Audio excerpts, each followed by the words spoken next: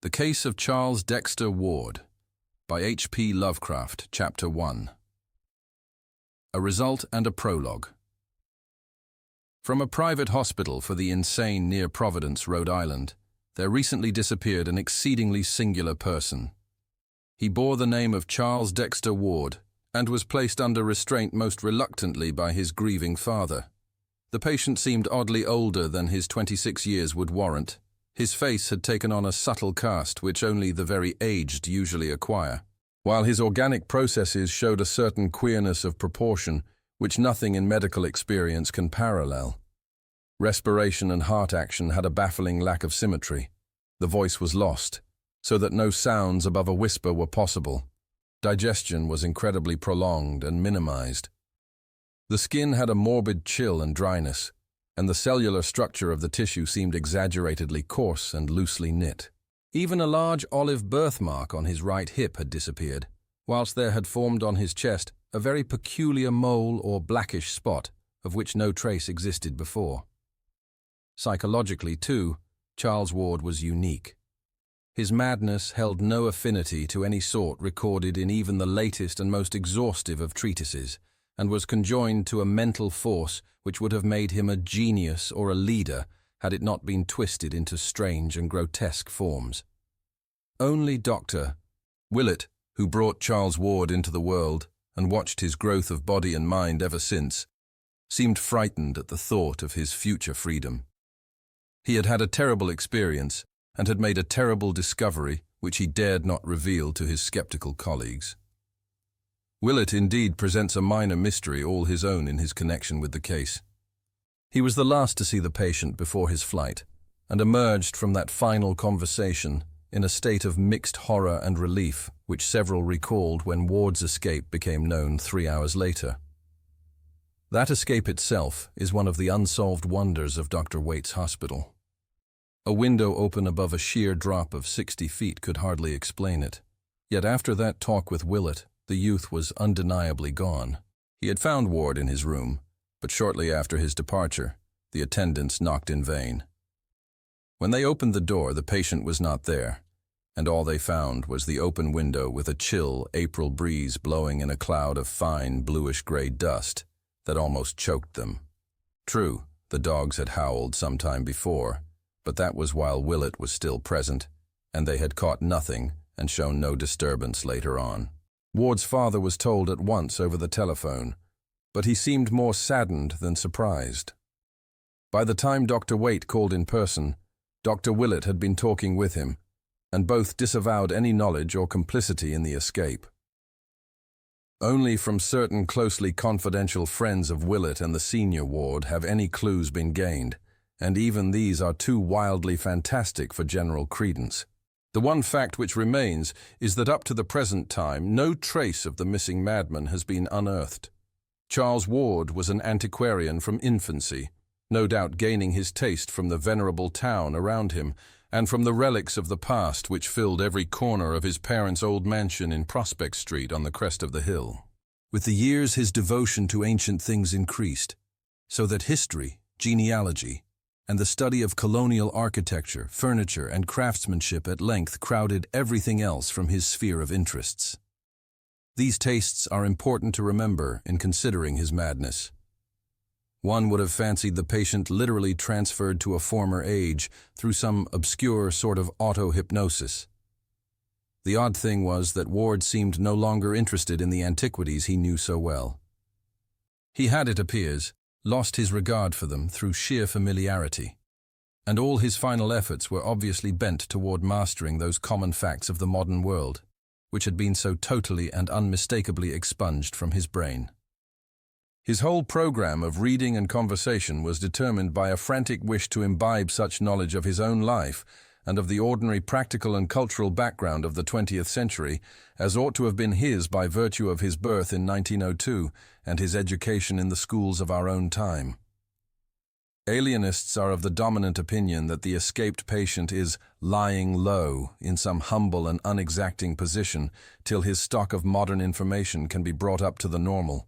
The beginning of Ward's madness is a matter of dispute among alienists.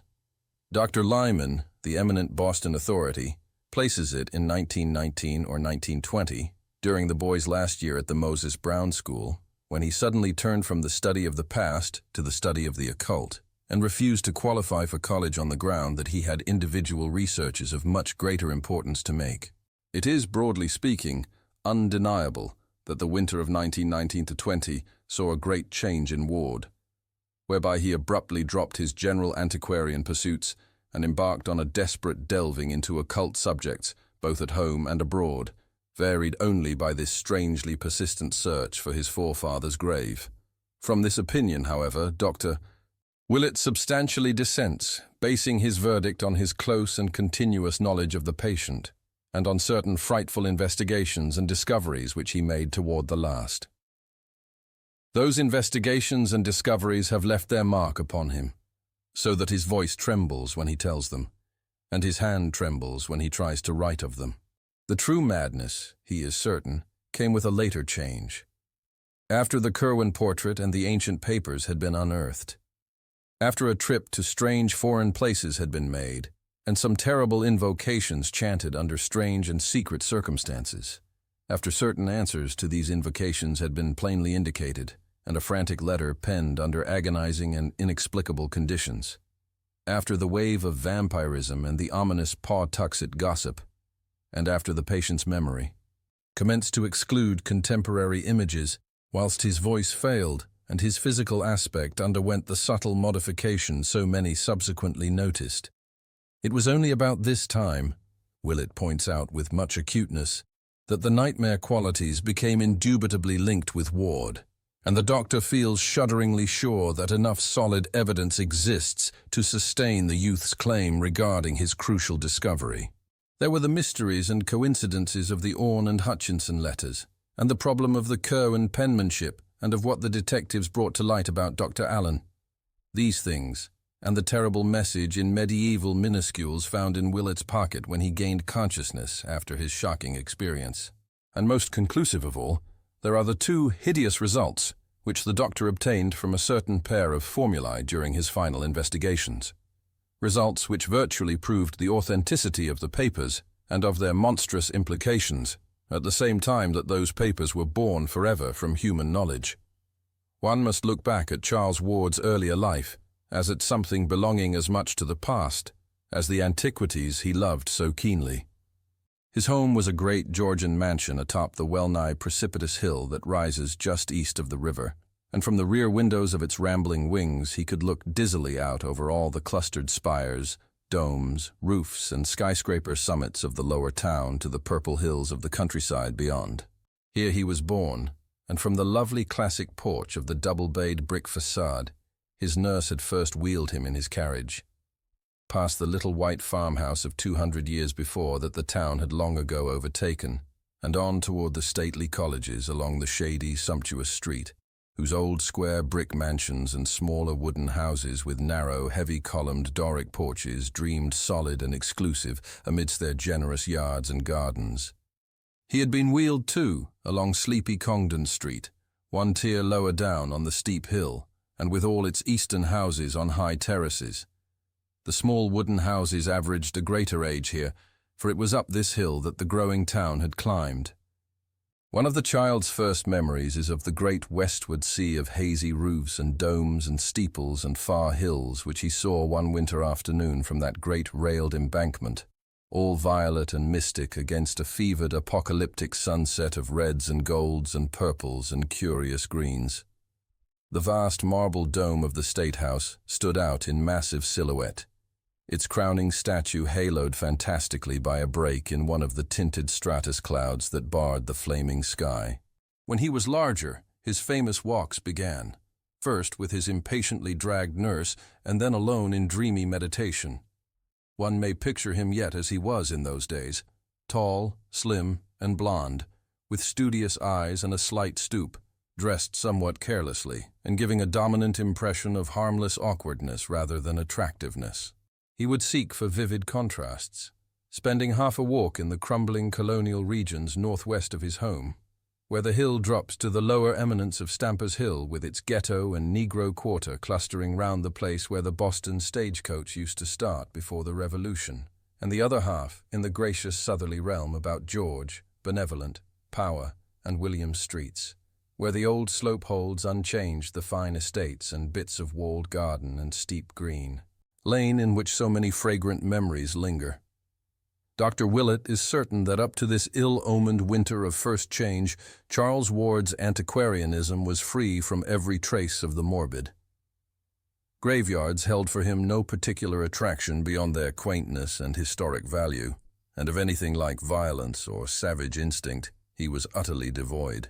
Then, by insidious degrees, there appeared to develop a curious sequel to one of his genealogical triumphs of the year before, when he had discovered among his maternal ancestors a certain very long-lived man named Joseph Curwen, who had come from Salem in March of 1692, and about whom a whispered series of highly peculiar and disquieting stories clustered. Ward's great-great-grandfather, Welcome Potter, had in 1785 married a certain Anne Tillinghast, daughter to Mrs. Eliza, daughter to Captor James Tillinghast, of whose paternity the family had preserved no trace. Late in 1918, whilst examining a volume of original town records in manuscript, the young genealogist encountered an entry describing a legal change of name, by which in 1772 a Mrs. Eliza Curwen, widow of Joseph Curwen, resumed, along with her 7-year-old daughter Anne, her maiden name of Tillinghast, on the ground that her husband's name was become a public reproach by reason of what was known after his decease, the which confirming antient common rumour, though not to be credited by a loyal wife, till so proven as to be wholly past doubting. This entry came to light upon the accidental separation of 2 leaves which had been carefully pasted together and treated as one by a laboured revision of the page numbers. It was at once clear to Charles Ward that he had indeed discovered a hitherto unknown great-great-great-grandfather.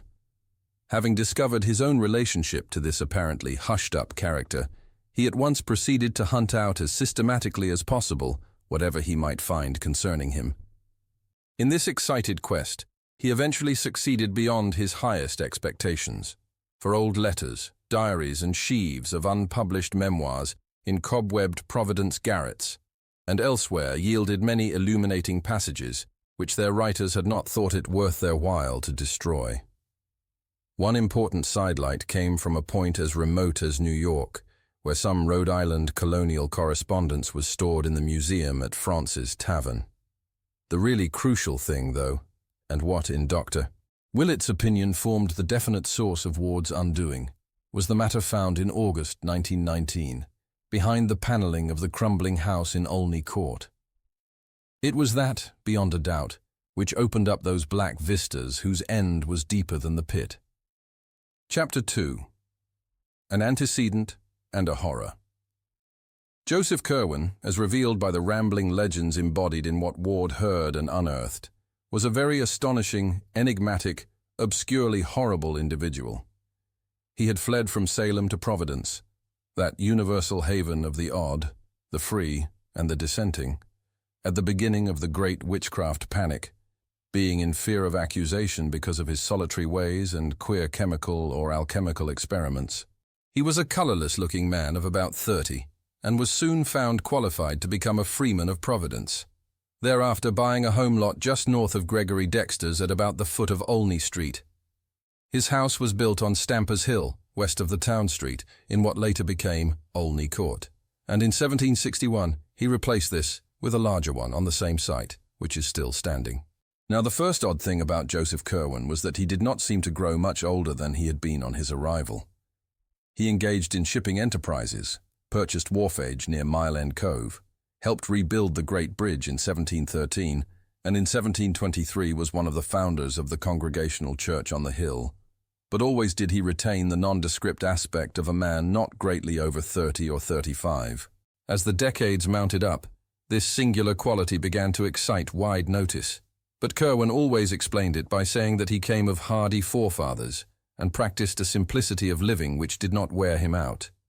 How such simplicity could be reconciled with the inexplicable comings and goings of the secretive merchant and with the queer gleamings of his windows at all hours of night was not very clear to the townsfolk, and they were prone to assign other reasons for his continued youth and longevity.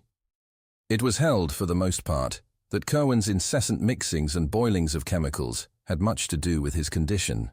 At length, when over 50 years had passed since the stranger's advent, and without producing more than 5 years' apparent change in his face and physique, the people began to whisper more darkly, and to meet more than halfway that desire for isolation which he had always shown. Private letters and diaries of the period revealed, too, a multitude of other reasons why Joseph Curwen was marveled at, feared, and finally shunned like a plague. His passion for graveyards, in which he was glimpsed at all hours and under all conditions, was notorious, though no one had witnessed any deed on his part which could actually be termed ghoulish.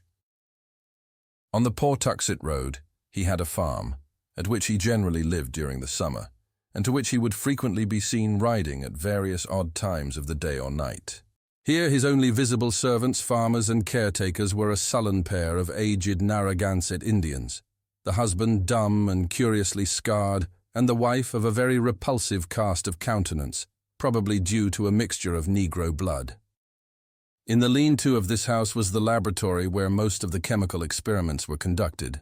Curious porters and teamers who delivered bottles, bags, or boxes at the small rear door would exchange accounts of the fantastic flasks, crucibles, alembics, and furnaces they saw in the low-shelved room, and prophesied in whispers that the close-mouthed chemist, by which they meant alchemist, would not be long in finding the philosopher's stone. The nearest neighbors to this farm, the Fenners, a quarter of a mile away, had still queerer things to tell of certain sounds which they insisted came from the Curwen place in the night. There were cries, they said, and sustained howlings, and they did not like the large number of livestock which thronged the pastures. Then, too, there was something very obnoxious about a certain great stone outbuilding with only high, narrow slits for windows. Great Bridge idlers likewise had much to say of Curwen's townhouse in Olney Court. Not so much the fine new one built in 1761, when the man must have been nearly a century old, but the first low gambrel-roofed one with the windowless attic and shingled sides, whose timbers he took the peculiar precaution of burning after its demolition. Here there was less mystery, it is true, but the hours at which lights were seen, the secretiveness of the 2 swarthy foreigners who comprised the only manservants, the hideous indistinct mumbling of the incredibly aged French housekeeper, the large amounts of food seen to enter a door within which only 4 persons lived, and the quality of certain voices often heard in muffled conversation at highly unseasonable times, all combined with what was known of the Pawtuxet farm to give the place a bad name.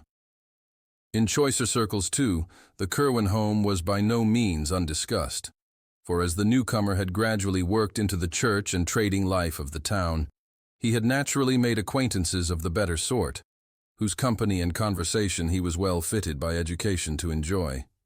His birth was known to be good, since the Curwens or Carwens of Salem needed no introduction in New England. It developed that Joseph Curwen had traveled much in very early life, living for a time in England, and making at least 2 voyages to the Orient. And his speech, when he deigned to use it, was that of a learned and cultivated Englishman. There seemed to lurk in his bearing some cryptic, sardonic arrogance, as if he had come to find all human beings dull through having moved among stranger and more potent entities. In 1746, Mr.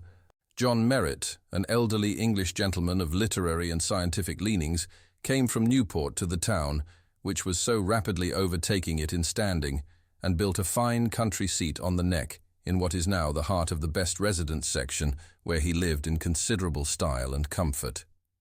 Hearing of Curwen as the owner of the best library in Providence, Mr. Merritt early paid him a call, and was more cordially received than most other callers at the house had been. Curwen suggested a visit to the farmhouse and laboratory, whither he had never invited anyone before, and the 2 drove out at once in Mr. Merritt's coach. Mr. Merritt maintained that the titles of the books in the special library of thaumaturgical, alchemical, and theological subjects which Curwen kept in a front room were alone sufficient to inspire him with a lasting loathing. This bizarre collection, besides a host of standard works which Mr. Merritt was not too alarmed to envy, embraced nearly all the Kabbalists, demonologists, and magicians known to man, and was a treasure house of lore in the doubtful realms of alchemy and astrology. Hermes Trismegistus in Mesnard's edition, the Turba Philosophorum, Geber's Liber Investigationis, and Artefos Key of Wisdom all were there. With the Kabbalistic Zohar, Peter Jammy's set of Albertus Magnus, Raymond Lully's Ars Magna et Ultima in Zetzner's edition, Roger Bacon's Thesaurus Chemicus, Flood's Clavis Alchemiae, and Trithemius's De Lapide Philosophico, crowding them close. Medieval Jews and Arabs were represented in profusion, and Mr. A. Merritt turned pale when, upon taking down a fine volume conspicuously labeled as the Kununi-Islam, he found it was in truth the forbidden Necronomicon of the mad Arab Abdul al-Hazred, of which he had heard such monstrous things whispered some years previously after the exposure of nameless rites at the strange little fishing village of Kingsport in the province of the Massachusetts Bay. But the worthy gentleman owned himself most impalpably disquieted by a mere minor detail. On the huge mahogany table there lay, face downward, a badly worn copy of Borellus, bearing many cryptical marginalia and interlineations in Curwen's hand. The book was open at about its middle, and one paragraph displayed such thick and tremulous pen strokes beneath the lines of mystic black letters that the visitor could not resist scanning it through. He recalled it to the end of his days, writing it down from memory in his diary, and once trying to recite it to his close friend, Dr. Checkley, till he saw how greatly it disturbed that urbane rector. It read, "It was near the docks, along the southerly part of the town street, however, that the worst things were muttered about Joseph Curwen. Sailors are superstitious folk, and all made strange furtive signs of protection when they saw the slim, deceptively young-looking figure with its yellow hair and slight stoop entering the Curwen warehouse in Doubloon Street, or talking with captains and supercargoes on the long quay where the Curwen ships rode restlessly. Curwen's own clerks and captains hated and feared him, and all his sailors were mongrel riffraff from Martinique, St. Eustatius, Havana, or Port Royal. It was, in a way, the frequency with which these sailors were replaced, which inspired the acutest and most tangible part of the fear in which the old man was held, and in time it became exceedingly difficult for Curwen to keep his oddly assorted hands. By 1760, Joseph Curwen was virtually an outcast, suspected of vague horrors and demoniac alliances, which seemed all the more menacing because they could not be named, understood, or even proved to exist. Meanwhile, the merchant's worldly affairs were prospering. He had a virtual monopoly of the town's trade in saltpeter, black pepper, and cinnamon, and easily led any other one shipping establishment, save the Browns, in his importation of brassware, indigo, cotton, woolens, salt, rigging, iron, paper, and English goods of every kind. Curwen was, in fact, one of the prime exporters of the colony. The sight of this strange, pallid man, hardly middle-aged in aspect, yet certainly not less than a full century old, seeking at last to emerge from a cloud of fright and detestation too vague to pin down or analyze, was at once a pathetic, a dramatic, and a contemptible thing. Such is the power of wealth and of surface gestures, however, that there came indeed a slight abatement in the visible aversion displayed toward him, especially after the rapid disappearances of his sailors abruptly ceased.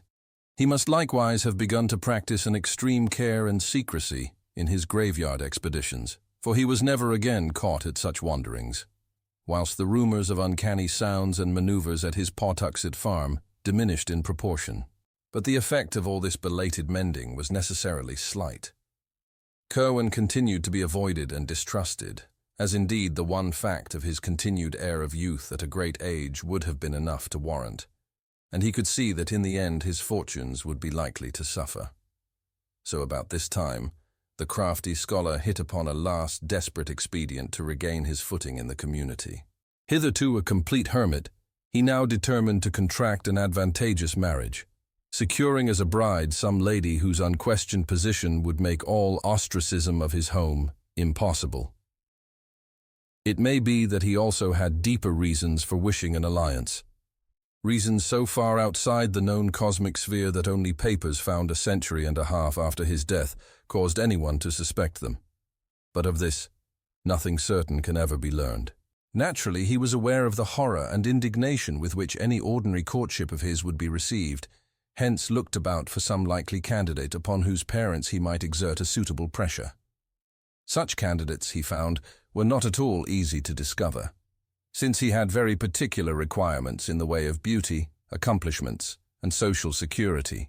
At length his survey narrowed down to the household of one of his best and oldest ship captains, a widower of high birth and unblemished standing named Duty Tillinghast, whose only daughter Eliza seemed dowered with every conceivable advantage save prospects as an heiress. Captain Tillinghast was completely under the domination of Curwen, and consented, after a terrible interview in his cupolat house on Powers Lane Hill, to sanction the blasphemous alliance. Eliza Tillinghast was at that time 18 years of age, and had been reared as gently as the reduced circumstances of her father permitted. Her arguments with her father concerning the proposed Curwen marriage must have been painful indeed, but of these we have no record. Certain it is that her engagement to young Ezra Whedon, second mate of the Crawford Packet Enterprise, was dutifully broken off, and that her union with Joseph Curwen took place on the 7th of March, 1763, in the Baptist Church, in the presence of one of the most distinguished assemblages which the town could boast, the ceremony being performed by the youngest Samuel Winson. The Gazette mentioned the event very briefly, and in most surviving copies the item in question seems to be cut or torn out. Ward found a single intact copy after much search in the archives of a private collector of note, observing with amusement the meaningless urbanity of the language. Monday evening last, Mr. Joseph Curwen, of this town, merchant, was married to Miss Eliza Tillinghast, daughter of Captain Duty Tillinghast, a young lady who has real merit, added to a beautiful person, to grace the connubial state and perpetuate its felicity.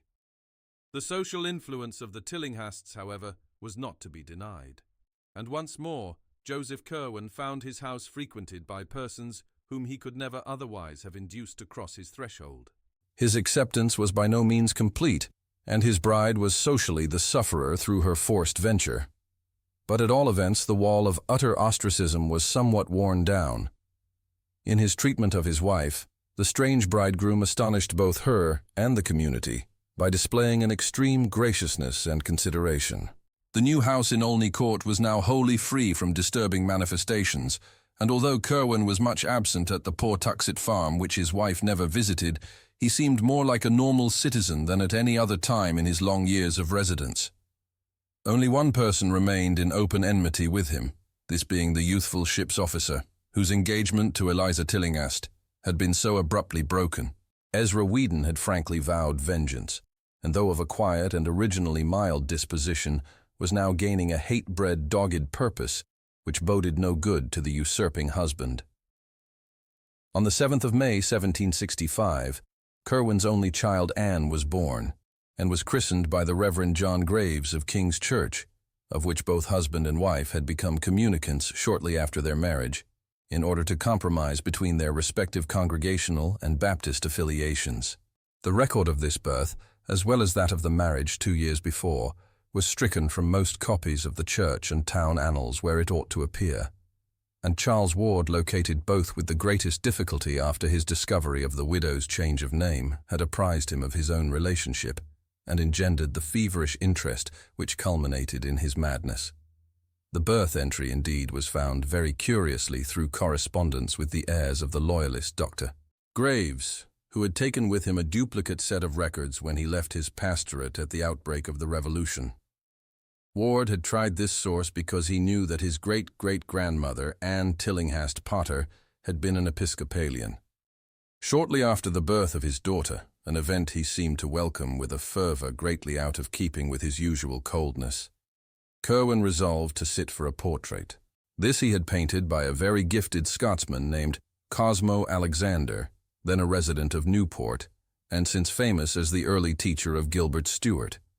The likeness was said to have been executed on a wall panel of the library of the house in Olney Court, but neither of the two old diaries mentioning it gave any hint of its ultimate disposition. In 1766 came the final change in Joseph Curwen. It was very sudden, and gained wide notice amongst the curious townsfolk. For the air of suspense and expectancy, dropped like an old cloak, giving instant place to an ill-concealed exaltation of perfect triumph.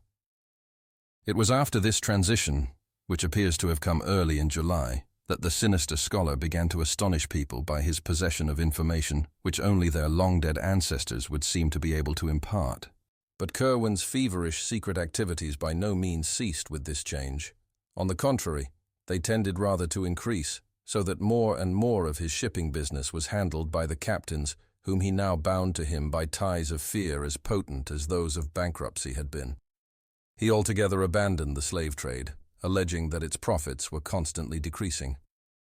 Every possible moment was spent at the Pawtuxet farm, though there were rumors now and then of his presence in places which, though not actually near graveyards, were yet so situated in relation to graveyards that thoughtful people wondered just how thorough the old merchant's change of habits really was. Ezra Whedon, though his periods of espionage were necessarily brief and intermittent on account of his sea voyaging, had a vindictive persistence which the bulk of the practical townsfolk and farmers lacked, and subjected Curwen's affairs to a scrutiny such as they had never had before. Smuggling and evasion were the rule in Narragansett Bay, and nocturnal landings of illicit cargoes were continuous commonplaces. But Whedon, night after night, following the lighters or small sloops which he saw steal off from the Curwen warehouses at the town street docks, soon felt assured that it was not merely His Majesty's armed ships which the sinister skulker was anxious to avoid. The lighters were wont to put out from the black silent docks, and they would go down the bay some distance, perhaps as far as Namquit Point, where they would meet and receive cargo from strange ships of considerable size and widely varied appearance. Curwen's sailors would then deposit this cargo at the usual point on the shore and transport it overland to the farm, locking it in the same cryptical stone building which had formerly received the Negroes. The cargo consisted almost wholly of boxes and cases, of which a large proportion were oblong and heavy, and disturbingly suggestive of coffins. Whedon always watched the farm with unremitting assiduity, visiting it each night for long periods, and seldom letting a week go by without a sight, except when the ground bore a footprint, revealing snow.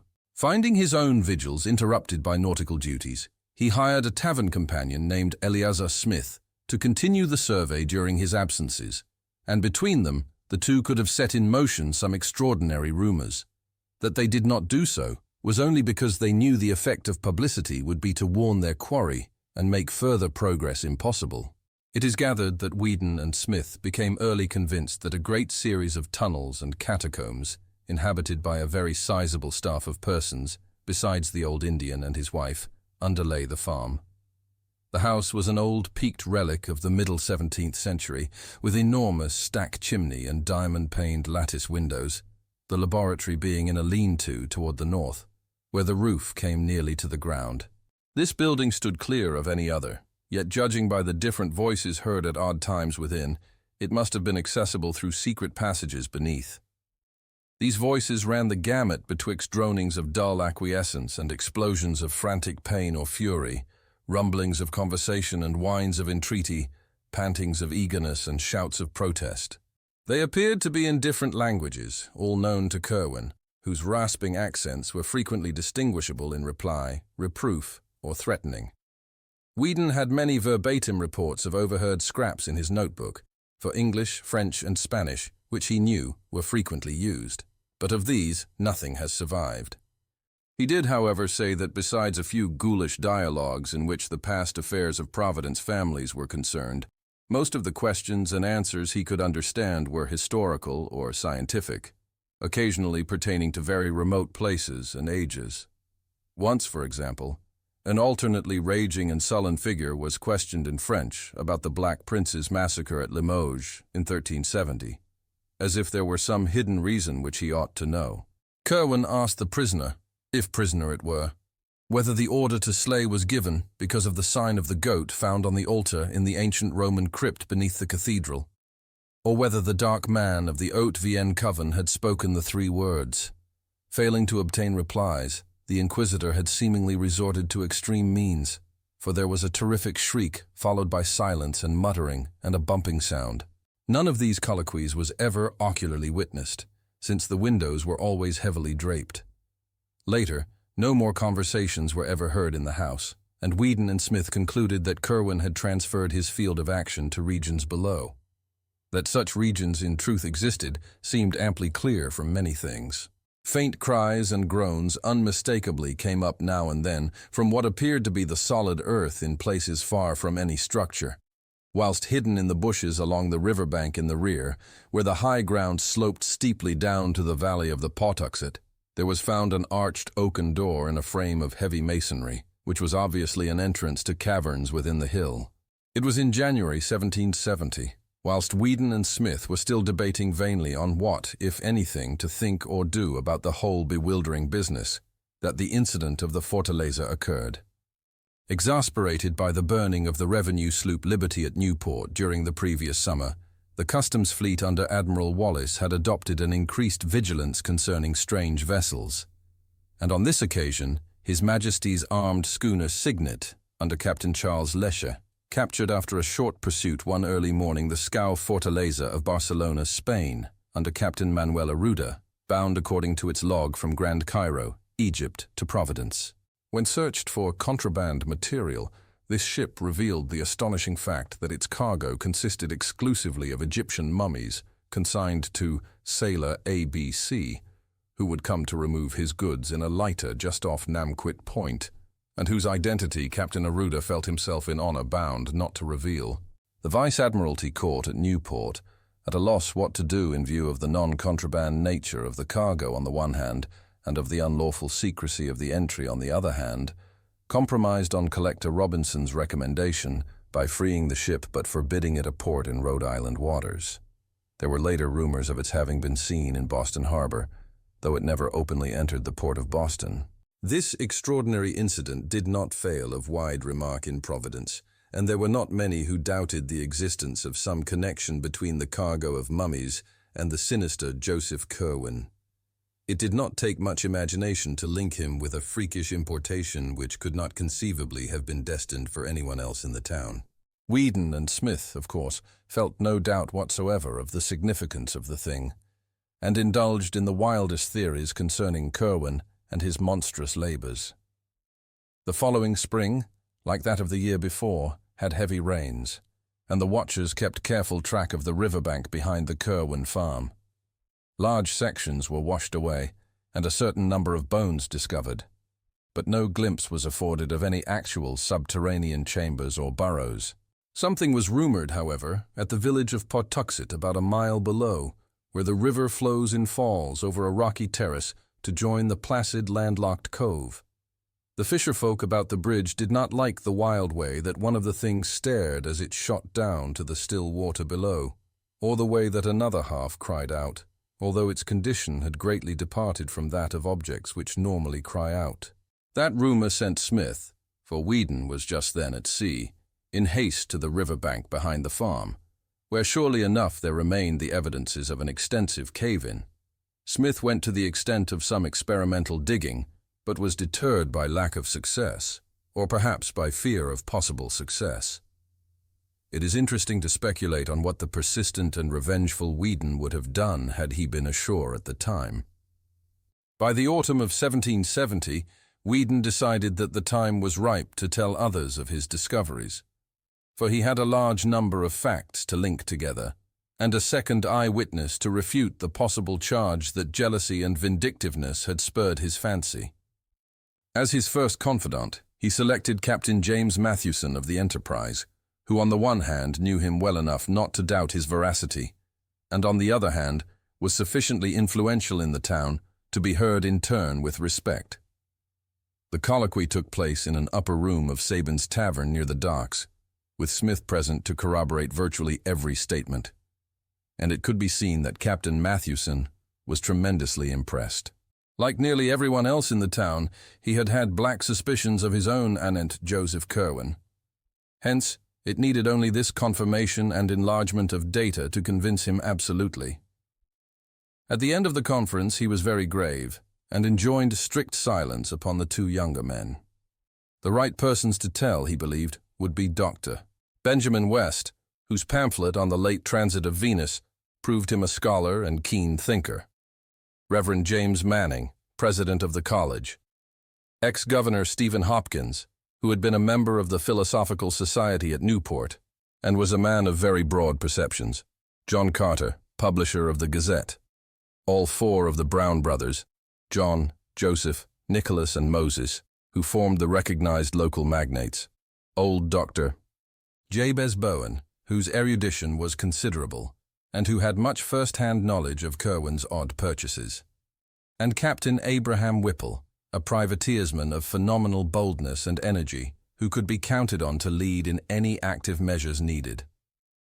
The mission of Captain Mathewson prospered beyond his highest expectations, for whilst he found one or two of the chosen confidants somewhat skeptical of the possible ghostly side of Whedon's tale, there was not one who did not think it necessary to take some sort of secret and coordinated action.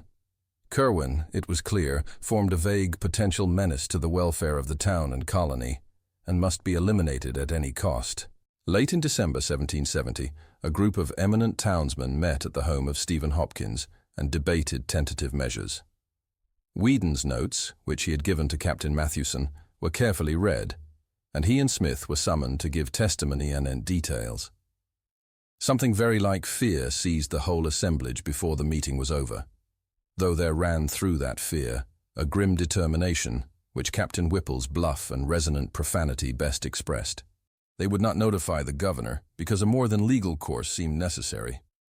With hidden powers of uncertain extent apparently at his disposal, Curwen was not a man who could safely be warned to leave town. He must be surprised at his Pawtuxet farm by a large raiding party of seasoned privateersmen and given one decisive chance to explain himself. If he proved a madman, amusing himself with shrieked and imaginary conversations in different voices, he would be properly confined. If something graver appeared, and if the underground horrors indeed turned out to be real, he and all with him must die. It could be done quietly, and even the widow and her father need not be told how it came about. While these serious steps were under discussion, there occurred in the town an incident so terrible and inexplicable that for a time little else was mentioned for miles around. In the middle of a moonlit January night with heavy snow underfoot, there resounded over the river and up the hill a shocking series of cries which brought sleepy heads to every window, and people around Weybosset Point saw a great white thing plunging frantically along the badly cleared space in front of the Turk's Head. There was a baying of dogs in the distance, but this subsided as soon as the clamor of the awakened town became audible.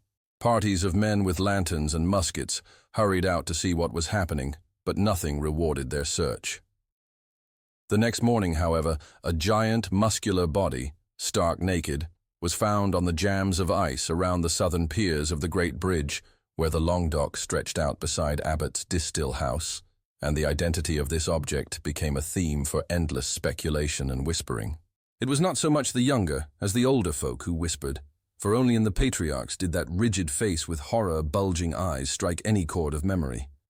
They, shaking as they did so, exchanged furtive murmurs of wonder and fear, for in those stiff, hideous features lay a resemblance so marvelous as to be almost an identity, and that identity was with a man who had died full 50 years before. Ezra Whedon was present at the finding, and remembering the baying of the night before, set out along Weybosset Street and across Muddy Dock Bridge, whence the sound had come.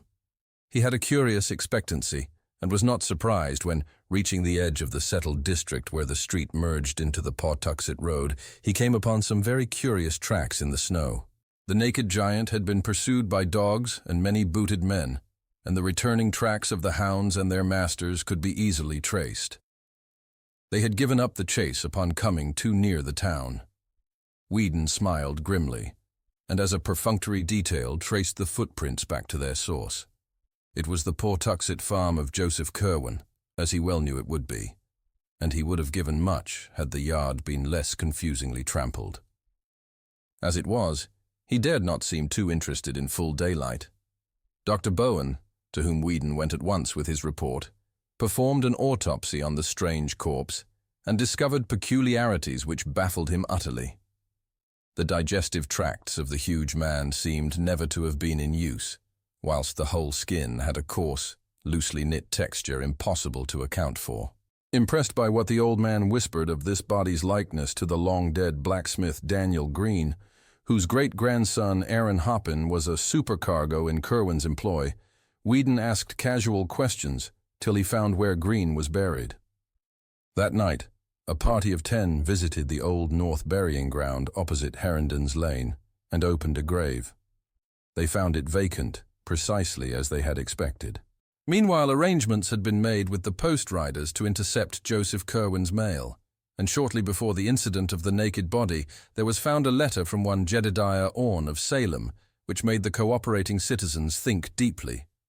Parts of it, copied and preserved in the private archives of the Smith family where Charles Ward found it, ran as follows.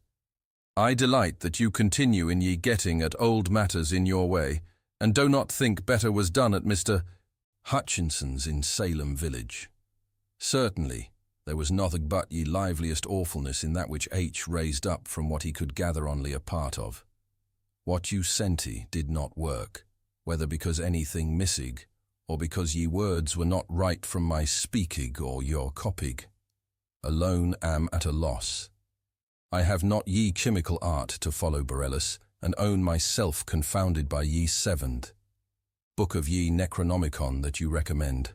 But I would have you observe what was told to us about take care whom to call up, for you are sensible what Mr. Mather writ in ye Magnalia of, and can judge how truly that horrendous thing is reported. I say to you again, do not call up any that you cannot put down, by the which I mean any that can in turn call up somewhat against you, whereby your powerfulest devices may not be of use. Ask of the lesser, lest the greater shall not wish to answer, and shall command more than you. I was frighted when I read of your Nogue what Ben Zariat Natmik had in his ebony box, for I was conscious who must have told you. And again I ask that you shall write me as Jedediah and not Simon. In this community a man may not live too long, and you know my plan by which I came back as my son.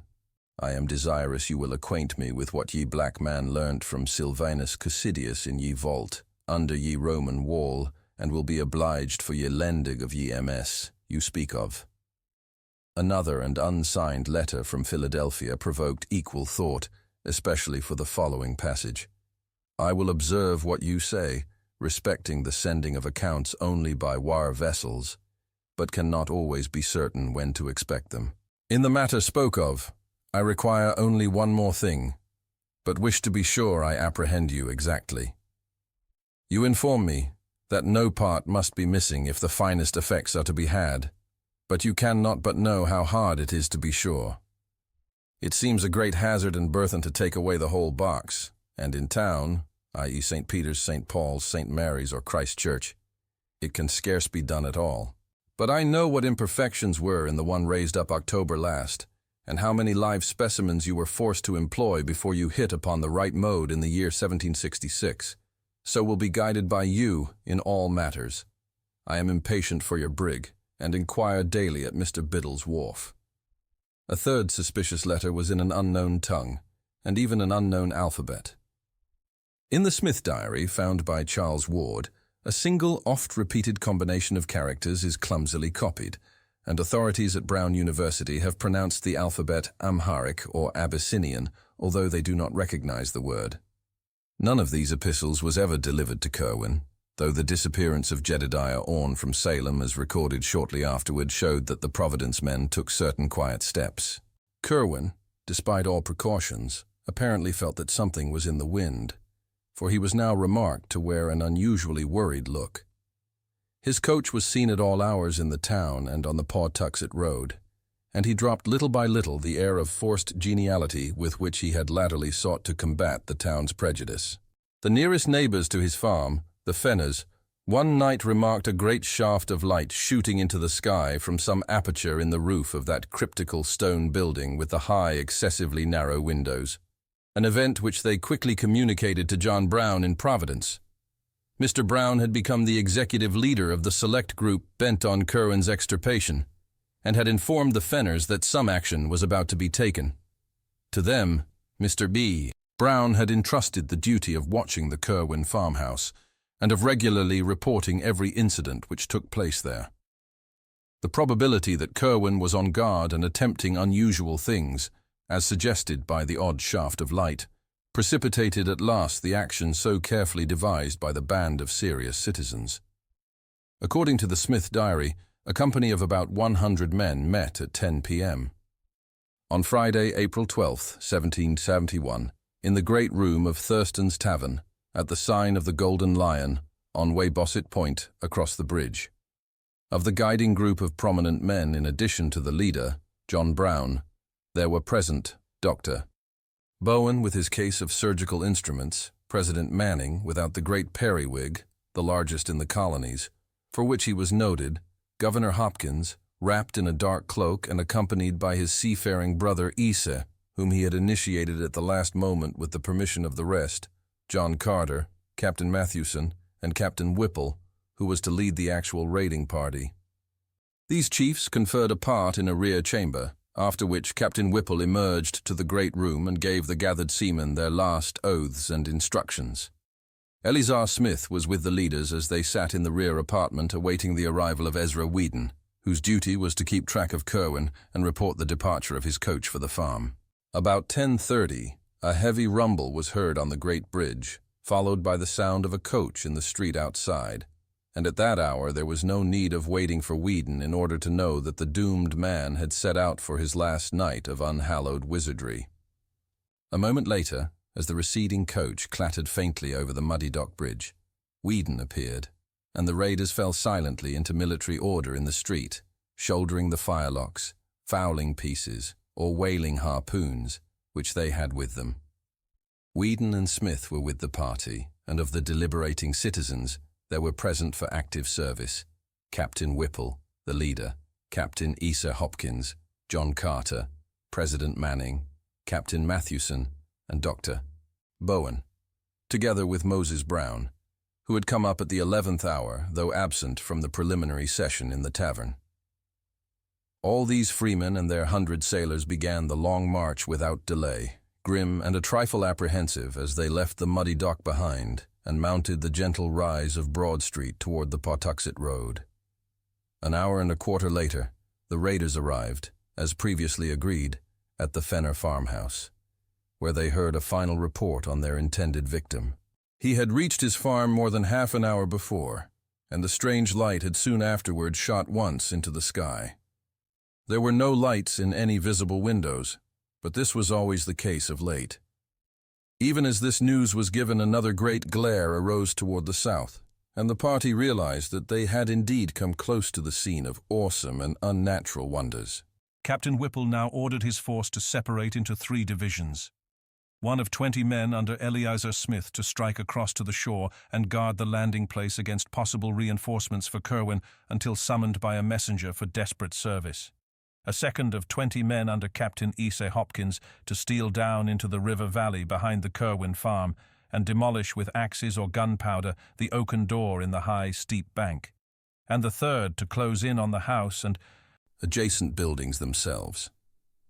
Of this last division, 1/3 was to be led by Captain Mathewson to the cryptical stone edifice with high, narrow windows, another third to follow Captain Whipple himself to the main farmhouse, and the remaining third to preserve a circle around the whole group of buildings until summoned by a final emergency signal. The river party would break down the hillside door at the sound of a single whistle blast, waiting and capturing anything which might issue from the regions within. At the sound of 2 whistle blasts, it would advance through the aperture to oppose the enemy or join the rest of the raiding contingent. The party at the stone building would accept these respective signals in an analogous manner, forcing an entrance at the first and at the second descending whatever passage into the ground might be discovered, and joining the general or focal warfare expected to take place within the caverns. A third or emergency signal of 3 blasts would summon the immediate reserve from its general guard duty, its 20 men dividing equally and entering the unknown depths through both farmhouse and stone building. Captain Whipple's belief in the existence of catacombs was absolute, and he took no alternative into consideration when making his plans. He had with him a whistle of great power and shrillness, and did not fear any mistaking or misunderstanding of signals. The final reserve at the landing, of course, was nearly out of the whistle's range, hence would require a special messenger if needed for help. Moses Brown and John Carter went with Captain Hopkins to the riverbank, while President Manning was detailed with Captain Mathewson to the stone building. Dr. Bowen, with Ezra Whedon, remained in Captain Whipple's party, which was to storm the farmhouse itself. The attack was to begin as soon as a messenger from Captain Hopkins had joined Captain Whipple to notify him of the river party's readiness. The leader would then deliver the loud single blast, and the various advance parties would commence their simultaneous attack on 3 points. Shortly before 1 a.m., the 3 divisions left the Fenner farmhouse, one to guard the landing, another to seek the river valley and the hillside door, and the third to subdivide and attend to the actual buildings of the Curwen farm. Eleazar Smith, who accompanied the shore-guarding party, records in his diary an uneventful march and a long wait on the bluff by the bay, broken once by what seemed to be the distant sound of the signal whistle, and again by a peculiar muffled blend of roaring and crying, and a powder blast which seemed to come from the same direction. Later on, one man thought he caught some distant gunshots, and still later, Smith himself felt the throb of titanic thunderous words resounding in upper air. It was just before dawn that a single haggard messenger with wild eyes and a hideous unknown odor about his clothing appeared, and told the detachment to disperse quietly to their homes, and never again think or speak of the night's doings, or of him who had been Joseph Curwen. Something about the bearing of the messenger carried a conviction which his mere words could never have conveyed. For though he was a seaman well known to many of them, there was something obscurely lost or gained in his soul which set him for evermore apart. It was the same later on when they met other old companions who had gone into that zone of horror. Most of them had lost or gained something imponderable and indescribable. They had seen or heard or felt something which was not for human creatures, and could not forget it. From them there was never any gossip, for to even the commonest of mortal instincts there are terrible boundaries. And from that single messenger, the party at the shore caught a nameless awe which almost sealed their own lips. Very few are the rumors which ever came from any of them, and Eleazar Smith's diary is the only written record which has survived from that whole expedition which set forth from the sign of the Golden Lion under the stars. Charles Ward, however, discovered another vague sidelight in some Fenner correspondence which he found in New London, where he knew another branch of the family had lived. It seems that the Fenners, from whose house the doomed farm was distantly visible, had watched the departing columns of raiders, and had heard very clearly the angry barking of the Curwen dogs, followed by the first shrill blast which precipitated the attack. This blast had been followed by a repetition of the great shaft of light from the stone building, and in another moment, after a quick sounding of the second signal ordering a general invasion, there had come a subdued rattle of musketry, followed by a horrible roaring cry which the correspondent Luke Fenner had represented in his epistle by the characters "War, rawar." This cry, however, had possessed a quality which no mere writing could convey, and the correspondent mentions that his mother fainted completely at the sound. It was later repeated less loudly, and further but more muffled evidences of gunfire ensued, together with a loud explosion of powder from the direction of the river. About an hour afterward, all the dogs began to bay frightfully, and there were vague ground rumblings so marked that the candlesticks tottered on the mantelpiece. A strong smell of sulphur was noted, and Luke Fenner's father declared that he heard the third or emergency whistle signal, though the others failed to detect it. Muffled musketry sounded again, followed by a deep scream less piercing but even more horrible than those which had preceded it. A kind of throaty, nastily plastic cough or gurgle whose quality as a scream must have come more from its continuity and psychological import than from its actual acoustic value. Then the flaming thing burst into sight at a point where the Curwen farm ought to lie, and the human cries of desperate and frightened men were heard. Muskets flashed and cracked, and the flaming thing fell to the ground. A second flaming thing appeared, and a shriek of human origin was plainly distinguished. Fenner wrote that he could even gather a few words belched in frenzy: "Almighty, protect thy lamb."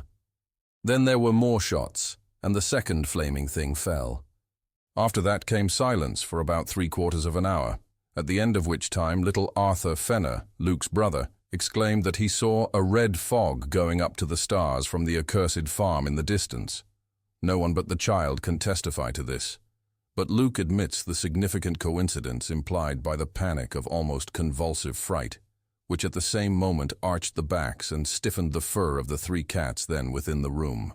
5 minutes later, a chill wind blew up, and the air became suffused with such an intolerable stench that only the strong freshness of the sea could have prevented its being noticed by the shore party or by any wakeful souls in Pawtuxet village.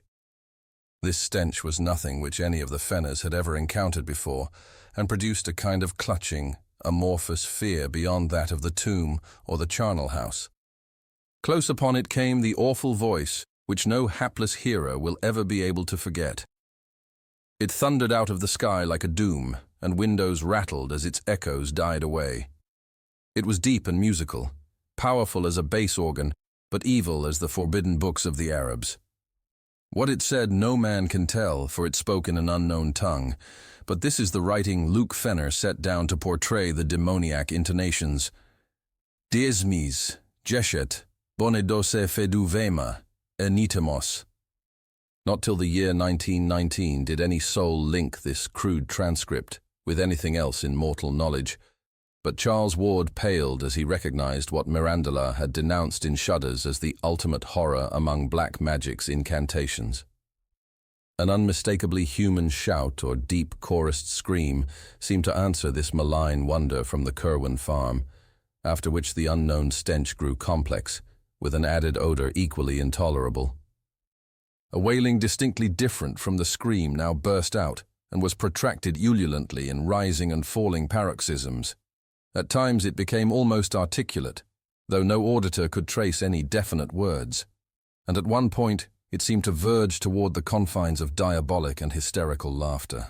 Then a yell of utter, ultimate fright and stark madness wrenched from scores of human throats. A yell which came strong and clear despite the depth from which it must have burst, after which darkness and silence ruled all things. Spirals of acrid smoke ascended to blot out the stars, though no flames appeared, and no buildings were observed to be gone or injured on the following day. Toward dawn, 2 frightened messengers with monstrous and unplaceable odor saturating their clothing knocked at the Fenner door and requested a keg of rum, for which they paid very well indeed.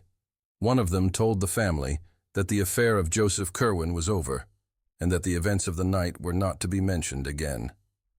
Arrogant as the order seemed, the aspect of him who gave it took away all resentment and lent it a fearsome authority, so that only these furtive letters of Luke Fenner, which he urged his Connecticut relative to destroy, remained to tell what was seen and heard. The non-compliance of that relative, whereby the letters were saved after all, has alone kept the matter from a merciful oblivion. Charles Ward had one detail to add, as a result of a long canvass of Pawtuxet residents for ancestral traditions.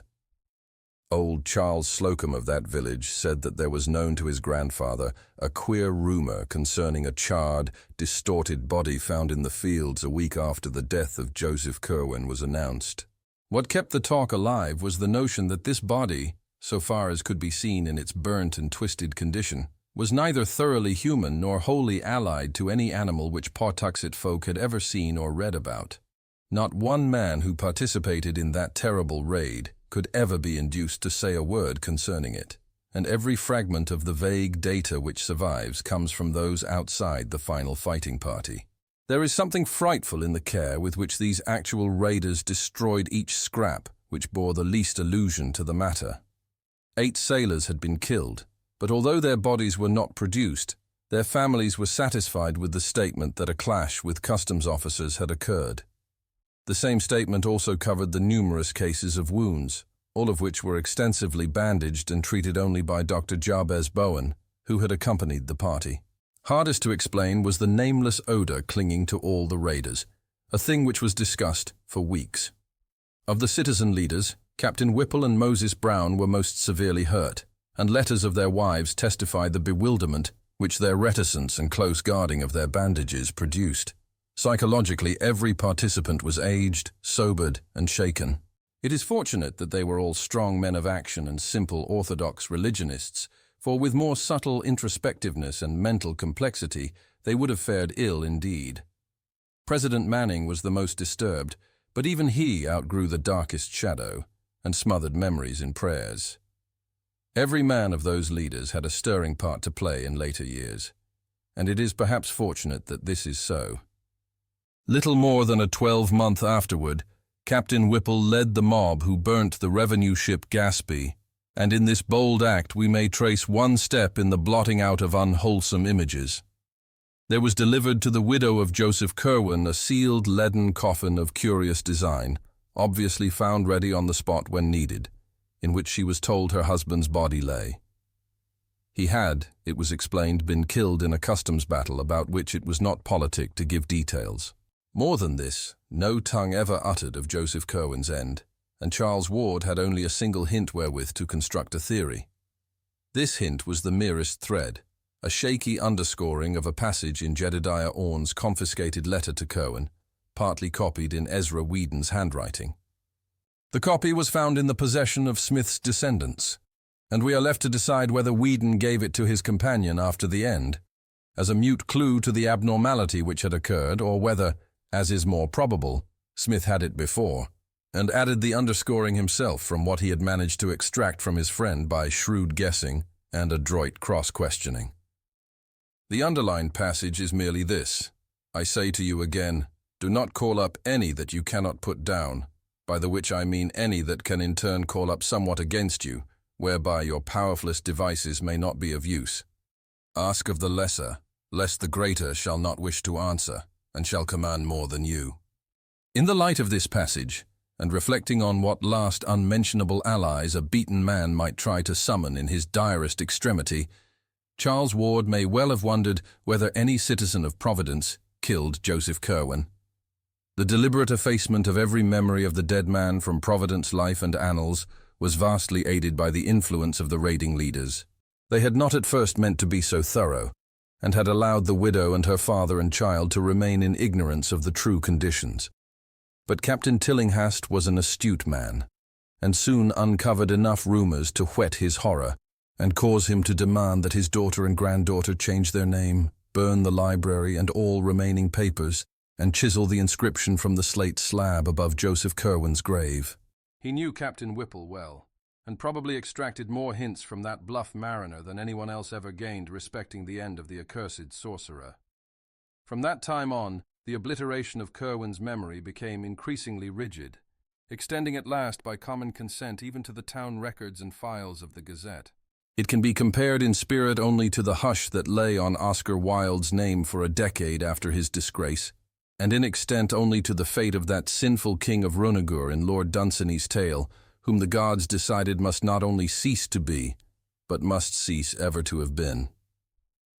Mrs. Tillinghast, as the widow became known after 1772, sold the house in Olney Court and resided with her father in Powers Lane till her death in 1817. The farm at Pawtuxet, shunned by every living soul, remained to moulder through the years, and seemed to decay with unaccountable rapidity. By 1780, only the stone and brickwork were standing, and by 1800, even these had fallen to shapeless heaps. None ventured to pierce the tangled shrubbery on the riverbank behind which the hillside door may have lain, nor did any try to frame a definite image of the scenes amidst which Joseph Curwen departed from the horrors he had wrought. Only robust old Captain Whipple was heard by alert listeners to mutter once in a while to himself, "Pox on that!" But he had no business to laugh while he screamed. 'Twas as though the damned had some at up his sleeve. For £5 I'd burn his house. Chapter 3. A Search and an Evocation.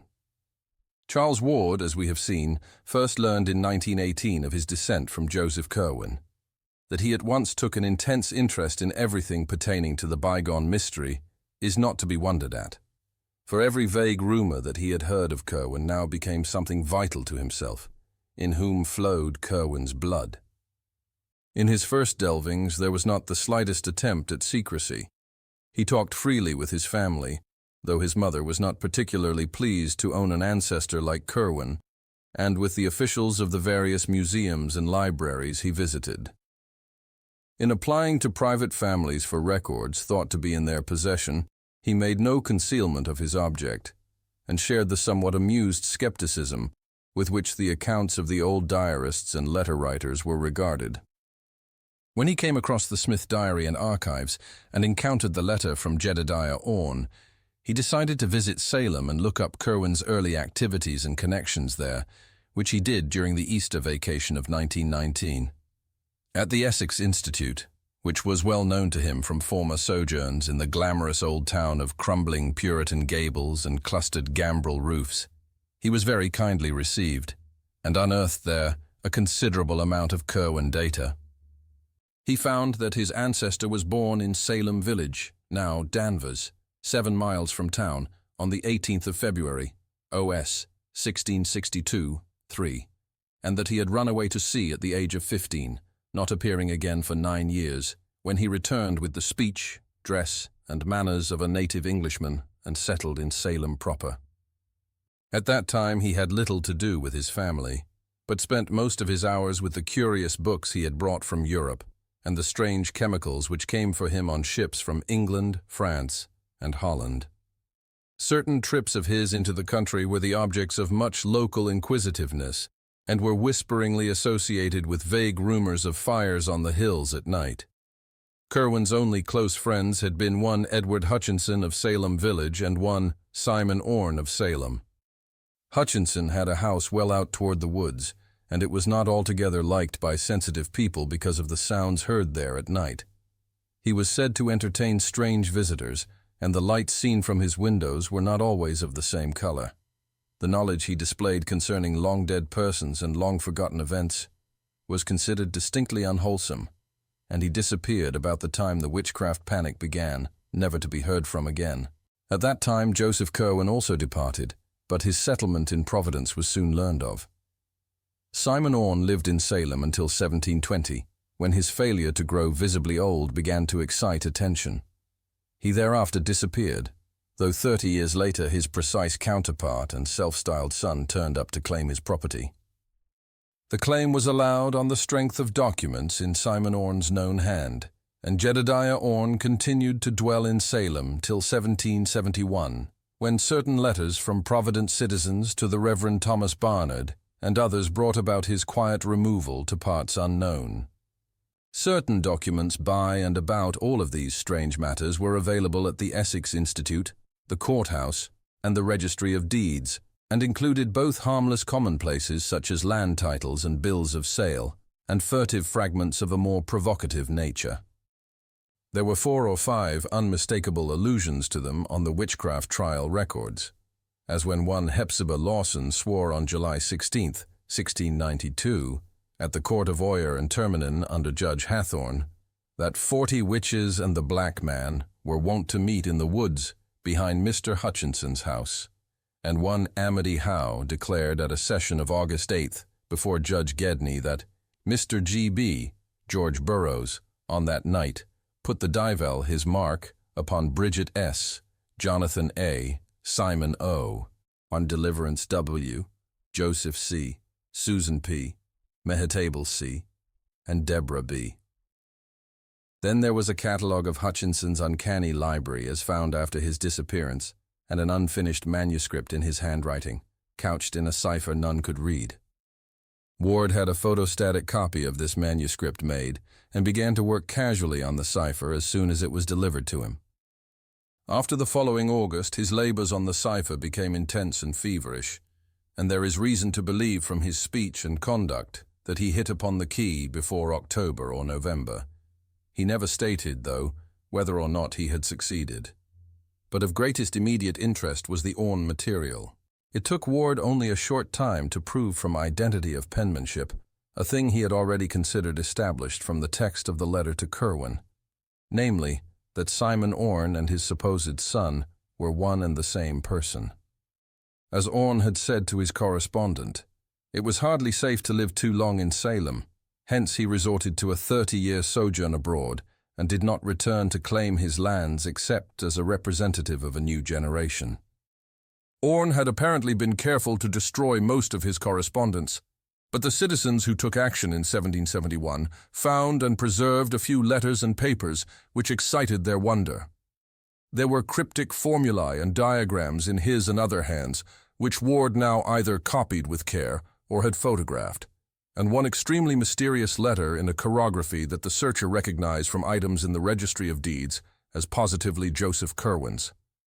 Providence, 1st May, brother, my honored antient friend, due respects and earnest wishes to him whom we serve for your eternal power. I am just come upon that which you ought to know, concerning the matter of the last extremit, and what to do regard yet.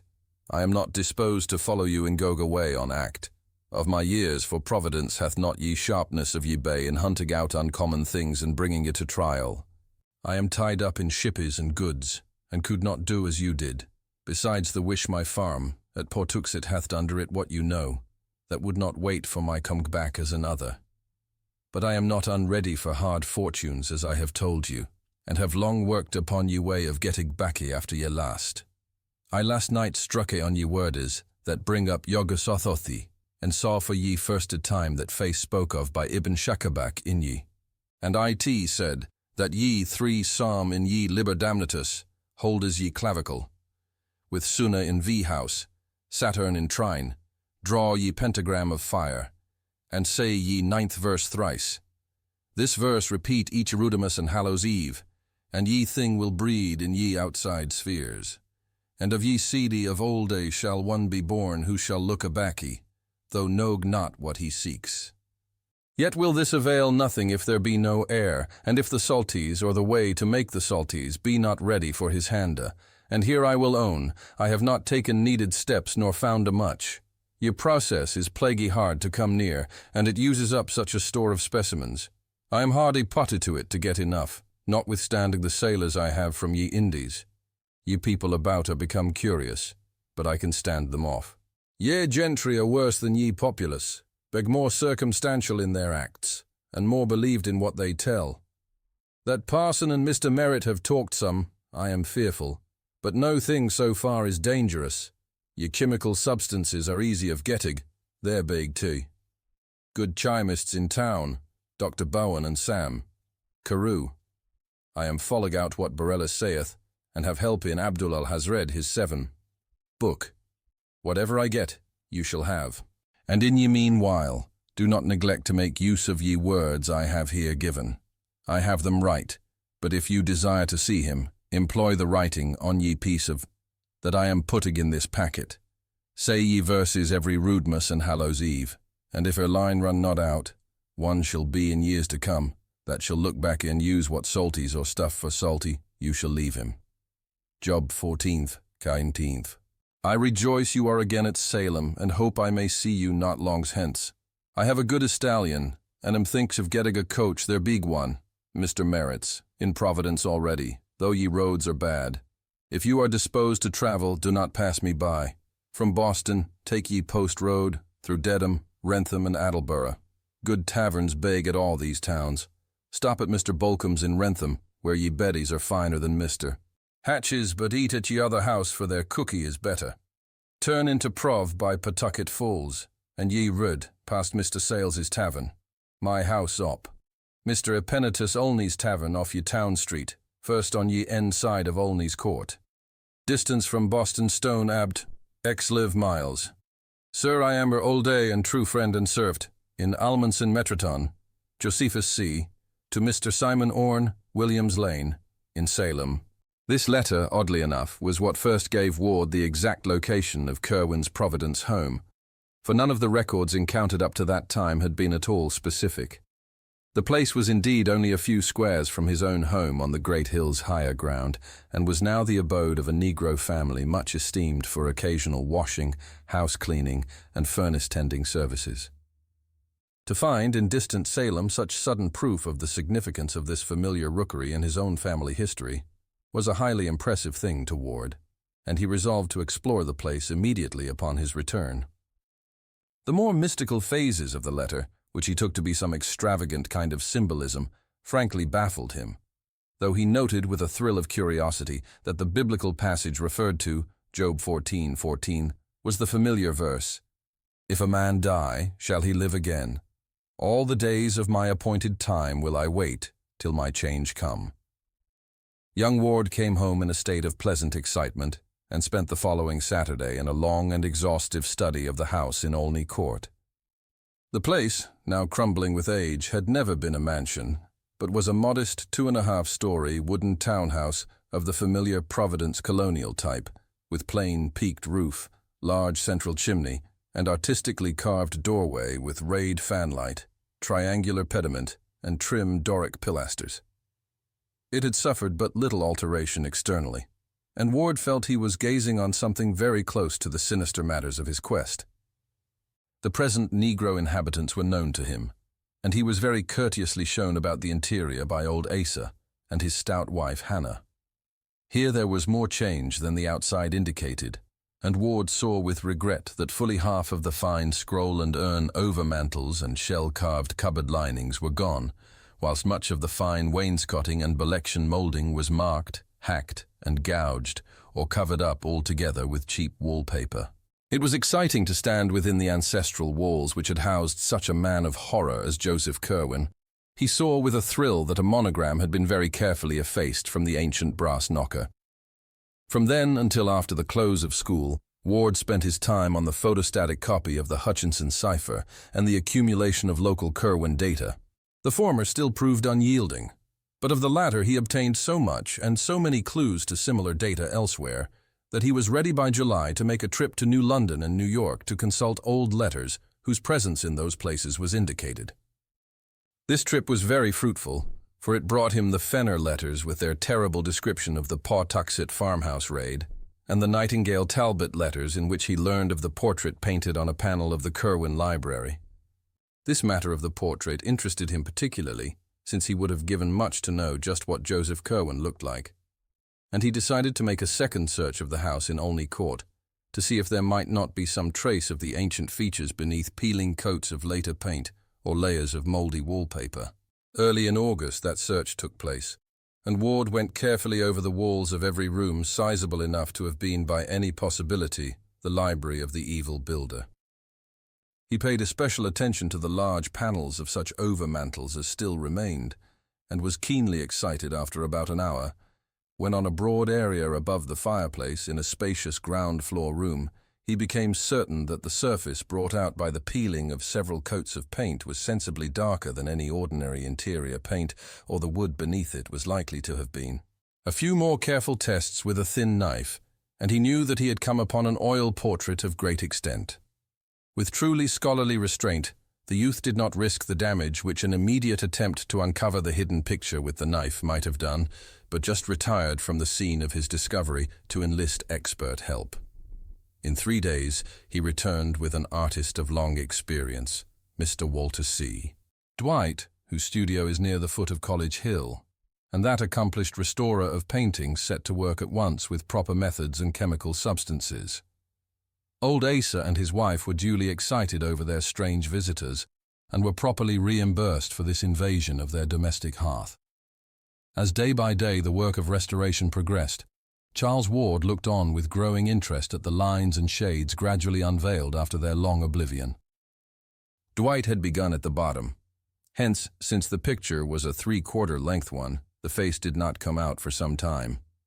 It was meanwhile seen that the subject was a spare, well-shaped man with dark blue coat, embroidered waistcoat, black satin smallclothes, and white silk stockings, seated in a carved chair against the background of a window with wharves and ships beyond. When the head came out, it was observed to bear a neat Albemarle wig, and to possess a thin, calm, undistinguished face, which seemed somehow familiar to both Ward and the artist. Only at the very last, though, did the restorer and his client begin to gasp with astonishment at the details of that lean, pallid visage, and to recognize with a touch of awe the dramatic trick which heredity had played. For it took the final bath of oil and the final stroke of the delicate scraper to bring out fully the expression which centuries had hidden, and to confront the bewildered Charles Dexter Ward, dweller in the past, with his own living features in the countenance of his horrible great-great-great-grandfather. Ward brought his parents to see the marvel he had uncovered, and his father at once determined to purchase the picture despite its execution on stationary paneling. The resemblance to the boy, despite an appearance of rather greater age, was marvelous, and it could be seen that through some trick of atavism, the physical contours of Joseph Curwen had found precise duplication after a century and a half. Mrs. Ward's resemblance to her ancestor was not at all marked, though she could recall relatives who had some of the facial characteristics shared by her son and by the bygone Curwen. She did not relish the discovery, and told her husband that he had better burn the picture instead of bringing it home. There was, she averred, something unwholesome about it, not only intrinsically, but in its very resemblance to Charles. Mr. Ward, however, was a practical man of power and affairs, a cotton manufacturer with extensive mills at River Point in the Pawtuxet Valley, and not one to listen to feminine scruples. The picture impressed him mightily with its likeness to his son, and he believed the boy deserved it as a present.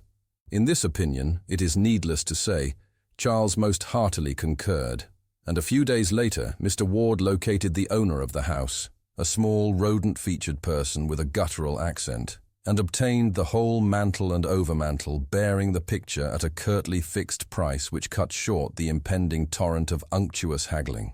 It now remained to take off the paneling and remove it to the Ward home, where provisions were made for its thorough restoration and installation with an electric mock fireplace in Charles's third-floor study or library. To Charles was left the task of superintending this removal, and on the 28th of August, he accompanied 2 expert workmen from the Crooker decorating firm to the house in Olney Court, where the mantle and portrait-bearing overmantle were detached with great care and precision for transportation in the company's motor truck. There was left a space of exposed brickwork, marking the chimney's course, and in this, young Ward observed a cubical recess, about a foot square, which must have lain directly behind the head of the portrait. He found, beneath the deep coatings of dust and soot, some loose yellowed papers, a crude, thick copybook, and a few moldering textile shreds which may have formed the ribbon binding the rest together. Blowing away the bulk of the dirt and cinders, he took up the book and looked at the bold inscription on its cover. It was in a hand which he had learned to recognize at the Essex Institute, and proclaimed the volume as the Journal and Notes of Jos. Curwen, Gent of Providence Plantations, late of Salem. Excited beyond measure by his discovery, Ward showed the book to the 2 curious workmen beside him. Their testimony is absolute as to the nature and genuineness of the finding, and Dr. Willett relies on them to help establish his theory that the youth was not mad when he began his major eccentricities. All the other papers were likewise in Curwen's handwriting, and one of them seemed especially portentous because of its inscription: "To him who shall come after, how he may get beyond time and ye spheres." Another was in a cipher, the same, Ward hoped, as the Hutchinson cipher which had hitherto baffled him. A third, and here the searcher rejoiced, seemed to be a key to the cipher, whilst the 4th and 5th were addressed respectively to Edu Hutchinson, Armiger, and Jedediah Orne Eskern, or their heir or heirs, or those representing them. The 6th and last was inscribed, Joseph Curwen, his life and travels betten ye years, 1678 and 1687, of whither he voyaged, where he stayed, whom he saw, and what he learnt. We have now reached the point from which the more academic school of alienists date Charles Ward's madness. Upon his discovery, the youth had looked immediately at a few of the inner pages of the book and manuscripts, and had evidently seen something which impressed him tremendously. Upon returning home, he broke the news with an almost embarrassed air, as if he wished to convey an idea of its supreme importance without having to exhibit the evidence itself. He did not even show the titles to his parents, but simply told them that he had found some documents in Joseph Curwen's handwriting, mostly in cipher, which would have to be studied very carefully before yielding up their true meaning. It is unlikely that he would have shown what he did to the workmen, had it not been for their unconcealed curiosity. As it was, he doubtless wished to avoid any display of peculiar reticence which would increase their discussion of the matter. That night, Charles Ward sat up in his room, reading the newfound book and papers, and when day came he did not desist. His meals, on his urgent request when his mother called to see what was amiss, were sent up to him. And in the afternoon, he appeared only briefly when the men came to install the Curwen picture and mantelpiece in his study. The next night, he slept in snatches in his clothes, meanwhile wrestling feverishly with the unraveling of the cipher manuscript. In the morning, his mother saw that he was at work on the photostatic copy of the Hutchinson cipher, which he had frequently showed her before. But in response to her query, he said that the Curwen key could not be applied to it. That afternoon, he abandoned his work and watched the men fascinatedly as they finished their installation of the picture with its woodwork above a cleverly realistic electric log, setting the mock fireplace and overmantel a little out from the north wall as if a chimney existed, and boxing in its sides with paneling to match the rooms. After the workman went, he moved his work into the study and sat down before it, with his eyes half on the cipher and half on the portrait, which stared back at him like a year-adding, century-recalling mirror. His parents, subsequently recalling his conduct at this period, give interesting details anent the policy of concealment which he practiced. Before servants, he seldom hid any paper which he might be studying, since he rightly assumed that Curwen's intricate and archaic chirography would be too much for them. With his parents, however, he was more circumspect, and unless the manuscript in question were a cipher or a mere mass of cryptic symbols and unknown ideographs, as that entitled "To Him Who Shall Come After," etc. seemed to be, he would cover it with some convenient paper until his caller had departed. At night he kept the papers under lock and key in an antique cabinet of his, where he also placed them whenever he left the room. He soon resumed fairly regular hours and habits, except that his long walks and other outside interests seemed to cease.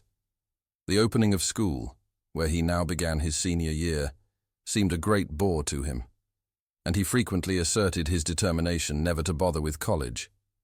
He had, he said, important special investigations to make, which would provide him with more avenues toward knowledge and the humanities than any university which the world could boast.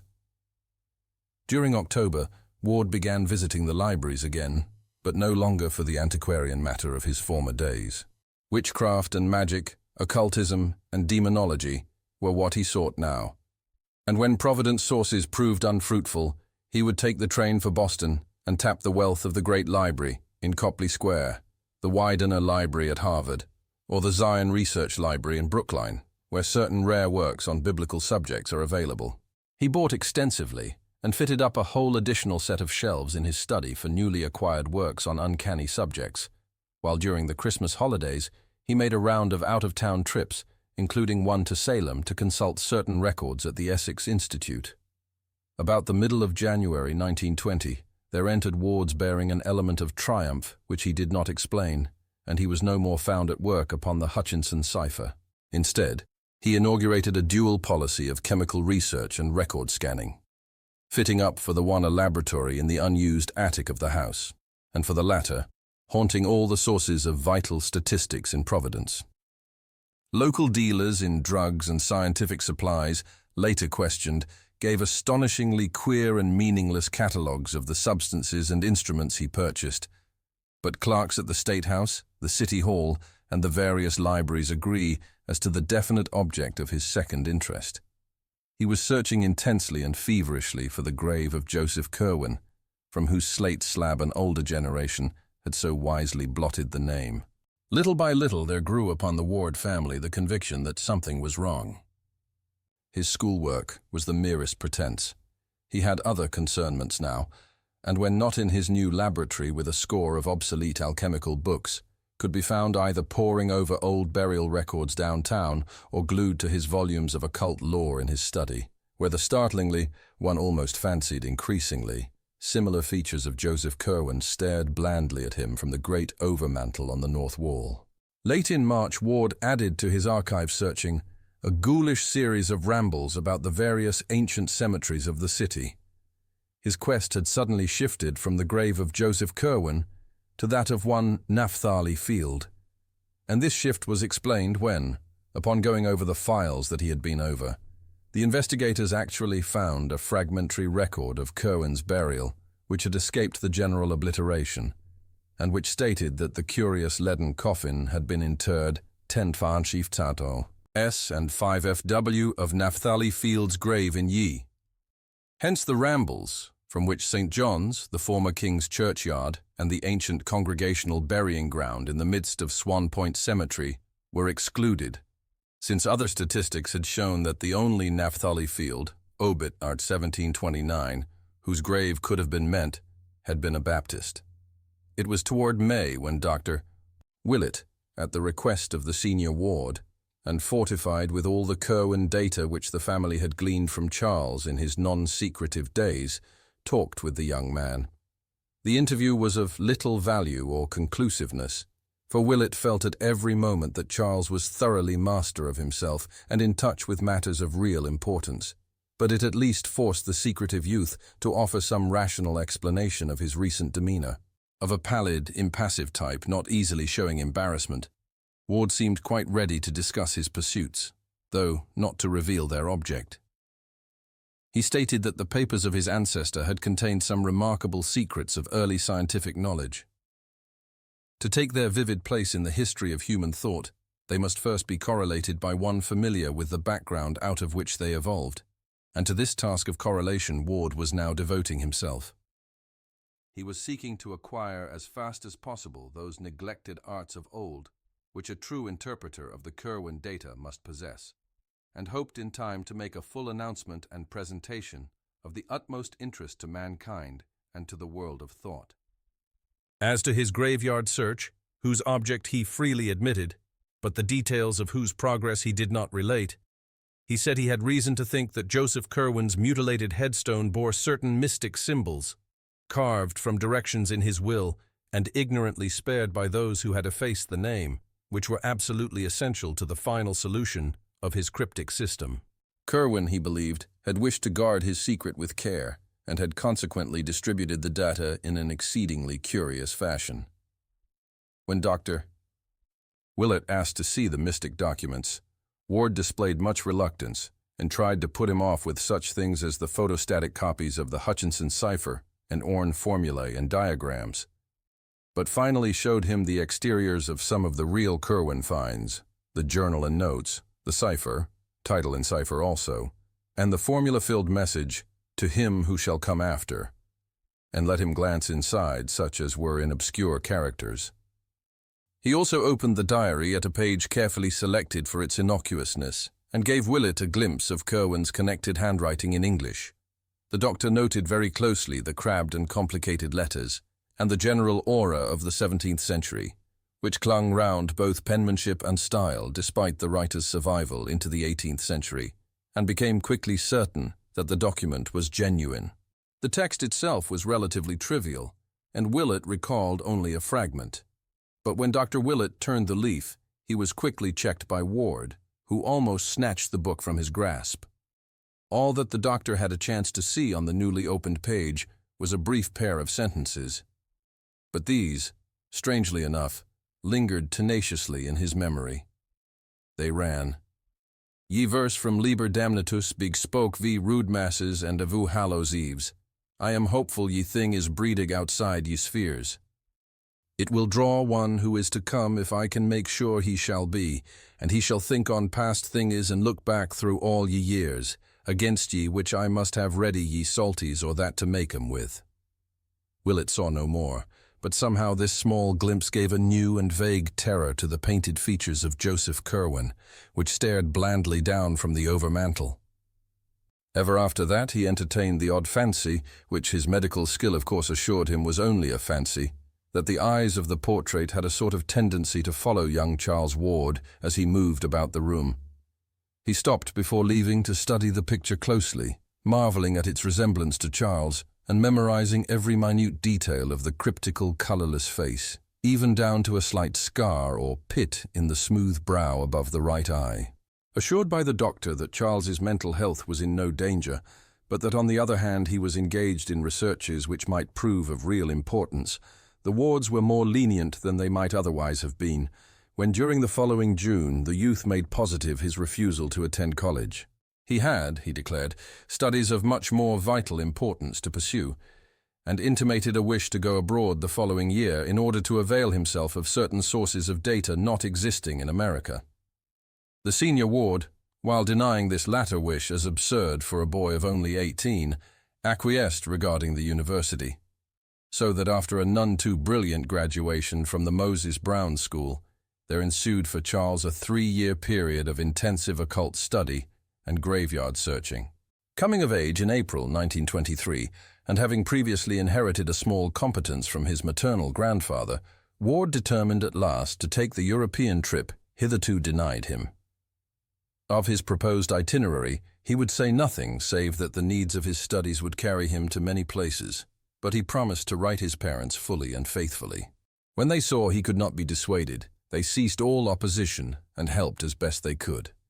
So that in June, the young man sailed for Liverpool with the farewell blessings of his father and mother, who accompanied him to Boston and waved him out of sight from the White Star Pier in Charlestown. Letters soon told of his safe arrival and of his securing good quarters in Great Russell Street, London, where he proposed to stay, shunning all family friends, till he had exhausted the resources of the British Museum in a certain direction. Of his daily life he wrote but little, for there was little to write. Study and experiment consumed all his time, and he mentioned a laboratory which he had established in one of his rooms. That he said nothing of antiquarian rambles in the glamorous old city with its luring skyline of ancient domes and steeples and its tangles of roads and alleys, whose mystic convolutions and sudden vistas alternately beckon and surprise, was taken by his parents as a good index of the degree to which his new interests had engrossed his mind. In June 1924, a brief note told of his departure for Paris, to which he had before made 1 or 2 flying trips for material in the Bibliothèque Nationale. For 3 months thereafter he sent only postal cards, giving an address in the Rue Saint-Jacques and referring to a special search among rare manuscripts in the library of an unnamed private collector. He avoided acquaintances, and no tourists brought back reports of having seen him. Then came a silence, and in October the Wards received a picture card from Prague, Czechoslovakia, stating that Charles was in that ancient town for the purpose of conferring with a certain very aged man, supposed to be the last living possessor of some very curious medieval information. He gave an address in the Neustadt, and announced no move till the following January, when he dropped several cards from Vienna, telling of his passage through that city on the way toward a more easterly region, whither one of his correspondents and fellow delvers into the occult had invited him. The next card was from Klausenburg in Transylvania, and told of Ward's progress toward his destination. He was going to visit a Baron Ferenczi, whose estate lay in the mountains east of Racus, and was to be addressed at Racus in the care of that nobleman.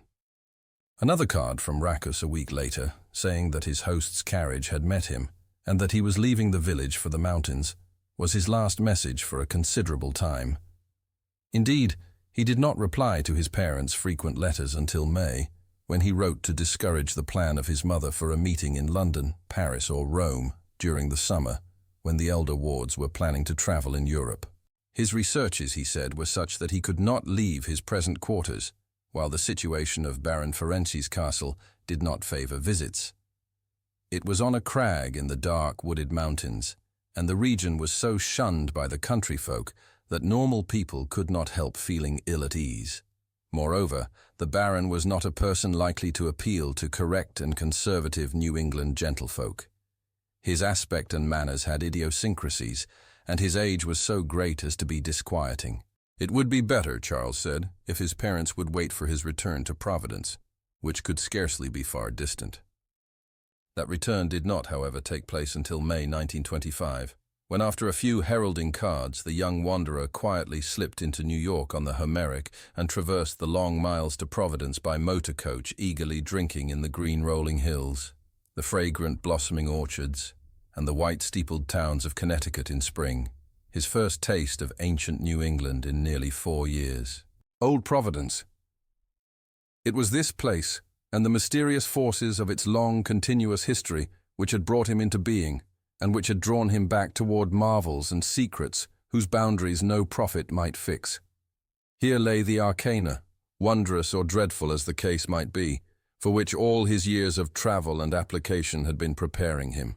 A taxicab whirled him through Post Office Square with its glimpse of the river and up the steep curved slope of Waterman Street to Prospect. Then 8 squares past the fine old estates his childish eyes had known, and the quaint brick sidewalks so often trodden by his youthful feet. And at last, the little white overtaken farmhouse on the right, and on the left, the classic Adam porch and stately bayed facade of the great brick house where he was born. It was twilight, and Charles Dexter Ward had come home. Ward was now visibly aged and hardened, but was still normal in his general reactions, and in several talks with Willett displayed a balance which no madman, even an incipient one, could feign continuously for long. What elicited the notion of insanity at this period were the sounds heard at all hours from Ward's attic laboratory, in which he kept himself most of the time.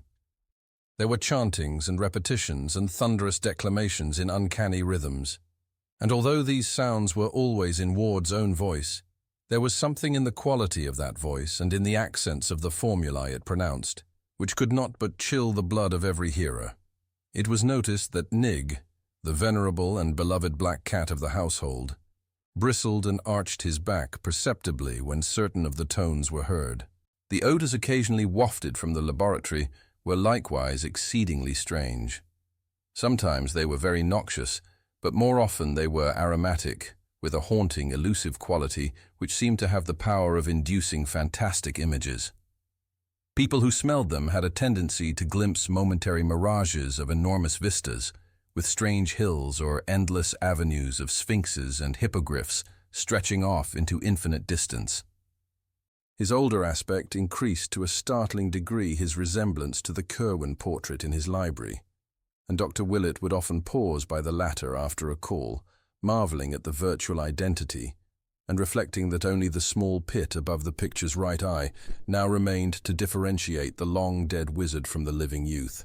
Frequently he noted peculiar things about, little wax images of grotesque design on the shelves or tables, and the half-erased remnants of circles, triangles and pentagrams in chalk or charcoal on the cleared central space of the large room. And always in the night, those rhythms and incantations thundered, till it became very difficult to keep servants or suppress furtive talk of Charles's madness. In January 1927, a peculiar incident occurred. One night about midnight, as Charles was chanting a ritual whose weird cadence echoed unpleasantly through the house below, there came a sudden gust of chill wind from the bay, and a faint, obscure trembling of the earth which everyone in the neighborhood noted. At the same time, the cat exhibited phenomenal traces of fright, while dogs bayed for as much as a mile around. This was the prelude to a sharp thunderstorm, anomalous for the season, which brought with it such a crash that Mr. and Mrs. Ward believed the house had been struck. They rushed upstairs to see what damage had been done, but Charles met them at the door to the attic, pale, resolute and portentous, with an almost fearsome combination of triumph and seriousness on his face. He assured them that the house had not really been struck and that the storm would soon be over. The thunder sank to a sort of dull, mumbling chuckle, and finally died away. Stars came out, and the stamp of triumph on Charles Ward's face crystallized into a very singular expression. For 2 months or more after this incident, Ward was less confined than usual to his laboratory. He exhibited a curious interest in the weather, and made odd inquiries about the date of the spring thawing of the ground. One night late in March, he left the house after midnight, and did not return till almost morning, when his mother, being wakeful, heard a rumbling motor draw up the carriage entrance. Muffled oaths could be distinguished, and Mrs. Ward, rising and going to the window, saw 4 dark figures removing a long, heavy box from a truck at Charles's direction, and carrying it within by the side door. She heard labored breathing and ponderous footfalls on the stairs, and finally a dull thumping in the attic, after which the footfalls descended again, and the 4 men reappeared outside and drove off in their truck. The next day Charles resumed his strict attic seclusion, drawing down the dark shades of his laboratory windows and appearing to be working on some metal substance. He would open the door to no one, and steadfastly refused all proffered food. About noon, A wrenching sound followed by a terrible cry and a fall were heard, but when Mrs. Ward rapped at the door, her son at length answered faintly and told her that nothing had gone amiss. The hideous and indescribable stench now welling out was absolutely harmless and unfortunately necessary. Solitude was the one prime essential, and he would appear later for dinner. That afternoon, after the conclusion of some odd hissing sounds which came from behind the locked portal, he did finally appear, wearing an extremely haggard aspect and forbidding anyone to enter the laboratory upon any pretext. This, indeed, proved the beginning of a new policy of secrecy, for never afterward was any other person permitted to visit either the mysterious garret workroom or the adjacent storeroom which he cleared out, furnished roughly, and added to his inviolably private domain as a sleeping apartment. Here he lived, with books brought up from his library beneath, till the time he purchased the Pawtuxet bungalow and moved to it all his scientific effects. In the evening, Charles secured the paper before the rest of the family and damaged part of it through an apparent accident. Later on, Dr. Willett, having fixed the date from statements by various members of the household, looked up an intact copy at the journal office and found that in the destroyed section, the following small item had occurred. Nocturnal diggers. Surprised in North Burial Ground.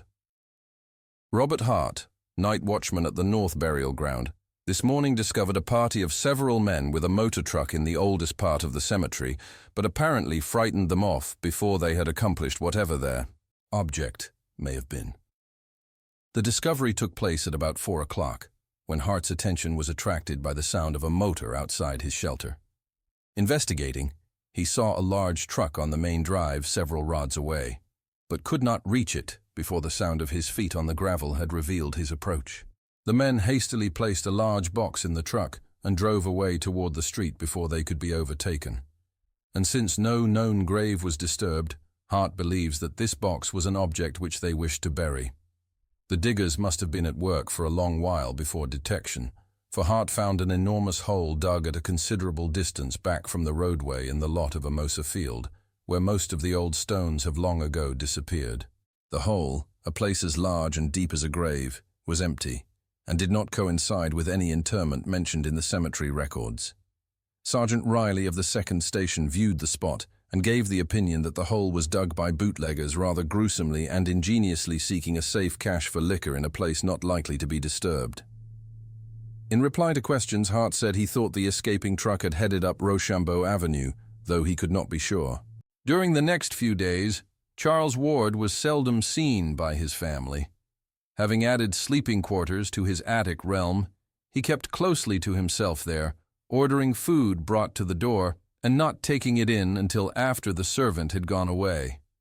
The droning of monotonous formulae and the chanting of bizarre rhythms recurred at intervals, while at other times occasional listeners could detect the sound of tinkling glass, hissing chemicals, running water, or roaring gas flames.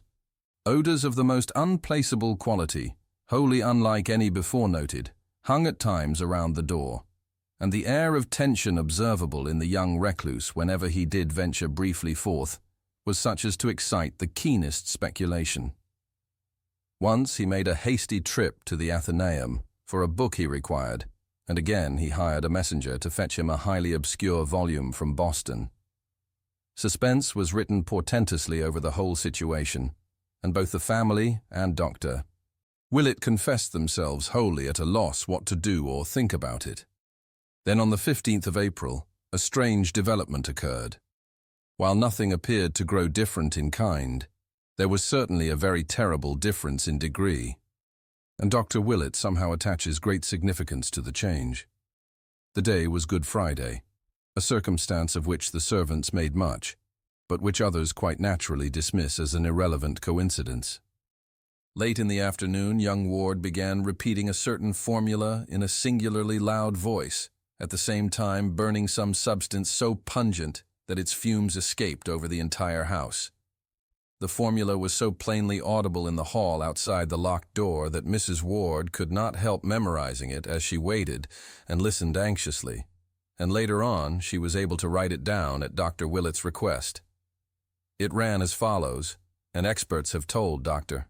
Willett that its very close analogue can be found in the mystic writings of Eliphas Levi, that cryptic soul who crept through a crack in the forbidden door and glimpsed the frightful vistas of the void beyond. Per Adonai Elohim, Adonai Jehovah, Adonai Sabaoth, Metraton, O aglameton, verbum pitonicum, mysterium salamandrae, conventus silvorum, antra, gnomorum, demoniaco eligod, almonsin, gibor, Jehosua, Evam, Zariatnatmik, Veni, Veni, Veni. This had been going on for 2 hours without change or intermission, when over all the neighborhood, a pandemoniac howling of dogs set in. The extent of this howling can be judged from the space it received in the papers the next day, but to those in the Ward household it was overshadowed by the odor which instantly followed it, a hideous, all-pervasive odor which none of them had ever smelt before, or have ever smelt since. In the midst of this mephitic flood, there came a very perceptible flash like that of lightning, which would have been blinding and impressive but for the daylight around. And then was heard the voice that no listener can ever forget because of its thunderous remoteness, its incredible depth, and its eldritch dissimilarity to Charles Ward's voice. It shook the house and was clearly heard by at least 2 neighbors above the howling of the dogs. Mrs. Ward, who had been listening in despair outside her son's locked laboratory, shivered as she recognized its hellish import. For Charles had told her of its evil fame in dark books and of the manner in which it had thundered, according to the Fenner letters, above the doomed Pawtuxet farmhouse on the night of Joseph Curwen's annihilation. There was no mistaking that nightmare phrase, for Charles had described it too vividly in the old days, when he had talked frankly of his Curwen investigations. And yet it was only this fragment of an archaic and forgotten language. Dies mis jeshet buen, doisef duvema enitimaus. Close upon this thundering, there came a momentary darkening of the daylight, though sunset was still an hour distant, and then a puff of added odor, different from the first but equally unknown and intolerable. Charles was chanting again now, and his mother could hear syllables that sounded like Yinga yog sothoth he el gelbi phi throdag, ending in a ya, whose maniacal force mounted in an ear-splitting crescendo. A second later, all previous memories were effaced by the wailing scream which burst out with frantic explosiveness and gradually changed form to a paroxysm of diabolic and hysterical laughter. Mrs. Ward, with the mingled fear and blind courage of maternity, advanced and knocked affrightedly at the concealing panels, but obtained no sign of recognition. She knocked again, but paused nervelessly as a second shriek arose, this one unmistakably in the familiar voice of her son, and sounding concurrently with the still bursting cachinations of that other voice. Presently she fainted, although she is still unable to recall the precise and immediate cause. Memory sometimes makes merciful deletions. Mr. Ward returned from the business section at about 6:15, and not finding his wife downstairs, was told by the frightened servants that she was probably watching at Charles's door, from which the sounds had been far stranger than ever before. Mounting the stairs at once, he saw Mrs. Ward stretched at full length on the floor of the corridor outside the laboratory, and realizing that she had fainted, hastened to fetch a glass of water from a set bowl in a neighboring alcove. Dashing the cold fluid in her face, he was heartened to observe an immediate response on her part, and was watching the bewildered opening of her eyes when a chill shot through him and threatened to reduce him to the very state from which she was emerging. For the seemingly silent laboratory was not as silent as it had appeared to be, but held the murmurs of a tense, muffled conversation in tones too low for comprehension, yet of a quality profoundly disturbing to the soul. It was not, of course, new for Charles to mutter formulae, but this muttering was definitely different. It was so palpably a dialogue, or imitation of a dialogue, with the regular alternation of inflections suggesting question and answer, statement and response. One voice was undisguisedly that of Charles, but the other had a depth and hollowness which the youth's best powers of ceremonial mimicry had scarcely approached before. There was something hideous, blasphemous, and abnormal about it, and but for a cry from his recovering wife which cleared his mind by arousing his protective instincts, It is not likely that Theodore Howland Ward could have maintained for nearly a year more his old boast that he had never fainted. As it was, he seized his wife in his arms and bore her quickly downstairs before she could notice the voices which had so horribly disturbed him. Even so, however, he was not quick enough to escape catching something himself, which caused him to stagger dangerously with his burden. For Mrs. Ward's cry had evidently been heard by others than he, and there had come in response to it from behind the locked door the first distinguishable words which that hushed and terrible colloquy had yielded. They were merely an excited caution in Charles's own voice, but somehow their implications held a nameless fright for the father who overheard them. The phrase was just this: "Shh, right." Mr. and Mrs. Ward conferred at some length after dinner, and the former resolved to have a firm and serious talk with Charles that very night. No matter how important the object, such conduct could no longer be permitted, for these latest developments transcended every limit of sanity and formed a menace to the order and nervous well-being of the entire household. The youth must indeed have taken complete leave of his senses, since only downright madness could have prompted the wild screams and imaginary conversations in assumed voices which the present day had brought forth. All this must be stopped, or Mrs. Ward would be made ill, and the keeping of servants become an impossibility. Mr. Ward rose at the close of the meal and started upstairs for Charles's laboratory. On the third floor, however, he paused at the sounds which he heard proceeding from the now disused library of his son. Books were apparently being flung about and papers wildly rustled, and upon stepping to the door, Mr. Ward beheld the youth within, excitedly assembling a vast armful of literary matter of every size and shape. Charles' aspect was very drawn and haggard, and he dropped his entire load with a start at the sound of his father's voice. At the elder man's command he sat down, and for some time listened to the admonitions he had so long deserved. There was no scene. At the end of the lecture, he agreed that his father was right, and that his noises, mutterings, incantations, and chemical odors were indeed inexcusable nuisances. For the fright and fainting of his mother, he expressed the keenest contrition, and explained that the conversation later heard was part of an elaborate symbolism designed to create a certain mental atmosphere. His use of abstruse chemical terms somewhat bewildered Mr. Ward, but the parting impression was one of undeniable sanity and poise, despite a mysterious tension of the utmost gravity. Mr. Ward hardly knew what to make of the entire business. It was as mysterious as the death of poor old Nig, whose stiffening form had been found an hour before in the basement, with staring eyes and fear-distorted mouth. Driven by some vague detective instinct, the bewildered parent now glanced curiously at the vacant shelves to see what his son had taken up to the attic. The youth's library was plainly and rigidly classified, so that one might tell at a glance the books, or at least the kind of books which had been withdrawn. On this occasion, Mr.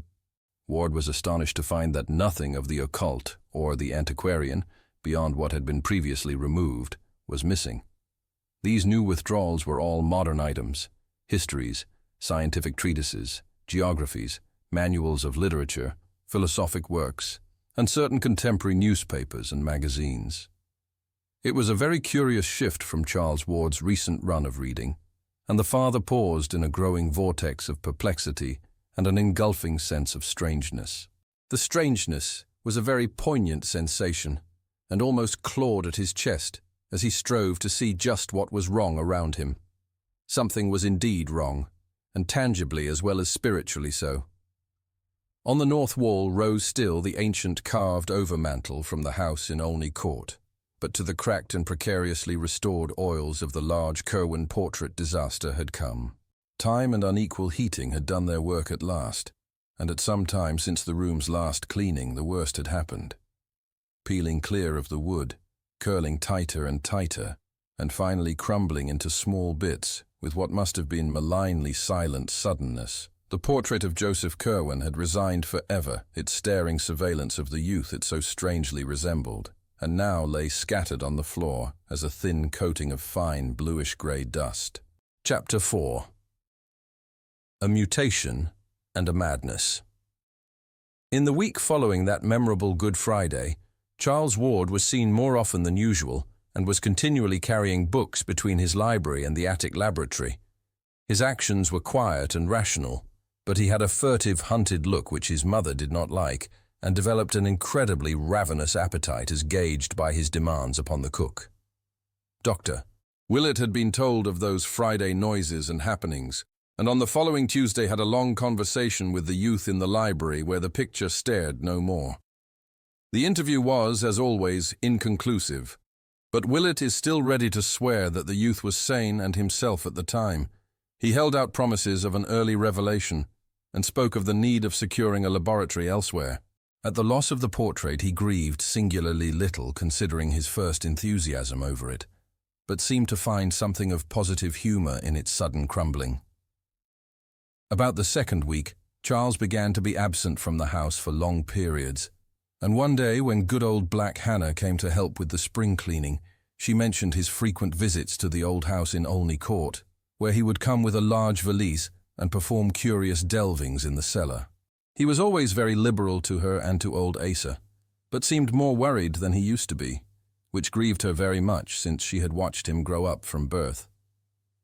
Another report of his doings came from Pawtuxet, where some friends of the family saw him at a distance a surprising number of times. He seemed to haunt the resort and canoe house of Rhodes on the Pawtuxet, and subsequent inquiries by Dr. Willett at that place brought out the fact that his purpose was always to secure access to the rather hedged-in riverbank, along which he would walk toward the north, usually not reappearing for a very long while.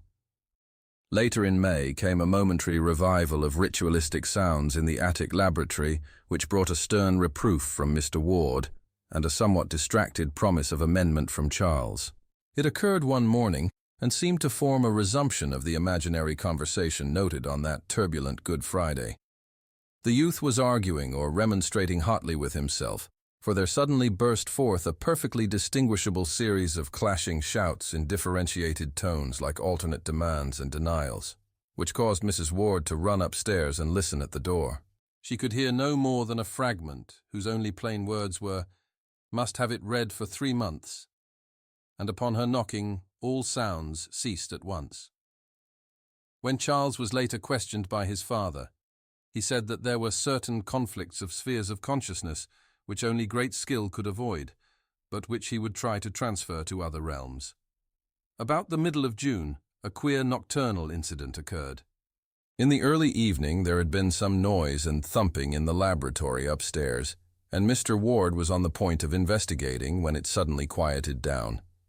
That midnight, after the family had retired, the butler was night-locking the front door when, according to his statement, Charles appeared somewhat blunderingly and uncertainly at the foot of the stairs with a large suitcase and made signs that he wished egress. The youth spoke no word, but the worthy Yorkshireman caught one sight of his fevered eyes and trembled causelessly.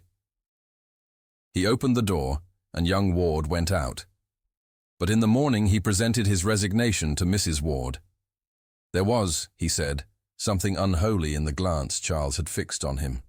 It was no way for a young gentleman to look at an honest person, and he could not possibly stay another night. Mrs. Ward allowed the man to depart, but she did not value his statement highly. To fancy Charles in a savage state that night was quite ridiculous, for as long as she had remained awake, she had heard faint sounds from the laboratory above, sounds as if of sobbing and pacing, and of a sighing which told only of despair's profoundest depths. Mrs. Ward had grown used to listening for sounds in the night, for the mystery of her son was fast driving all else from her mind. The next evening, much as on another evening nearly 3 months before, Charles Ward seized the newspaper very early and accidentally lost the main section.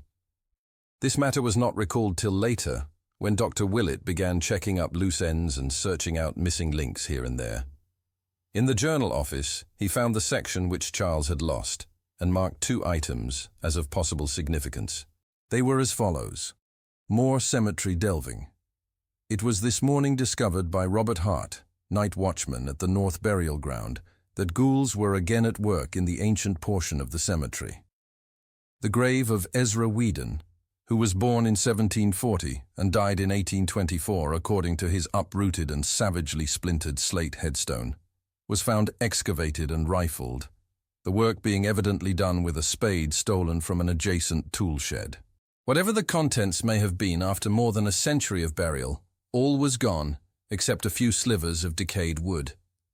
There were no wheel tracks, but the police have measured a single set of footprints which they found in the vicinity, and which indicate the boots of a man of refinement. Hard is inclined to link this incident with the digging discovered last March, when a party in a motor truck were frightened away after making a deep excavation, but Sergeant Riley of the 2nd Station discounts this theory and points to vital differences in the two cases. In March, the digging had been in a spot where no grave was known, but this time a well-marked and cared-for grave had been rifled with every evidence of deliberate purpose and with a conscious malignity expressed in the splintering of the slab which had been intact up to the day before. Members of the Whedon family, notified of the happening, expressed their astonishment and regret, and were wholly unable to think of any enemy who would care to violate the grave of their ancestor. Hazard Whedon of 598. Angel Street recalls a family legend according to which Ezra Whedon was involved in some very peculiar circumstances, not dishonorable to himself, shortly before the Revolution. But of any modern feud or mystery, he is frankly ignorant. Inspector Cunningham has been assigned to the case and hopes to uncover some valuable clues in the near future. Dogs noisy in Pawtuxet. Residents of Pawtuxet were aroused about 3 a.m. today by a phenomenal baying of dogs, which seemed to center near the river just north of Rhodes on the Pawtuxet. The volume and quality of the howling were unusually odd, according to most who heard it. And Fred Lemden, night watchman at Rhodes, declares it was mixed with something very like the shrieks of a man in mortal terror and agony. A sharp and very brief thunderstorm, which seemed to strike somewhere near the bank of the river, put an end to the disturbance. Strange and unpleasant odors, probably from the oil tanks along the bay, are popularly linked with this incident, and may have had their share in exciting the dogs. The aspect of Charles now became very haggard and hunted, and all agree in retrospect that he may have wished at this period to make some statement or confession from which sheer terror withheld him. The morbid listening of his mother in the night brought out the fact that he made frequent sallies abroad under cover of darkness, and most of the more academic alienists unite at present in charging him with the revolting cases of vampirism which the press so sensationally reported about this time, but which have not yet been definitely traced to any known perpetrator. These cases, too recent and celebrated to need detailed mention, involved victims of every age and type and seemed to cluster around two distinct localities, the residential hill in the North End, near the Ward home, and the suburban districts across the Cranston line near Pawtuxet.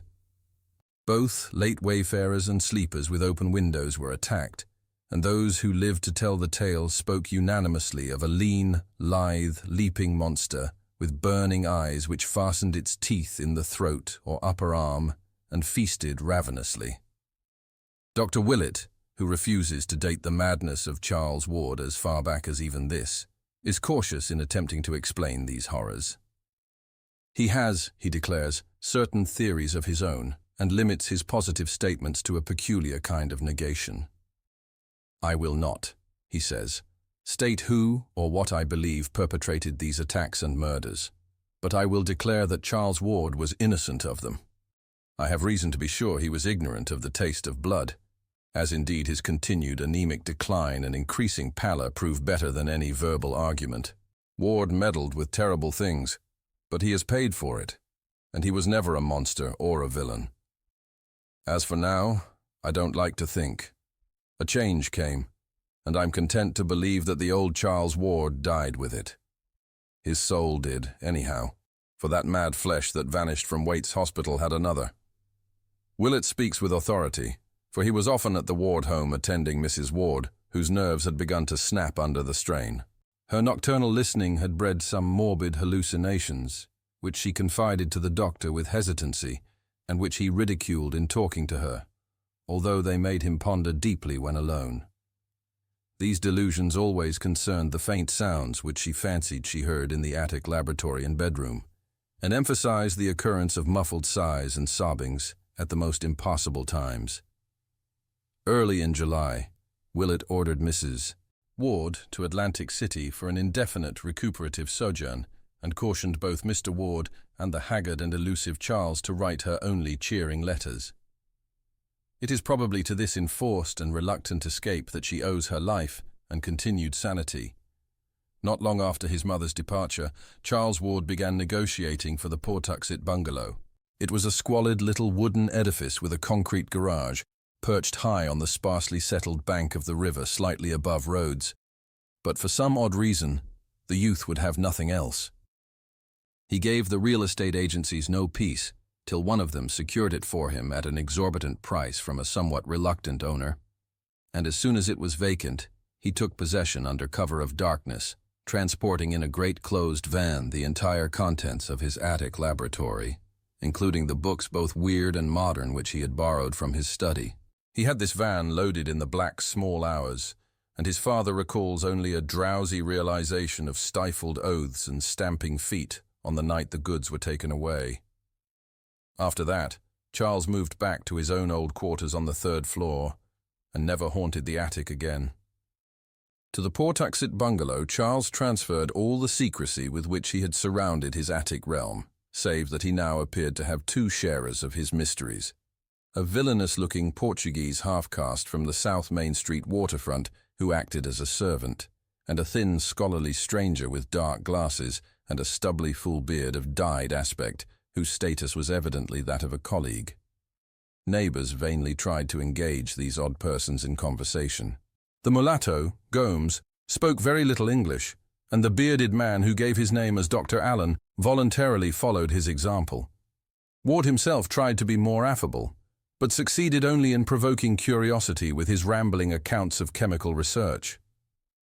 Before long, queer tales began to circulate regarding the all-night burning of lights, and somewhat later, after this burning had suddenly ceased, there rose still queerer tales of disproportionate orders of meat from the butchers, and of the muffled shouting, declamation, rhythmic chanting and screaming supposed to come from some very deep cellar below the place.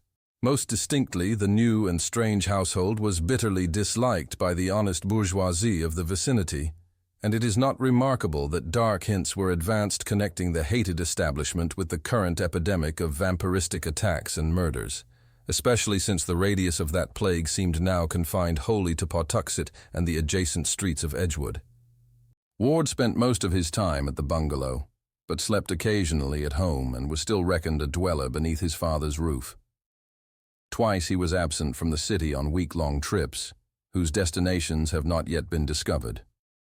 He grew steadily paler and more emaciated even than before, and lacked some of his former assurance when repeating to Dr. Willett his old story of vital research and future revelations.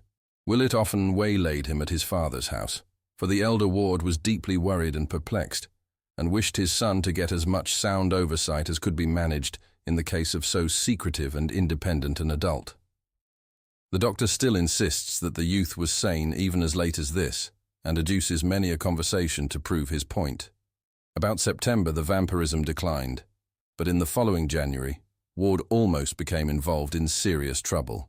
For some time, the nocturnal arrival and departure of motor trucks at the Pawtuxet bungalow had been commented upon, and at this juncture an unforeseen hitch exposed the nature of at least one item of their contents. In a lonely spot near Hope Valley had occurred one of the frequent sordid waylayings of trucks by hijackers in quest of liquor shipments, but this time the robbers had been destined to receive the greater shock. For the long cases they seized proved upon opening to contain some exceedingly gruesome things. So gruesome, in fact, that the matter could not be kept quiet amongst the denizens of the underworld. The thieves had hastily buried what they discovered, but when the state police got wind of the matter, a careful search was made. A recently arrested vagrant, under promise of immunity from prosecution on any additional charge, at last consented to guide a party of troopers to the spot, and there was found in that hasty cache a very hideous and shameful thing. It would not be well for the national, or even the international, sense of decorum if the public were ever to know what was uncovered by that awestruck party. There was no mistaking it, even by these far from studious officers, and telegrams to Washington ensued with feverish rapidity. The cases were addressed to Charles Ward at his Pawtuxet bungalow, and state and federal officials at once paid him a very forceful and serious call. They found him pallid and worried with his two odd companions, and received from him what seemed to be a valid explanation and evidence of innocence. He had needed certain anatomical specimens as part of a program of research whose depth and genuineness anyone who had known him in the last decade could prove, and had ordered the required kind and number from agencies which he had thought as reasonably legitimate as such things can be. Of the identity of the specimens he had known absolutely nothing, and was properly shocked when the inspectors hinted at the monstrous effect on public sentiment and national dignity which a knowledge of the matter would produce. In this statement he was firmly sustained by his bearded colleague, Dr. Allen, whose oddly hollow voice carried even more conviction than his own nervous tones, so that in the end the officials took no action, but carefully set down the New York name and address which Ward gave them as a basis for a search which came to nothing. It is only fair to add that the specimens were quickly and quietly restored to their proper places, and that the general public will never know of their blasphemous disturbance. On February 9, 1928, Dr. Willett received a letter from Charles Ward, which he considers of extraordinary importance, and about which he has frequently quarreled with Dr. Lyman. Lyman believes that this note contains positive proof of a well-developed case of dementia praecox, but Willett, on the other hand, regards it as the last perfectly sane utterance of the hapless youth. He calls especial attention to the normal character of the penmanship, which, though showing traces of shattered nerves, is nevertheless distinctly Ward's own. The text in full is as follows: 100 Prospect St. Providence, R.I., March 8, 1928. Dear Dr. Willett, I feel that at last the time has come for me to make the disclosures which I have so long promised you, and for which you have pressed me so often. The patience you have shown in waiting, and the confidence you have shown in my mind and integrity, are things I shall never cease to appreciate. And now that I am ready to speak, I must own with humiliation that no triumph such as I dreamed of can ever be mine. Instead of triumph, I have found terror, and my talk with you will not be a boast of victory, but a plea for help and advice in saving both myself and the world from a horror beyond all human conception or calculation. You recall what those Fenner letters said of the old raiding party at Pawtuxet. That must all be done again, and quickly. Upon us depends more than can be put into words. All civilization, all natural law, perhaps even the fate of the solar system and the universe. I have brought to light a monstrous abnormality, but I did it for the sake of knowledge. Now, for the sake of all life and nature, you must help me thrust it back into the dark again. I have left that Pawtuxet place forever, and we must extirpate everything existing there, alive or dead. I shall not go there again, and you must not believe it if you ever hear that I am there. I will tell you why I say this when I see you.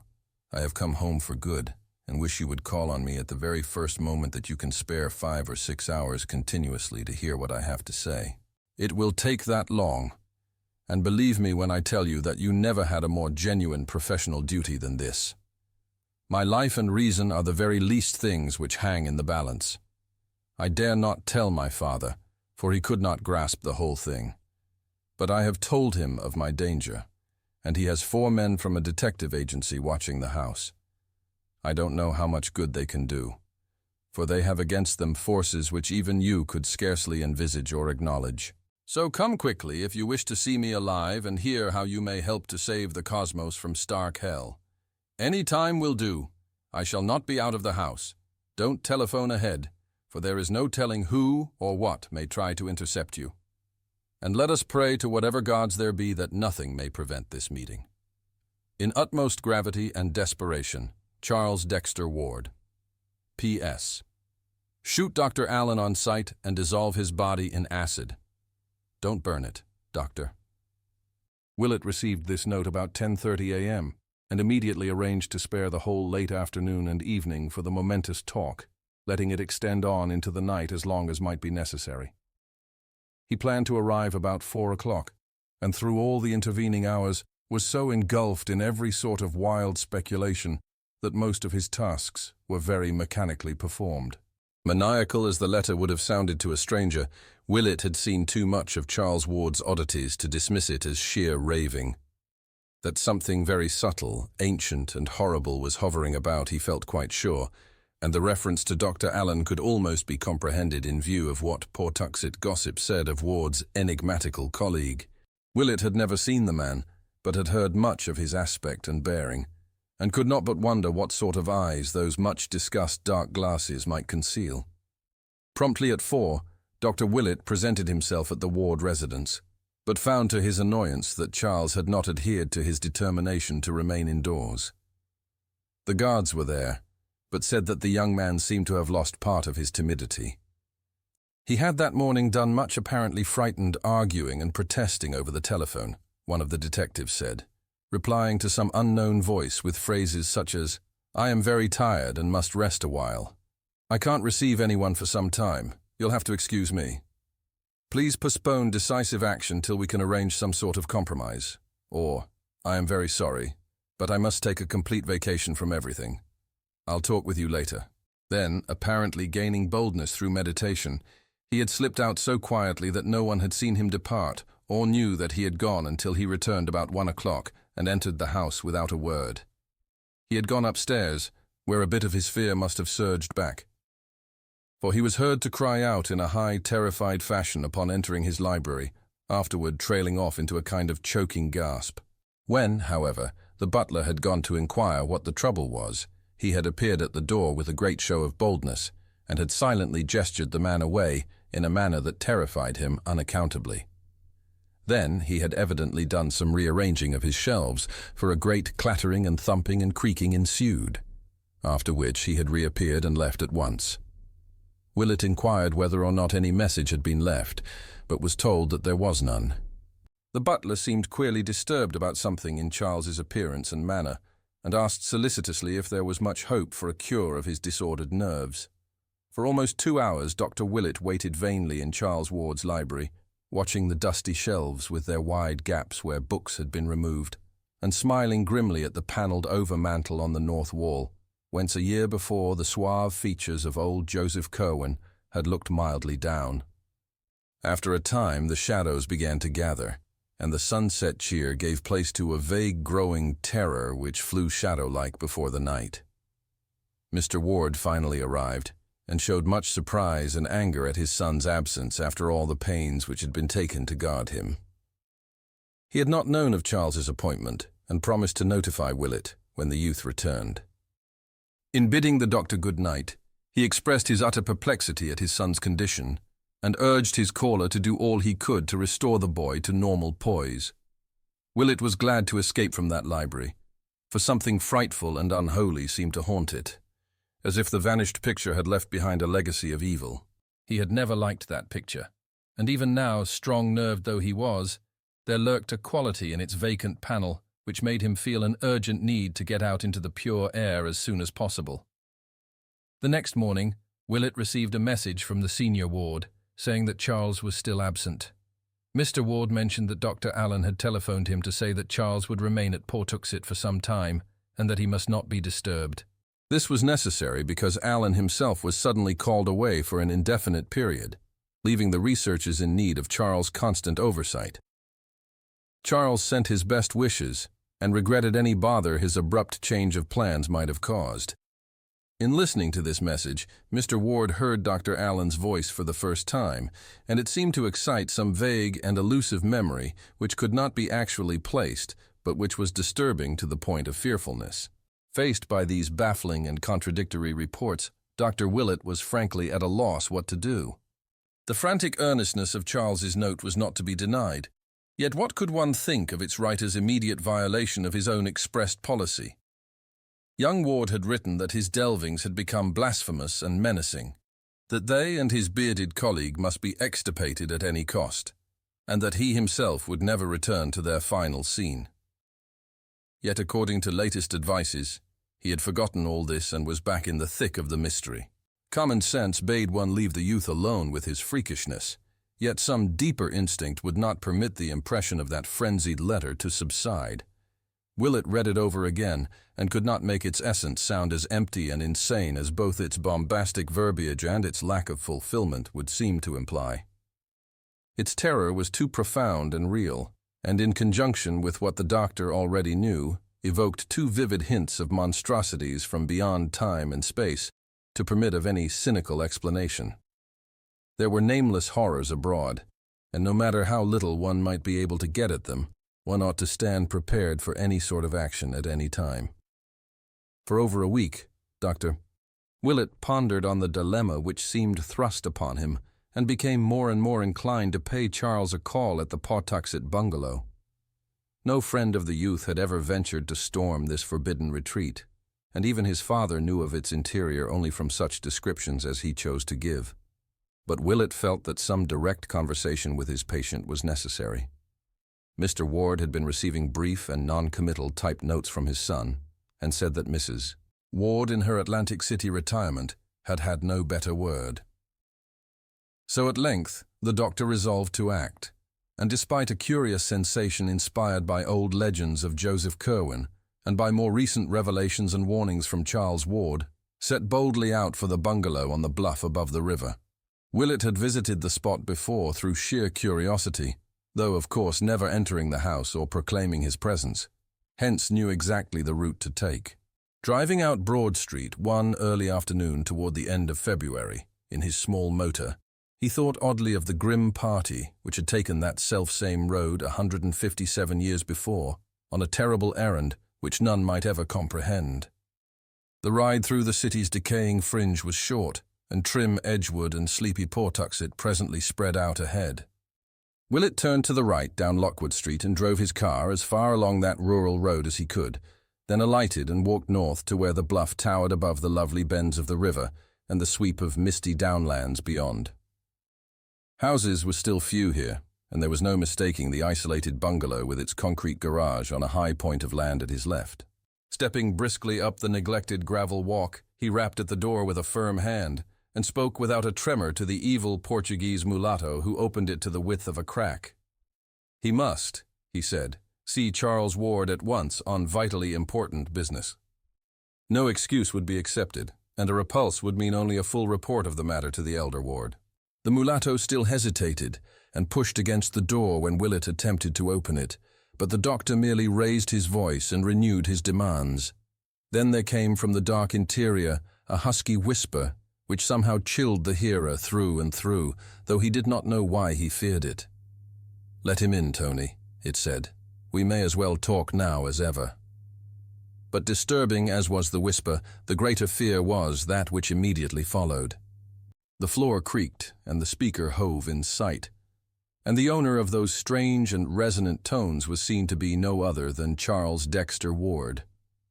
The minuteness with which Dr. Willett recalled and recorded his conversation of that afternoon is due to the importance he assigns to this particular period. For at last he concedes a vital change in Charles Dexter Ward's mentality, and believes that the youth now spoke from a brain hopelessly alien to the brain whose growth he had watched for 26 years.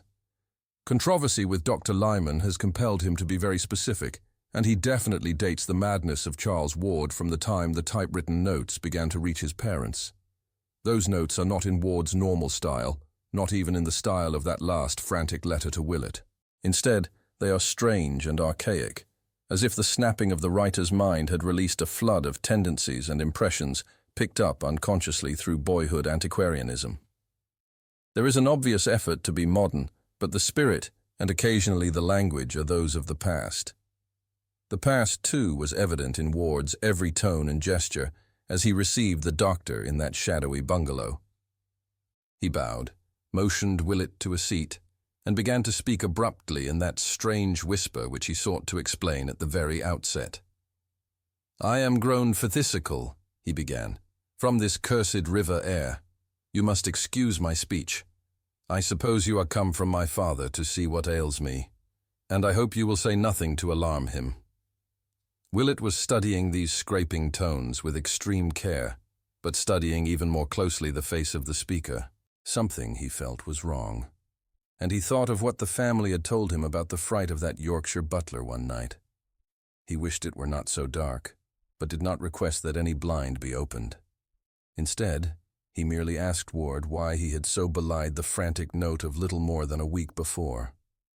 "I was coming to that," the host replied. "You must know I am in a very bad state of nerves, and do and say queer things I cannot account for. As I have told you often, I am on the edge of great matters, and the bigness of them has a way of making me light-headed. Any man might well be frighted of what I have found, but I am not to be put off for long. I was a dunce to have that guard and stick at home. For having gone this far, my place is here. I am not well spoke of by my prying neighbors, and perhaps I was led by weakness to believe myself what they say of me. There is no evil to any in what I do, so long as I do it rightly. Have the goodness to wait 6 months, and I'll show you what will pay your patience well. You may as well know I have a way of learning old matters from things surer than books, and I'll leave you to judge the importance of what I can give to history, philosophy, and the arts by reason of the doors I have access to. My ancestor had all this when those witless peeping Toms came and murdered him. I now have it again, or am coming very imperfectly to have a part of it. This time nothing must happen, and least of all through any idiot fears of my own. Pray forget all I writ you, sir, and have no fear of this place or any in it. Dr. Allen is a man of fine parts, and I owe him an apology for anything ill I have said of him. I wish I had no need to spare him, but there were things he had to do elsewhere. His zeal is equal to mine in all those matters, and I suppose that when I feared the work I feared him too as my greatest helper in it." Ward paused, and the doctor hardly knew what to say or think. He felt almost foolish in the face of this calm repudiation of the letter, and yet there clung to him the fact that while the present discourse was strange and alien and indubitably mad, the note itself had been tragic in its naturalness and likeness to the Charles Ward he knew. Willett now tried to turn the talk on early matters and recall to the youth some past events which would restore a familiar mood.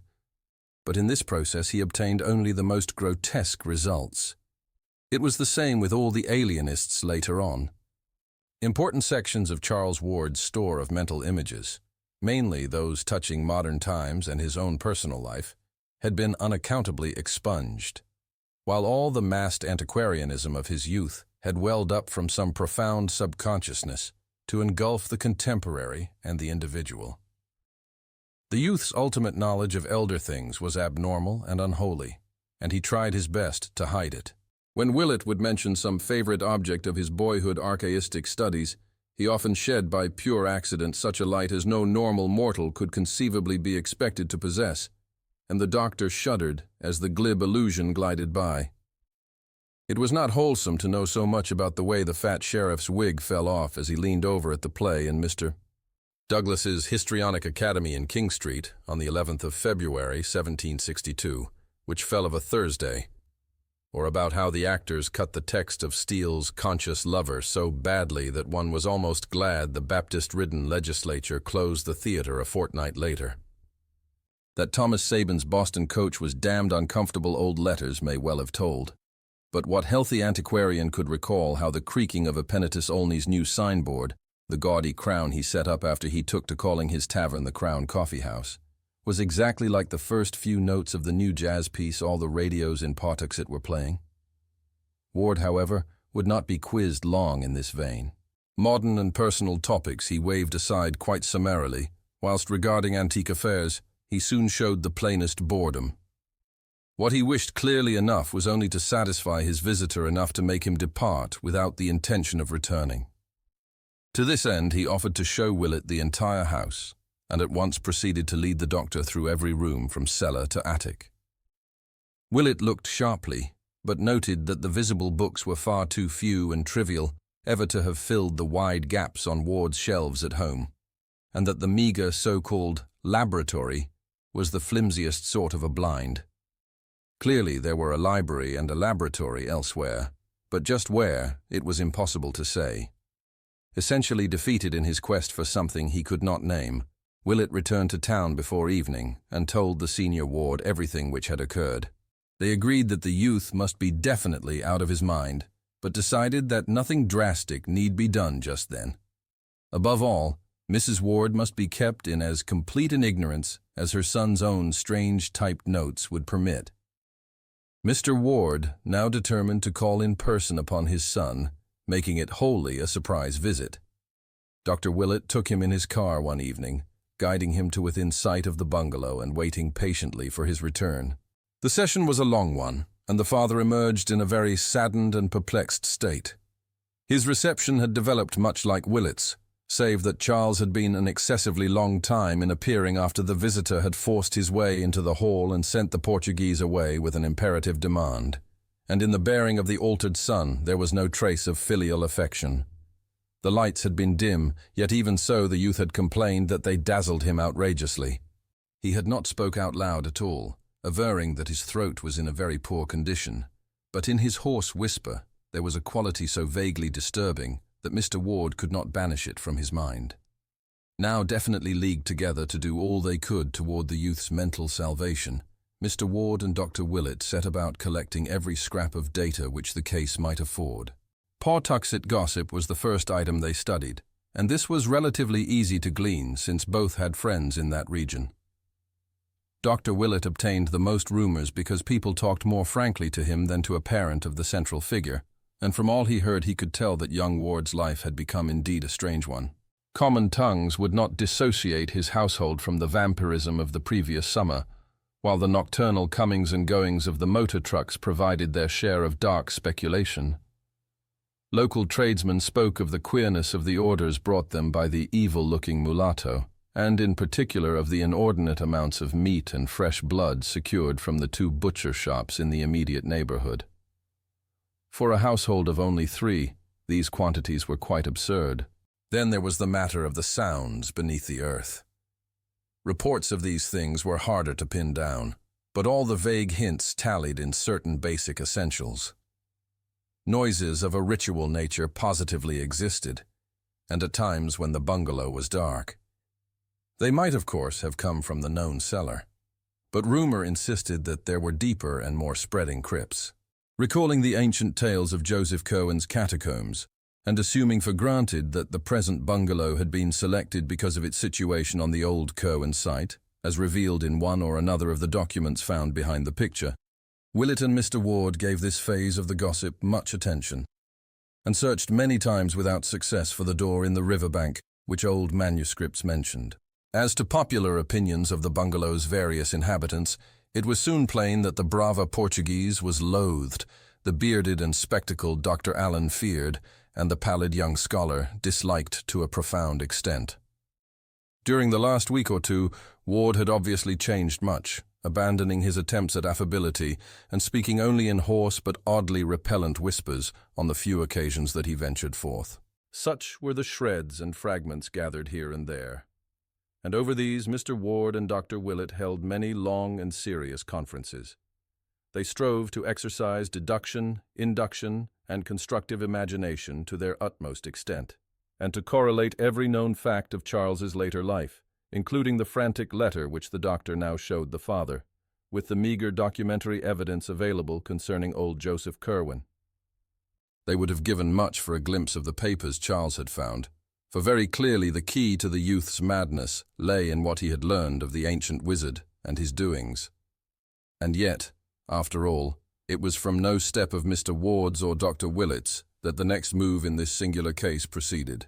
The father and the physician, rebuffed and confused by a shadow too shapeless and intangible to combat, had rested uneasily on their oars while the typed notes of young Ward to his parents grew fewer and fewer. Then came the first of the month with its customary financial adjustments, and the clerks at certain banks began a peculiar shaking of heads and telephoning from one to the other. Officials who knew Charles Ward by sight went down to the bungalow to ask why every check of his appearing at this juncture was a clumsy forgery, and were reassured less than they ought to have been when the youth hoarsely explained that his hand had lately been so much affected by a nervous shock as to make normal writing impossible. He could, he said, form no written characters at all, except with great difficulty, and could prove it by the fact that he had been forced to type all his recent letters, even those to his father and mother, who would bear out the assertion. What made the investigators pause in confusion was not this circumstance alone. for that was nothing unprecedented or fundamentally suspicious, nor even the Pawtuxet gossip, of which one or two of them had caught echoes. It was the muddled discourse of the young man which nonplussed them, implying as it did a virtually total loss of memory concerning important monetary matters which he had had at his fingertips only a month or two before. Something was wrong, for despite the apparent coherence and rationality of his speech, there could be no normal reason for this ill-concealed blankness on vital points.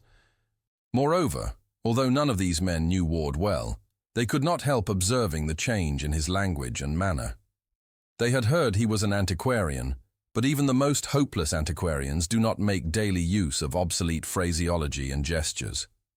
Altogether, this combination of hoarseness, palsied hands, bad memory, and altered speech and bearing must represent some disturbance or malady of genuine gravity, which no doubt formed the basis of the prevailing odd rumors.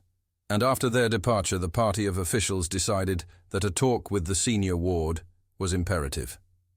So, on the 6th of March 1928, there was a long and serious conference in Mr. Ward's office, after which the utterly bewildered father summoned Dr. Willett in a kind of helpless resignation. Willett looked over the strained and awkward signatures of the checks and compared them in his mind with the penmanship of that last frantic note. Certainly the change was radical and profound, and yet there was something damnably familiar about the new writing. It had crabbed and archaic tendencies of a very curious sort, and seemed to result from a type of stroke utterly different from that which the youth had always used. It was strange, but where had he seen it before? On the whole, it was obvious that Charles was insane. Of that there could be no doubt. And since it appeared unlikely that he could handle his property or continue to deal with the outside world much longer, something must quickly be done toward his oversight and possible cure. It was then that the alienists were called in. Drs. Peck and Waite of Providence, and Dr. Lyman of Boston, to whom Mr. Ward and Dr. Willett gave the most exhaustive possible history of the case, and who conferred at length in the now unused library of their young patient, examining what books and papers of his were left in order to gain some further notion of his habitual mental cast. After scanning this material and examining the meaningless note to Willett, they all agreed that Charles Ward's studies had been enough to unseat, or at least to warp any ordinary intellect, and wished most heartily that they could see his more intimate volumes and documents. But this latter they knew they could do, if at all, only after a scene at the bungalow itself. Willett now reviewed the whole case with febrile energy. It being at this time that he obtained the statements of the workmen who had seen Charles find the Curwen documents, and that he collated the incidents of the destroyed newspaper items, looking up the latter at the journal office. On Thursday, the 8th of March, Drs. Willett, Peck, Lyman, and Waite, accompanied by Mr. Ward, paid the youth their momentous call, making no concealment of their object and questioning the now acknowledged patient with extreme minuteness. Charles, though he was ordinately long in answering the summons, and was still redolent of strange and noxious laboratory odors when he did finally make his agitated appearance, proved a far from recalcitrant subject, and admitted freely that his memory and balance had suffered somewhat from close application to abstruse studies. He offered no resistance when his removal to other quarters was insisted upon, and seemed indeed to display a high degree of intelligence as apart from mere memory. His conduct would have sent his interviewers away in bafflement had not the persistently archaic trend of his speech and the unmistakable replacement of modern by ancient ideas in his consciousness marked him out as one definitely removed from the normal. Of his work, he would say no more to the group of doctors than he had formerly said to his family and to Dr. Willett, and his frantic note of the previous month he dismissed as mere nerves and hysteria. He insisted that the shadowy bungalow possessed no library or laboratory beyond the visible ones, and waxed abstruse in explaining the absence from the house of such odors as now saturated all his clothing. Neighborhood gossip he attributed to nothing more than the cheap inventiveness of baffled curiosity. Of the whereabouts of Dr. Allen he said he did not feel at liberty to speak definitely, but assured his inquisitors that the bearded and spectacled man would return when needed. In paying off the stolid brava who resisted all questioning by the visitors, and enclosing the bungalow which still seemed to hold such nighted secrets, Ward showed no sign of nervousness, save a barely noticed tendency to pause, as though listening for something very faint. He was apparently animated by a calmly philosophic resignation, as if his removal were the merest transient incident which would cause the least trouble if facilitated and disposed of once and for all. It was clear that he trusted to his obviously unimpaired keenness of absolute mentality to overcome all the embarrassments into which his twisted memory, his lost voice and handwriting, and his secretive and eccentric behavior had led him. His mother, it was agreed, was not to be told of the change, his father supplying typed notes in his name. Ward was taken to the restfully and picturesquely situated private hospital maintained by Dr. Wade on Connecticut Island in the Bay, and subjected to the closest scrutiny and questioning by all the physicians connected with the case. It was then that the physical oddities were noticed: the slackened metabolism, the altered skin, and the disproportionate neural reactions. Dr. Willett was the most perturbed of the various examiners, for he had attended Ward all his life, and could appreciate with terrible keenness the extent of his physical disorganization. Even the familiar olive mark on his hip was gone, while on his chest was a great black mole or cicatrice which had never been there before, and which made Willett wonder whether the youth had ever submitted to any of the witch markings reputed to be inflicted at certain unwholesome nocturnal meetings in wild and lonely places. The doctor could not keep his mind off a certain transcribed witch trial record from Salem which Charles had shown him in the old, non-secretive days, and which read, "Mr. G.B. on that night put ye devel his mark upon Bridget S., Jonathan A., Simon O., Deliverance W., Joseph C., Susan P., Mehitable C., and Deborah B." Ward's face, too, troubled him horribly, till at length he suddenly discovered why he was horrified. Above the young man's right eye was something which he had never previously noticed. A small scar or pit precisely like that in the crumbled painting of old Joseph Curwen, and perhaps attesting some hideous ritualistic inoculation to which both had submitted at a certain stage of their occult careers. While Ward himself was puzzling all the doctors at the hospital, a very strict watch was kept on all mail addressed either to him or to Dr. Allen, which Mr. Ward had ordered delivered at the family home. Willett had predicted that very little would be found, since any communications of a vital nature would probably have been exchanged by messenger. But in the latter part of March, there did come a letter from Prague for Dr. Allen which gave both the doctor and the father deep thought. It was in a very crabbed and archaic hand, and though clearly not the effort of a foreigner, showed almost as singular a departure from modern English as the speech of young Ward himself. It read, Kleinstrasse 11, Altstadt, Prague, 11th Phoebe, 1928, brother in Almusen Metraton. I this day received your mention of what came up from the salts I sent you. It was wrong, and means clearly that ye headstones had been changed when Barnabas got me the specimen. It is often so, as you must be sensible of from the thing you got from ye King's Chapel ground in 1769, and what H got from Olderberrig Point in 1690, that was like to ender him. I got such a thing in Egypt 75 years gone, from the which came that scar ye boys saw on me here in 1924. As I told you long ago, do not call up that which you cannot put down, either from dead salties or out of ye spheres beyond. Have ye words for laying at all times ready, and stop not to be sure when there is any doot of whom you have. Stones are all changed now in 9 groundes out of 10. You are never sure till you question. I this day heard from H, who has had trouble with the soldiers. He is like to be sorry Transylvania is passed from Hungary to Romania, and would change his seat if the Castel weren't so full of what we know. But of this he hath doubtless writ you. In my next send, there will be somewhat from a hill tomb from ye east that will delight you greatly. Meanwhile forget not I am desirous of B.F., if you can possibly get him for me. You know G in Philadelphia better than I. Have him up first if you will, but do not use him so hard he will be difficult, for I must speak to him in ye ende. Yog Sothoth, Neblod, Zin Simon O. To Mr. J.C. in Providence, Mr. Ward and Dr. Willett paused in utter chaos before this apparent bit of unrelieved insanity. Only by degrees did they absorb what it seemed to imply. So the absent Dr. Allen, and not Charles Ward, had come to be the leading spirit at Pawtuxet. That must explain the wild reference and denunciation in the youth's last frantic letter. And what of this addressing of the bearded and spectacled stranger as Mr. J.C.? There was no escaping the inference, but there are limits to possible monstrosity. Who was Simon O? The old man Ward had visited in Prague 4 years previously.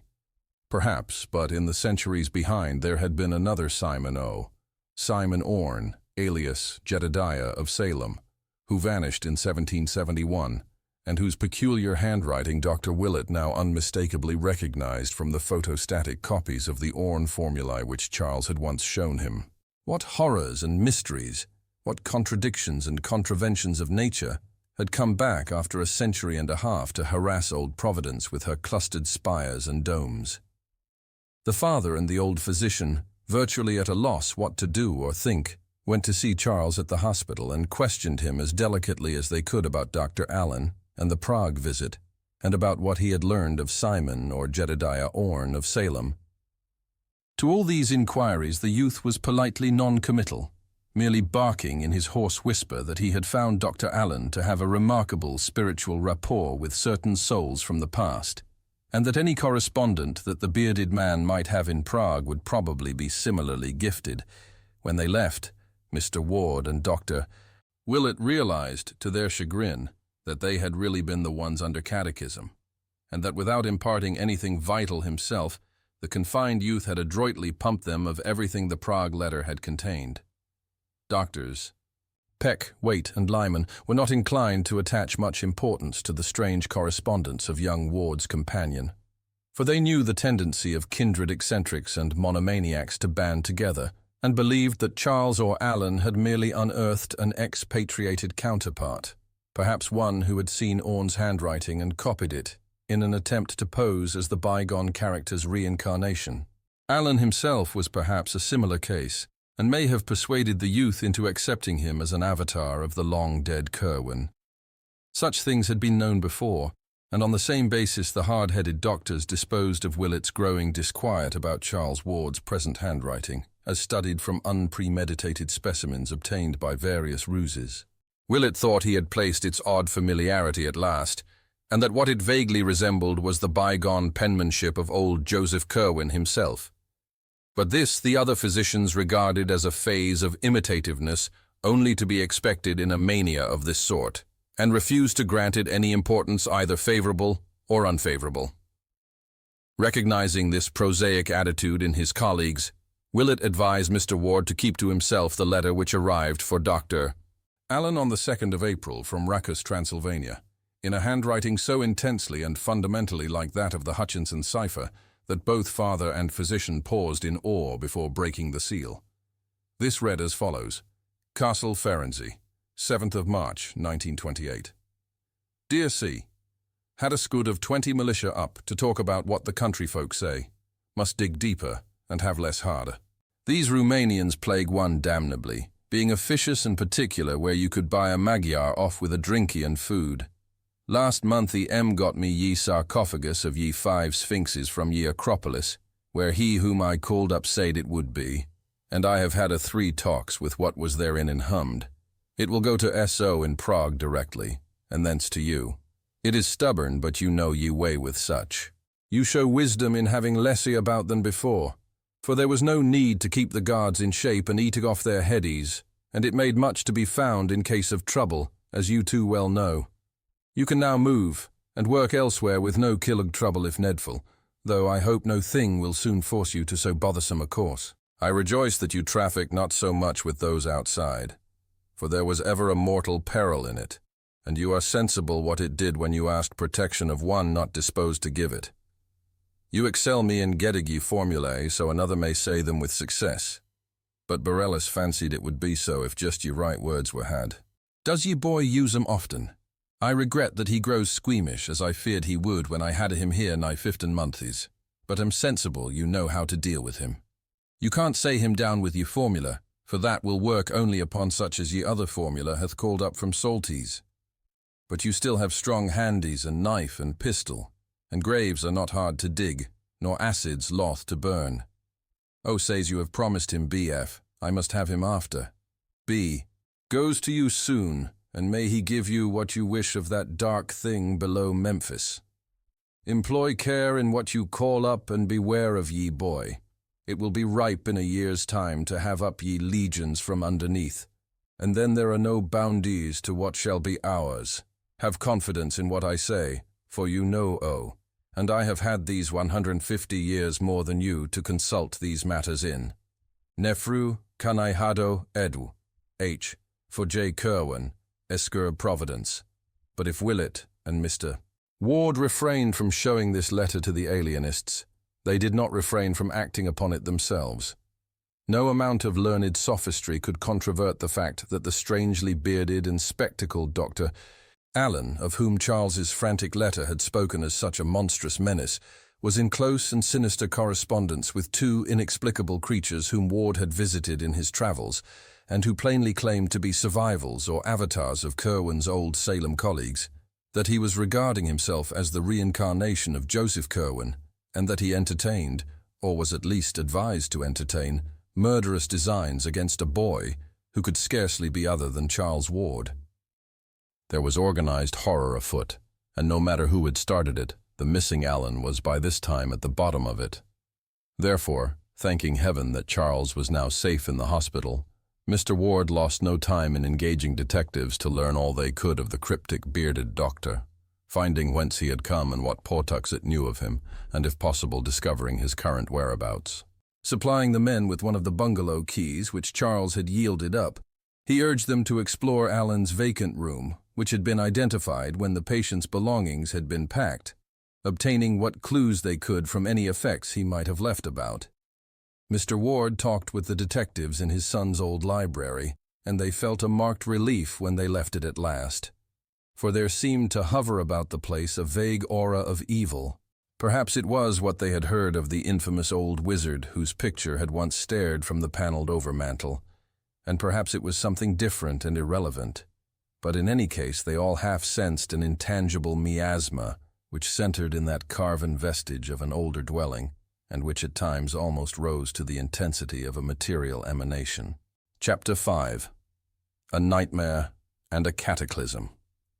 And now swiftly followed that hideous experience which has left its indelible mark of fear on the soul of Marinus Bicknell Willett, and has added a decade to the visible age of one whose youth was even then far behind. Dr. Willett had conferred at length with Mr. Ward, and had come to an agreement with him on several points which both felt the alienists would ridicule. There was, they conceded, a terrible movement alive in the world, whose direct connection with a necromancy even older than the Salem witchcraft could not be doubted. That at least 2 living men, and one other of whom they dared not think, were in absolute possession of minds or personalities which had functioned as early as 1690 or before, was likewise almost unassailably proved, even in the face of all known natural laws. What these horrible creatures, and Charles Ward as well, were doing or trying to do seemed fairly clear from their letters, and from every bit of light both old and new which had filtered in upon the case. They were robbing the tombs of all the ages, including those of the world's wisest and greatest men, in the hope of recovering from bygone ashes some vestige of the consciousness and lore which had once animated and informed them. A hideous traffic was going on among these nightmare ghouls, whereby illustrious bones were bartered with the calm calculativeness of schoolboys swapping books, and from what was extorted from this centuried dust, there was anticipated a power and a wisdom beyond anything which the cosmos had ever seen concentrated in one man or group. They had found unholy ways to keep their brains alive, either in the same body or different bodies, and had evidently achieved a way of tapping the consciousness of the dead whom they gathered together. There had, it seems, been some truth in chimerical old Borellus when he wrote of preparing from even the most antique remains certain essential saltes from which the shade of a long dead living thing might be raised up. There was a formula for evoking such a shade, and another for putting it down, and it had now been so perfected that it could be taught successfully. One must be careful about evocations, for the markers of old graves are not always accurate. Willett and Mr. Ward shivered as they passed from conclusion to conclusion. Things, presences or voices of some sort, could be drawn down from unknown places as well as from the grave, and in this process, also one must be careful. Joseph Curwen had indubitably evoked many forbidden things, and as for Charles, what might one think of him? What forces outside the spheres had reached him from Joseph Curwen's day and turned his mind on forgotten things? He had been led to find certain directions, and he had used them. He had talked with the man of horror in Prague, and stayed long with the creature in the mountains of Transylvania, and he must have found the grave of Joseph Curwen at last. That newspaper item, and what his mother had heard in the night, were too significant to overlook. Then he had summoned something, and it must have come. That mighty voice aloft on Good Friday, and those different tones in the locked attic laboratory. What were they like, with their depth and hollowness? Was there not here some awful foreshadowing of the dreaded stranger Dr. Allen with his spectral bass? Yes, that was what Mr.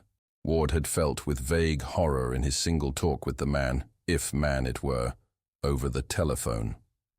What hellish consciousness or voice, what morbid shade or presence, had come to answer Charles Ward's secret rites behind that locked door?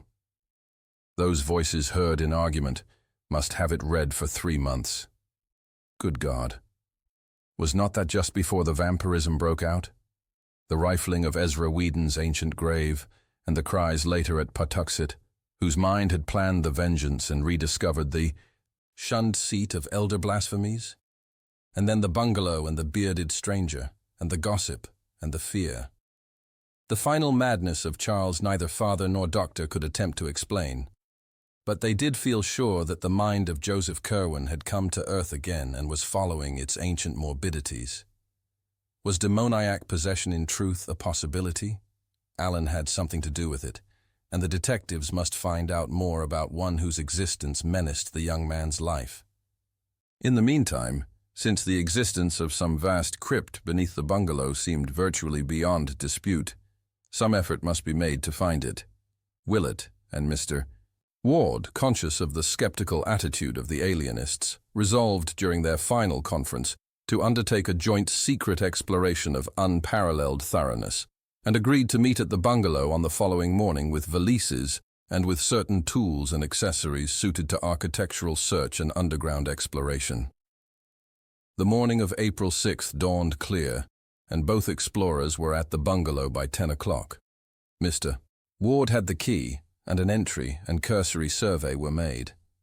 From the disordered condition of Dr. Allen's room, it was obvious that the detectives had been there before, and the later searchers hoped that they had found some clue which might prove of value. Of course, the main business lay in the cellar, so thither they descended without much delay, again making the circuit which each had vainly made before in the presence of the mad young owner. For a time everything seemed baffling, each inch of the earthen floor and stone walls having so solid and innocuous an aspect that the thought of a yawning aperture was scarcely to be entertained.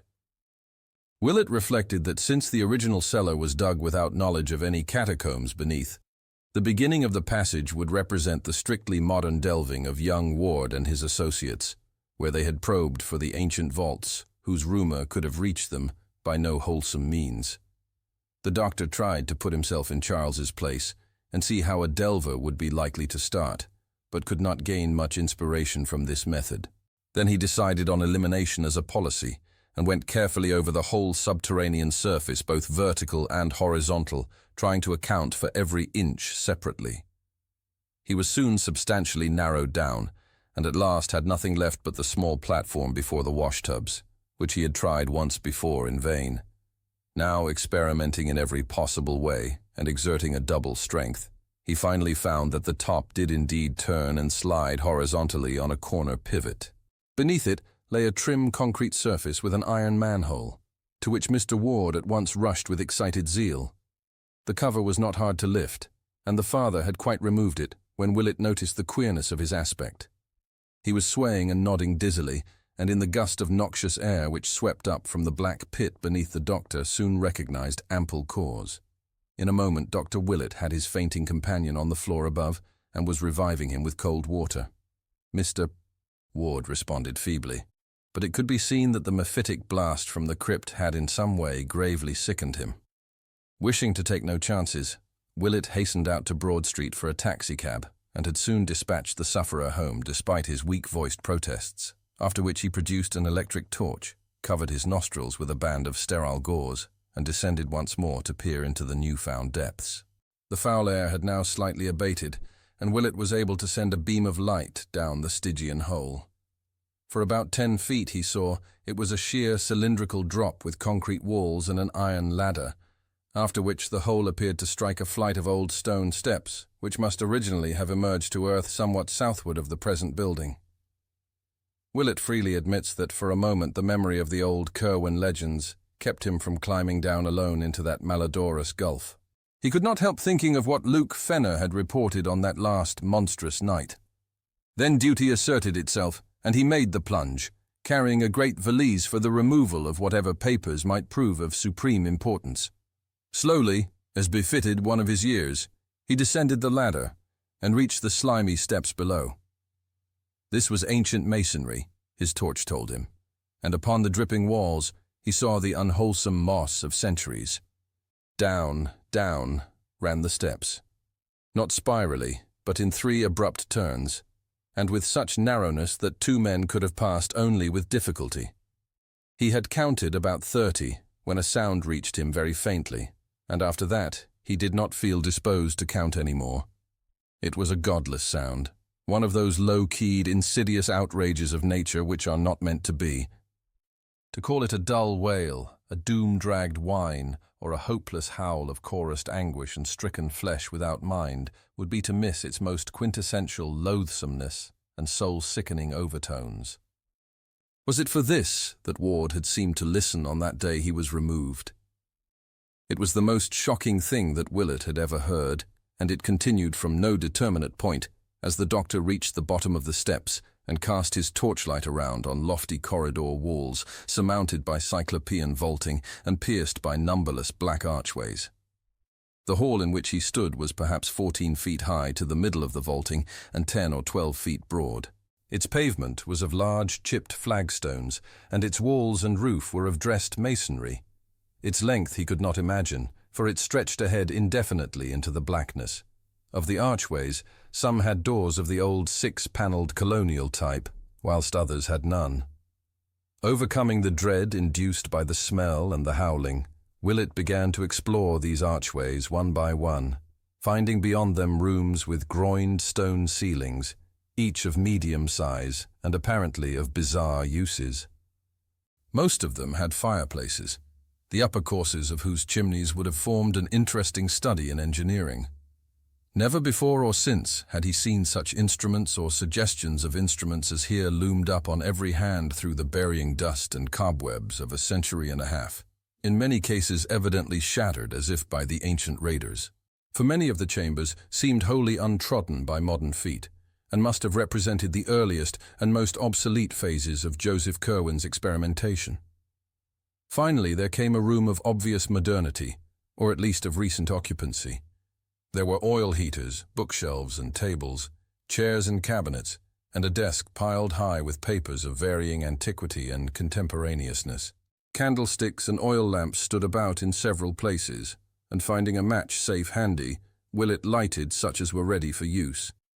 In the fuller gleam it appeared that this apartment was nothing less than the latest study or library of Charles Ward. Of the books the doctor had seen many before, and a good part of the furniture had plainly come from the Prospect Street mansion. Here and there was a piece well known to Willett, and the sense of familiarity became so great that he half forgot the noisomeness and the wailing, both of which were plainer here than they had been at the foot of the steps. His first duty, as planned long ahead, was to find and seize any papers which might seem of vital importance, especially those portentous documents found by Charles so long ago behind the picture in Olney Court. As he searched, he perceived how stupendous a task the final unravelling would be. For file on file was stuffed with papers in curious hands and bearing curious designs, so that months or even years might be needed for a thorough deciphering and editing. Once he found large packets of letters with Prague and Rakus postmarks, and in writing clearly recognizable as Orne's and Hutchinson's, all of which he took with him as part of the bundle to be removed in his valise. At last, in a locked mahogany cabinet, once gracing the Ward home, Willett found the batch of old Curwen papers, recognizing them from the reluctant glimpse Charles had granted him so many years ago. The youth had evidently kept them together very much as they had been when first he found them, since all the titles recalled by the workman were present except the papers addressed to Orne and Hutchinson, and the cipher with its key. Willett placed the entire lot in his valise and continued his examination of the files. Since young Ward's immediate condition was the greatest matter at stake, the closest searching was done among the most obviously recent matter, and in this abundance of contemporary manuscript, one very baffling oddity was noted. That oddity was the slight amount in Charles's normal writing, which indeed included nothing more recent than 2 months before.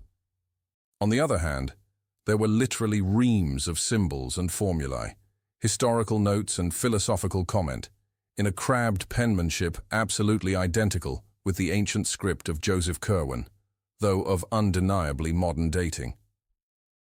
Plainly, a part of the latter-day program had been a sedulous imitation of the old wizard's writing, which Charles seemed to have carried to a marvelous state of perfection. Of any third hand which might have been Alan's, there was not a trace. If he had indeed come to be the leader, he must have forced young Ward to act as his amanuensis. In this new material, one mystic formula, or rather pair of formulae, recurred so often that Willett had it by heart, before he had half finished his quest.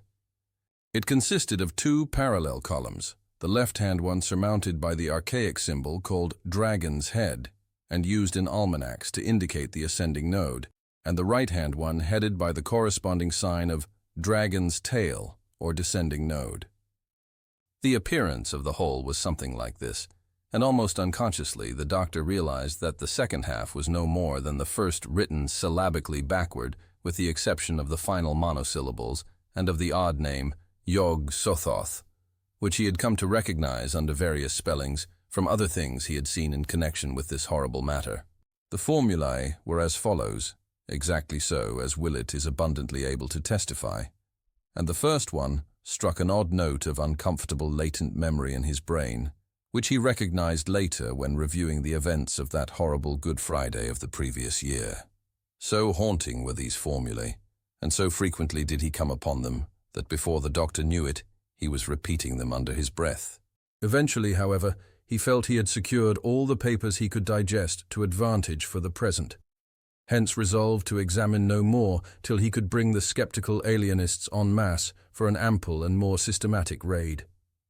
He had still to find the hidden laboratory, so leaving his valise in the lighted room, he emerged again into the black, noisome corridor whose vaulting echoed ceaselessly with that dull and hideous whine.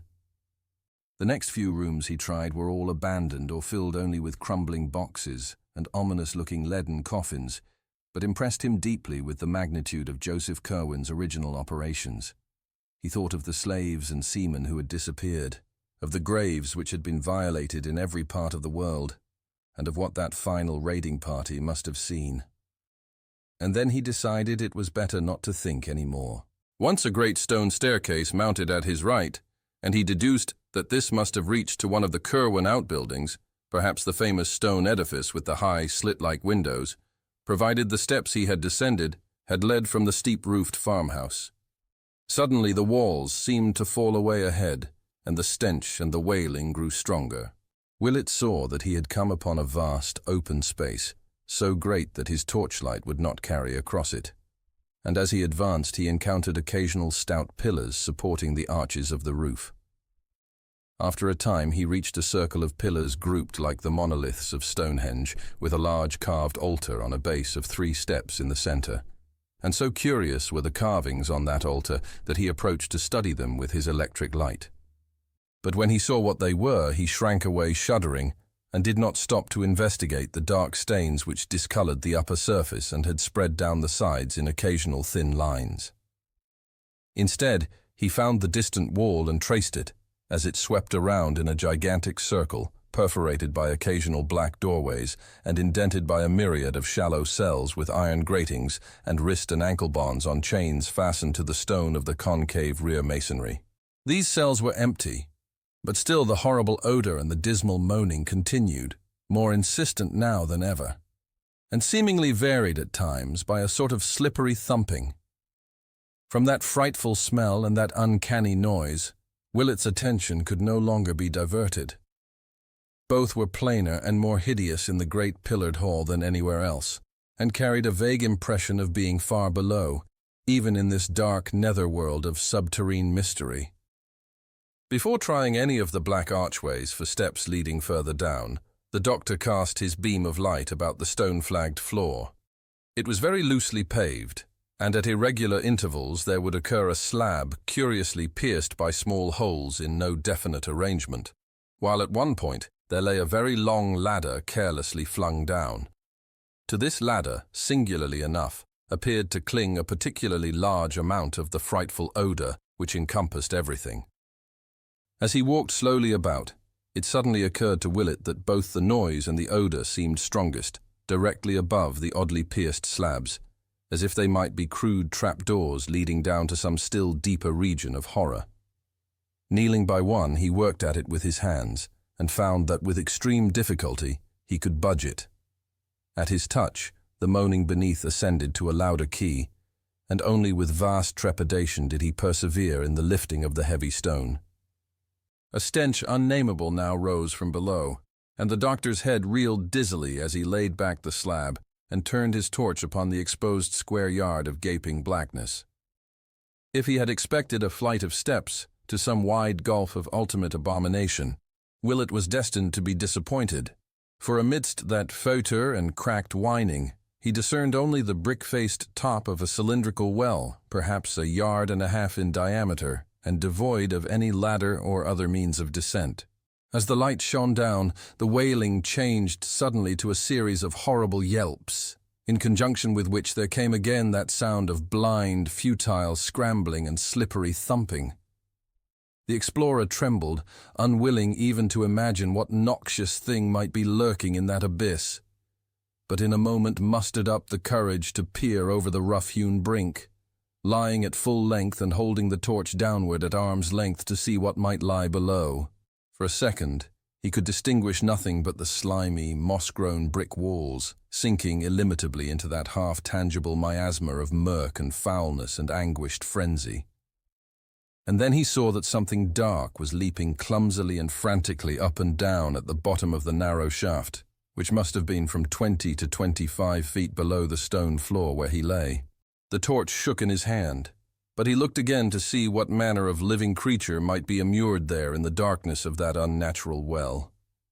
Left starving by young Ward through all the long month since the doctors had taken him away, and clearly only one of a vast number prisoned in the kindred wells whose pierced stone covers so thickly studded the floor of the great vaulted cavern.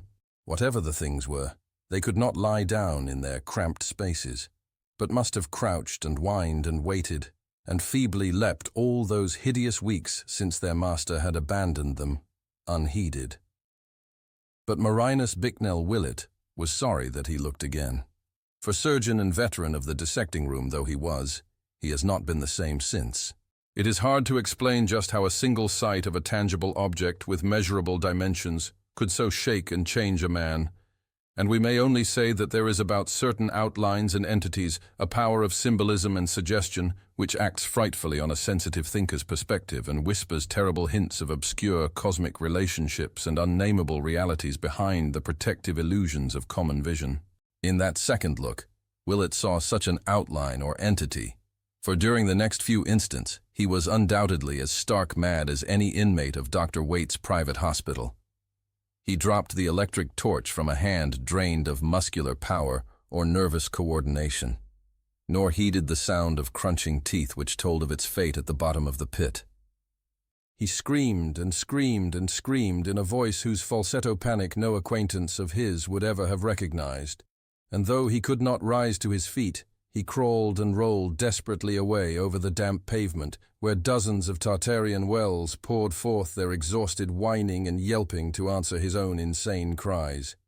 He tore his hands on the rough, loose stones, and many times bruised his head against the frequent pillars, but still, he kept on. Then at last, he slowly came to himself in the utter blackness and stench, and stopped his ears against the droning wail into which the burst of yelping had subsided. He was drenched with perspiration, and without means of producing a light, stricken and unnerved in the abysmal blackness and horror, and crushed with a memory he never could efface. Beneath him, dozens of those things still lived, and from one of the shafts the cover was removed. He knew that what he had seen could never climb up the slippery walls, yet shuddered at the thought that some obscure foothold might exist. What the thing was, he would never tell. It was like some of the carvings on the hellish altar, but it was alive. Nature had never made it in this form, for it was too palpably unfinished. The deficiencies were of the most surprising sort, and the abnormalities of proportion could not be described. Willett consents only to say that this type of thing must have represented entities which Ward called up from imperfect salts, and which he kept for servile or ritualistic purposes. If it had not had a certain significance, its image would not have been carved on that damnable stone. It was not the worst thing depicted on that stone, but Willett never opened the other pits. At the time, the first connected idea in his mind was an idle paragraph from some of the old Curwen data he had digested long before. A phrase used by Simon or Jedediah Orne in that portentous confiscated letter to the bygone sorcerer. Certainly, there was nothing but ye liveliest awfulness in that which H raised up from what he could gather on lie a part of. Then, horribly supplementing rather than displacing this image, there came a recollection of those ancient lingering rumors anent the burned and twisted thing found in the fields a week after the Curwen raid. Charles Ward had once told the doctor what old Slocum said of that object, that it was neither thoroughly human nor wholly allied to any animal which Patuxet folk had ever seen or read about. These words hummed in the doctor's mind as he rocked to and fro, squatting on the nitrous stone floor. He tried to drive them out and repeated the Lord's Prayer to himself, eventually trailing off into a mnemonic hodgepodge like the modernistic wasteland of Mr. T.S. Eliot, and finally reverting to the oft-repeated dual formula he had lately found in Ward's underground library, Yaying Nga Yog Sothoth, and so on, till the final underlined Zro. It seemed to soothe him, and he staggered to his feet after a time, lamenting bitterly his fright-lost torch and looking wildly about for any gleam of light in the clutching inkiness of the chilly air. Think he would not. But he strained his eyes in every direction for some faint glint or reflection of the bright illumination he had left in the library. After a while he thought he detected a suspicion of a glow infinitely far away, and toward this he crawled in agonized caution on hands and knees amidst the stench and howling, always feeling ahead lest he collide with the numerous great pillars or stumble into the abominable pit he had uncovered. Once his shaking fingers touched something which he knew must be the steps leading to the hellish altar, and from this spot he recoiled in loathing. At another time he encountered the pierced slab he had removed, and here his caution became almost pitiful. But he did not come upon the dread aperture after all, nor did anything issue from that aperture to detain him. What had been down there made no sound nor stir. Evidently its crunching of the fallen electric torch had not been good for it. Each time Willett's fingers felt a perforated slab, he trembled. His passage over it would sometimes increase the groaning below, but generally it would produce no effect at all, since he moved very noiselessly. Several times during his progress the glow ahead diminished perceptibly, and he realized that the various candles and lamps he had left must be expiring one by one. The thought of being lost in utter darkness without matches amidst this underground world of nightmare labyrinths impelled him to rise to his feet and run, which he could safely do now that he had passed the open pit. For he knew that once the light failed, his only hope of rescue and survival would lie in whatever relief party Mr. Ward might send after missing him for a sufficient period. Presently, however, he emerged from the open space into the narrower corridor and definitely located the glow as coming from a door on his right. In a moment he had reached it, and was standing once more in young Ward's secret library, trembling with relief, and watching the sputterings of that last lamp which had brought him to safety. In another moment, he was hastily filling the burned-out lamps from an oil supply he had previously noticed, and when the room was bright again, he looked about to see if he might find a lantern for further exploration. For racked though he was with horror, his sense of grim purpose was still uppermost, and he was firmly determined to leave no stone unturned in his search for the hideous facts behind Charles Ward's bizarre madness. Failing to find a lantern, he chose the smallest of the lamps to carry, also filling his pockets with candles and matches, and taking with him a gallon can of oil, which he proposed to keep for reserve use in whatever hidden laboratory he might uncover beyond the terrible open space with its unclean altar and nameless covered wells. To traverse that space again would require his utmost fortitude, but he knew it must be done. Fortunately, neither the frightful altar nor the opened shaft was near the vast cell-indented wall which bounded the cavern area, and whose black mysterious archways would form the next goals of a logical search. So Willett went back to that great pillared hall of stench and anguished howling, turning down his lamp to avoid any distant glimpse of the hellish altar, or of the uncovered pit with the pierced stone slab beside it. Most of the black doorways led merely to small chambers, some vacant and some evidently used as storerooms, and in several of the latter he saw some very curious accumulations of various objects. One was packed with rotting and dust-draped bales of spare clothing, and the explorer thrilled when he saw that it was unmistakably the clothing of a century and a half before. In another room he found numerous odds and ends of modern clothing, as if gradual provisions were being made to equip a large body of men. But what he disliked most of all were the huge copper vats which occasionally appeared. These, and the sinister incrustations upon them. He liked them even less than the weirdly figured leaden bowls, whose ruins retained such obnoxious deposits, and around which clung repellent odors, perceptible above even the general noisomeness of the crypt. When he had completed about half the entire circuit of the wall, he found another corridor like that from which he had come, and out of which many doors opened. This he proceeded to investigate, and after entering 3 rooms of medium size and of no significant contents, he came at last to a large, oblong apartment, whose business-like tanks and tables, furnaces and modern instruments, occasional books and endless shelves of jars and bottles proclaimed it indeed the long-sought laboratory of Charles Ward, and no doubt of old Joseph Curwen before him. After lighting the 3 lamps which he found filled and ready, Dr. Willett examined the place and all its appurtenances with the keenest interest, noting from the relative quantities of various reagents on the shelves that young Ward's dominant concern must have been with some branch of organic chemistry. On the whole, little could be learned from the scientific ensemble, which included a gruesome-looking dissecting table, so that the room was really rather a disappointment. Among the books was a tattered old copy of Borellus in black letter, and it was weirdly interesting to note that Ward had underlined the same passage whose marking had so perturbed good Mr. Merritt at Curwen's farmhouse more than a century and a half before. That older copy, of course, must have perished along with the rest of Curwen's occult library in the final raid. 3 archways opened off the laboratory, and these the doctor proceeded to sample in turn. From his cursory survey, he saw that 2 led merely to small storerooms, but these he canvassed with care, remarking the piles of coffins in various stages of damage and shuddering violently at 2 or 3 of the few coffin plates he could decipher. There was much clothing also stored in these rooms, and several new and tightly nailed boxes which he did not stop to investigate. Most interesting of all, perhaps, were some odd bits which he judged to be fragments of old Joseph Curwen's laboratory appliances. These had suffered damage at the hands of the raiders, but were still partly recognizable as the chemical paraphernalia of the Georgian period. The 3rd archway led to a very sizable chamber entirely lined with shelves, and having in the center a table bearing 2 lamps.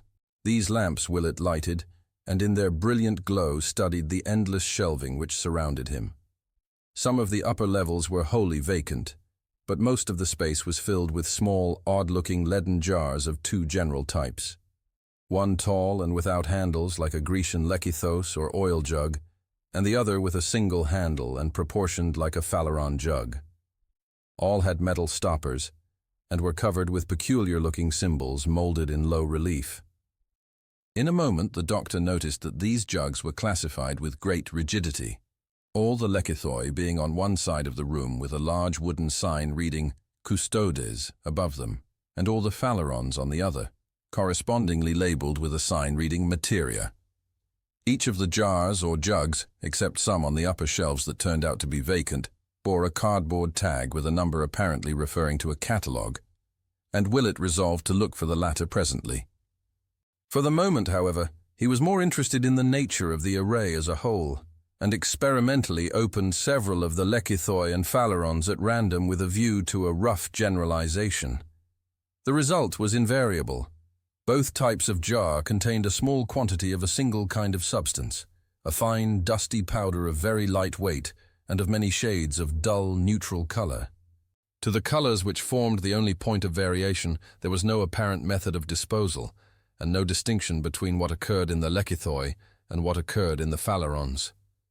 A bluish-gray powder might be by the side of a pinkish-white one, and anyone in a phaleron might have its exact counterpart in a lekythos. The most individual feature about the powders was their non-adhesiveness. Willett would pour one into his hand, and upon returning it to its jug would find that no residue whatever remained on his palm. The meaning of the two signs puzzled him, and he wondered why this battery of chemicals was separated so radically from those in glass jars on the shelves of the laboratory proper. Custodes, materia, that was the Latin for guards and material, respectively. And then there came a flash of memory as to where he had seen that word guards before, in connection with this dreadful mystery. It was, of course, in the recent letter to Dr. Allen purporting to be from old Edward Hutchinson. And the phrase had read, "There was no need to keep the guards in shape and eating off their headies, and it made much to be found in case of trouble, as you too well know." What did this signify? But wait, was there not still another reference to guards in this matter, which he had failed wholly to recall when reading the Hutchinson letter? Back in the old non-secretive days, Ward had told him of the Eleazar Smith diary recording the spying of Smith and Whedon on the Curwen farm. And in that dreadful chronicle there had been a mention of conversations overheard before the old wizard betook himself wholly beneath the earth. There had been, Smith and Whedon insisted, terrible colloquies wherein figured Curwen, certain captives of his, and the guards of those captives. Those guards, according to Hutchinson or his avatar, had eaten their heads off, so that now Dr. Allen did not keep them in shape. And if not in shape, how save as the salts, to which it appears this wizard band was engaged in reducing as many human bodies or skeletons as they could. So that was what these lekythoi contained, the monstrous fruit of unhallowed rites and deeds, presumably won or cowed to such submission as to help when called up by some hellish incantation in the defense of their blasphemous master or the questioning of those who were not so willing. Willett shuddered at the thought of what he had been, pouring in and out of his hands, and for a moment felt an impulse to flee in panic from that cavern of hideous shelves with their silent and perhaps watching sentinels. Then he thought of the materia in the myriad phaleron jugs on the other side of the room. Salts too, and if not the salts of guards, then the salts of what? God. Could it be possible that here lay the mortal relics of half the Titan thinkers of all the ages, snatched by supreme ghouls from crypts where the world thought them safe, and subject to the beck and call of madmen who sought to drain their knowledge for some still wilder end whose ultimate effect would concern, as poor Charles had hinted in his frantic note, all civilization, all natural law, perhaps even the fate of the high solar system and the universe. And Marinus Bicknell Willett had sifted their dust through his hands. Then he noticed a small door at the farther end of the room and calmed himself enough to approach it and examine the crude sign chiseled above. It was only a symbol, but it filled him with vague spiritual dread. For a morbid, dreaming friend of his had once drawn it on paper and told him a few of the things it means in the dark abyss of sleep. It was the sign of Koth, that dreamers see fixed above the archway of a certain black tower standing alone in twilight. and Willett did not like what his friend Randolph Carter had said of its powers. But a moment later, he forgot the sign as he recognized a new acrid odor in the stench-filled air. This was a chemical rather than animal smell, and came clearly from the room beyond the door, and it was, unmistakably, the same odor which had saturated Charles Ward's clothing on the day the doctors had taken him away. So it was here that the youth had been interrupted by the final summons. He was wiser than old Joseph Curwen, for he had not resisted. Willett, boldly determined to penetrate every wonder and nightmare this nether realm might contain, seized the small lamp and crossed the threshold. A wave of nameless fright rolled out to meet him, but he yielded to no whim and deferred to no intuition. There was nothing alive here to harm him, and he would not be stayed in his piercing of the eldritch cloud which engulfed his patient. The room beyond the door was of medium size, and had no furniture save a table, a single chair, and two groups of curious machines, with clamps and wheels, which Willett recognized after a moment as medieval instruments of torture. On one side of the door stood a rack of savage whips, above which were some shelves bearing empty rows of shallow pedestaled cups of lead shaped like Grecian kylikes. On the other side was the table, with a powerful argand lamp, a pad and pencil, and two of the stoppered lekythoi from the shelves outside set down at irregular places, as if temporarily or in haste. Willett lighted the lamp and looked carefully at the pad to see what notes young Ward might have been jotting down when interrupted, but found nothing more intelligible than the following disjointed fragments in that crabbed Curwen chirography, which shed no light on the case as a whole. B died not, escaped into walls and found a place below. Saw old V say ye Sabaoth and learnt ye way. Raised Yog Sothoth thrice and was ye next a day delivered. F. Sought to wipe out all Nog how to raise those from outside. As the strong argand blaze lit up the entire chamber, the doctor saw that the wall opposite the door, between the two groups of torturing appliances in the corners, was covered with pegs, from which hung a set of shapeless-looking robes of a rather dismal yellowish white. But far more interesting were the two vacant walls, both of which were thickly covered with mystic symbols and formulae roughly chiseled in the smooth dressed stone. The damp floor also bore marks of carving, and with but little difficulty Willett deciphered a huge pentagram in the center, with a plain circle about 3 feet wide halfway between this and each corner. In one of these 4 circles, near where a yellowish robe had been flung carelessly down, there stood a shallow kylix of the sort found on the shelves above the whip-rack, and just outside the periphery was one of the Phaleron jugs from the shelves in the other room, its tag numbered 118. This was unstoppered, and proved upon inspection to be empty. But the explorer saw with a shiver that the kylix was not. Within its shallow area, and saved from scattering only by the absence of wind in this sequestered cavern, lay a small amount of a dry, dull greenish efflorescent powder, which must have belonged in the jug, and Willett almost reeled at the implications that came sweeping over him as he correlated little by little the several elements and antecedents of the scene. The whips and the instruments of torture, the dust or salts from the jug of materia, the 2 lekythoi from the custode's shelf, the robes, the formulae on the walls, the notes on the pad, the hints from letters and legends, and the 1,000 glimpses, doubts, and suppositions which had come to torment the friends and parents of Charles Ward. All these engulfed the doctor in a tidal wave of horror, as he looked at that dry greenish powder outspread in the pedestaled leaden kylix on the floor. With an effort, however, Willett pulled himself together and began studying the formulae chiseled on the walls. From the stained and encrusted letters, it was obvious that they were carved in Joseph Curwen's time, and their text was such as to be vaguely familiar to one who had read much Curwen material or delved extensively into the history of magic. One the doctor clearly recognized as what Mrs. Ward heard her son chanting on that ominous Good Friday a year before, and what an authority had told him was a very terrible invocation addressed to secret gods outside the normal spheres. It was not spelled here exactly as Mrs. Ward had set it down from memory, nor yet as the authority had shown it to him in the forbidden pages of Eliphas Levi. But its identity was unmistakable, and such words as Sabaoth, Metraton, Almonsin, and Zariatnatmik, sent a shudder of fright through the searcher who had seen and felt so much of cosmic abomination just around the corner. This was on the left-hand wall as one entered the room. The right-hand wall was no less thickly inscribed, and Willett felt a start of recognition as he came upon the pair of formulae so frequently occurring in the recent notes in the library.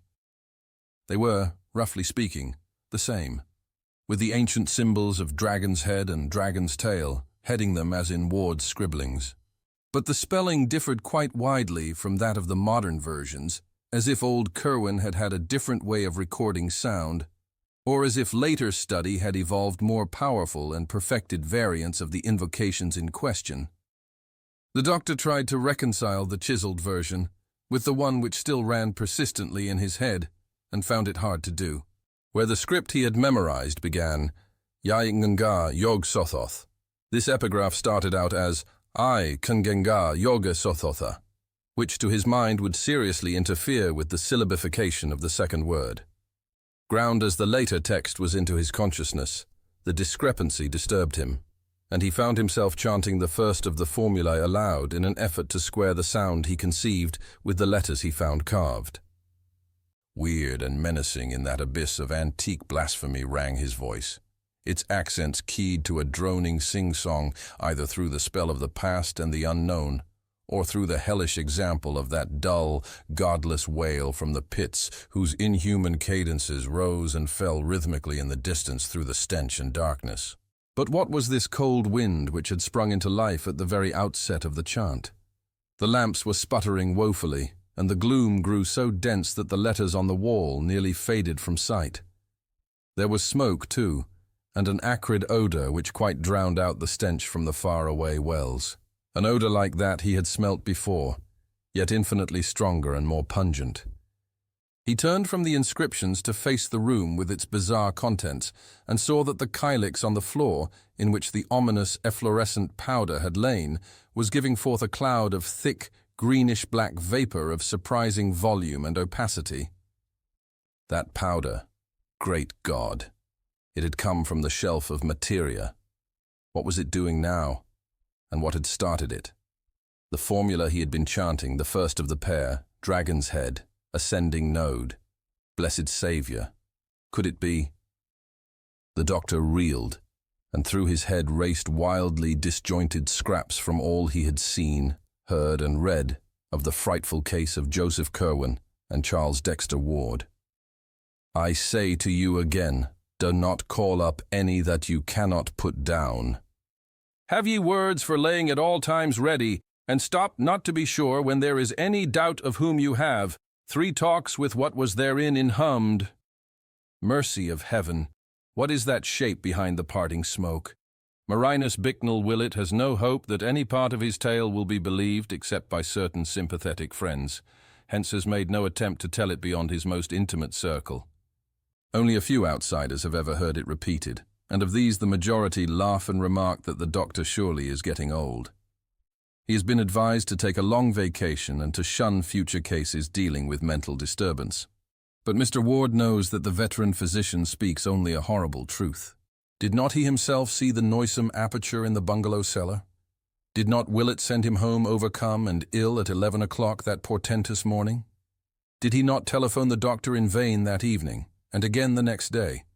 And had he not driven to the bungalow itself on that following noon, finding his friend unconscious but unharmed on one of the beds upstairs? Willett had been breathing stertorously and opened his eyes slowly when Mr. Ward gave him some brandy fetched from the car. Then he shuddered and screamed, crying out, "That beard, those eyes, God, who are you?" A very strange thing to say to a trim, blue-eyed, clean-shaven gentleman whom he had known from the latter's boyhood. In the bright noon sunlight, the bungalow was unchanged since the previous morning. Willett's clothing bore no disarrangement beyond certain smudges and worn places at the knees, and only a faint, acrid odor reminded Mr. Ward of what he had smelt on his son that day he was taken to the hospital. The doctor's flashlight was missing, but his valise was safely there, as empty as when he had brought it. Before indulging in any explanations, and obviously with great moral effort, Willett staggered dizzily down to the cellar and tried the fateful platform before the tubs. It was unyielding. Crossing to where he had left his yet unused tool satchel the day before, he obtained a chisel and began to pry up the stubborn planks one by one. Underneath, the smooth concrete was still visible, but of any opening or perforation there was no longer a trace. Nothing yawned this time to sicken the mystified father who had followed the doctor downstairs. Only the smooth concrete underneath the planks, no noisome well, no world of subterranean horrors, no secret library, no Curwen papers, no nightmare pits of stench and howling, no laboratory or shelves or chiseled formulae, no. Dr. Willett turned pale and clutched at the younger man. "Yesterday," he asked softly, "did you see it here? And smell it?" And when Mr. Ward, himself transfixed with dread and wonder, found strength to nod an affirmative, the physician gave a sound half a sigh and half a gasp, and nodded in turn. "Then I will tell you," he said.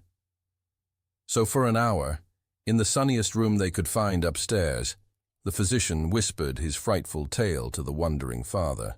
There was nothing to relate beyond the looming up of that form when the greenish-black vapor from the kylix parted, and Willett was too tired to ask himself what had really occurred.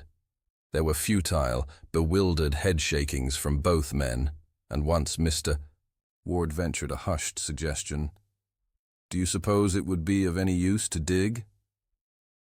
The doctor was silent, for it seemed hardly fitting for any human brain to answer when powers of unknown spheres had so vitally encroached on this side of the great abyss. Again, Mr. Ward asked, "But where did it go? It brought you here, you know, and it sealed up the hole somehow." And Willett again let silence answer for him. But after all, this was not the final phase of the matter. Reaching for his handkerchief before rising to leave, Dr. Willett's fingers closed upon a piece of paper in his pocket, which had not been there before, and which was companioned by the candles and matches he had seized in the vanished vault. It was a common sheet, torn obviously from the cheap pad in that fabulous room of horror somewhere underground, and the writing upon it was that of an ordinary lead pencil, doubtless the one which had lain beside the pad. It was folded very carelessly, and beyond the faint acrid scent of the cryptic chamber, bore no print or mark of any world but this. But in the text itself, it did indeed reek with wonder, for here was no script of any wholesome age, but the labored strokes of medieval darkness, scarcely legible to the layman who now strained over it, yet having combinations of symbols which seemed vaguely familiar. The briefly scrawled message was this, and its mystery lent purpose to the shaken pair, who forthwith walked steadily out to the Ward car and gave orders to be driven first to a quiet dining place, and then to the John Hay Library on the hill. At the library it was easy to find good manuals of paleography, and over these the two men puzzled till the lights of evening shone out from the great chandelier. In the end they found what was needed. The letters were indeed no fantastic invention, but the normal script of a very dark period. They were the pointed Saxon minuscules of the 8th or 9th century A.D., and brought with them memories of an uncouth time when under a fresh Christian veneer ancient faiths and ancient rites stirred stealthily, and the pale moon of Britain looked sometimes on strange deeds in the Roman ruins at Caerleon and Hexhouse, and by the towers along Hadrian's crumbling wall.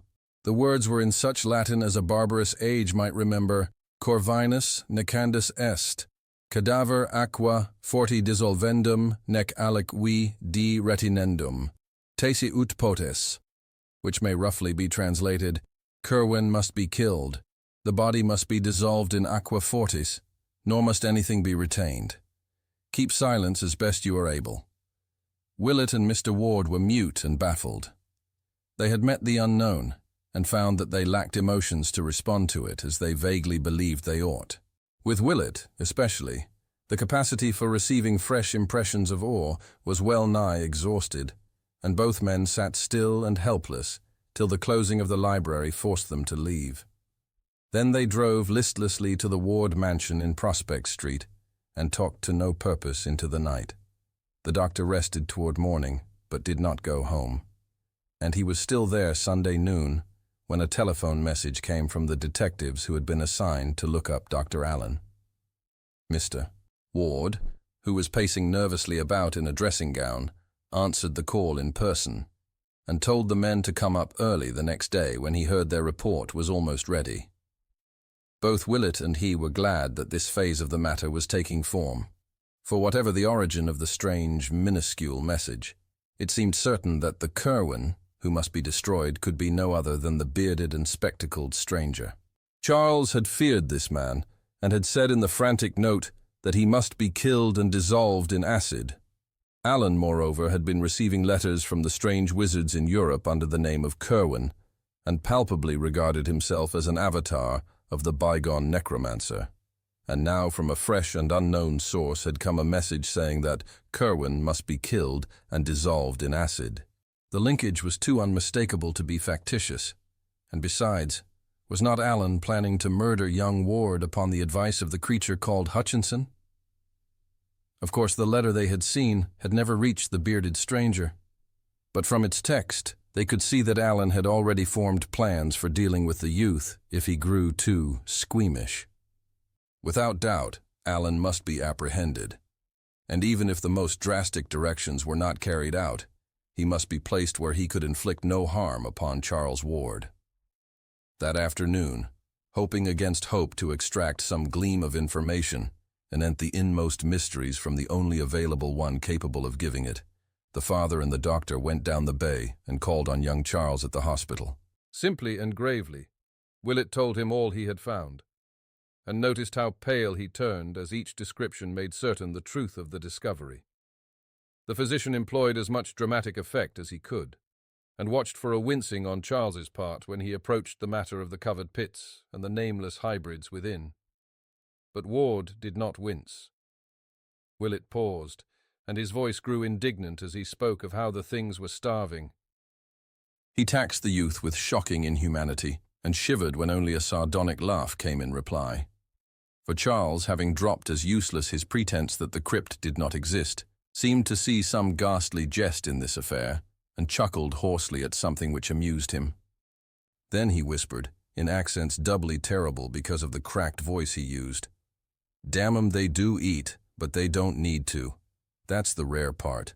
A month, you say, without food. Lud, sir, you be modest. Do you know, that was the joke on poor old Whipple with his virtuous bluster. Kill everything off, would he? Why, damn, he was half deaf with the noise from outside, and never saw or heard aught from the wells. He never dreamed they were there at all. Devil take ye, those cursed things have been howling down there ever since Curwen was done for 157 years gone." But no more than this could Willett get from the youth. Horrified, yet almost convinced against his will, he went on with his tale in the hope that some incident might startle his auditor out of the mad composure he maintained. Looking at the youth's face, the doctor could not but feel a kind of terror at the changes which recent months had wrought. Truly, the boy had drawn down nameless horrors from the skies. When the room with the formulae and the greenish dust was mentioned, Charles showed his first sign of animation. A quizzical look overspread his face as he heard what Willett had read on the pad, and he ventured the mild statement that those notes were old ones, of no possible significance to anyone not deeply initiated in the history of magic. "But," he added, "had you but known the words to bring up that which I had out in the cup, you had not been here to tell me this.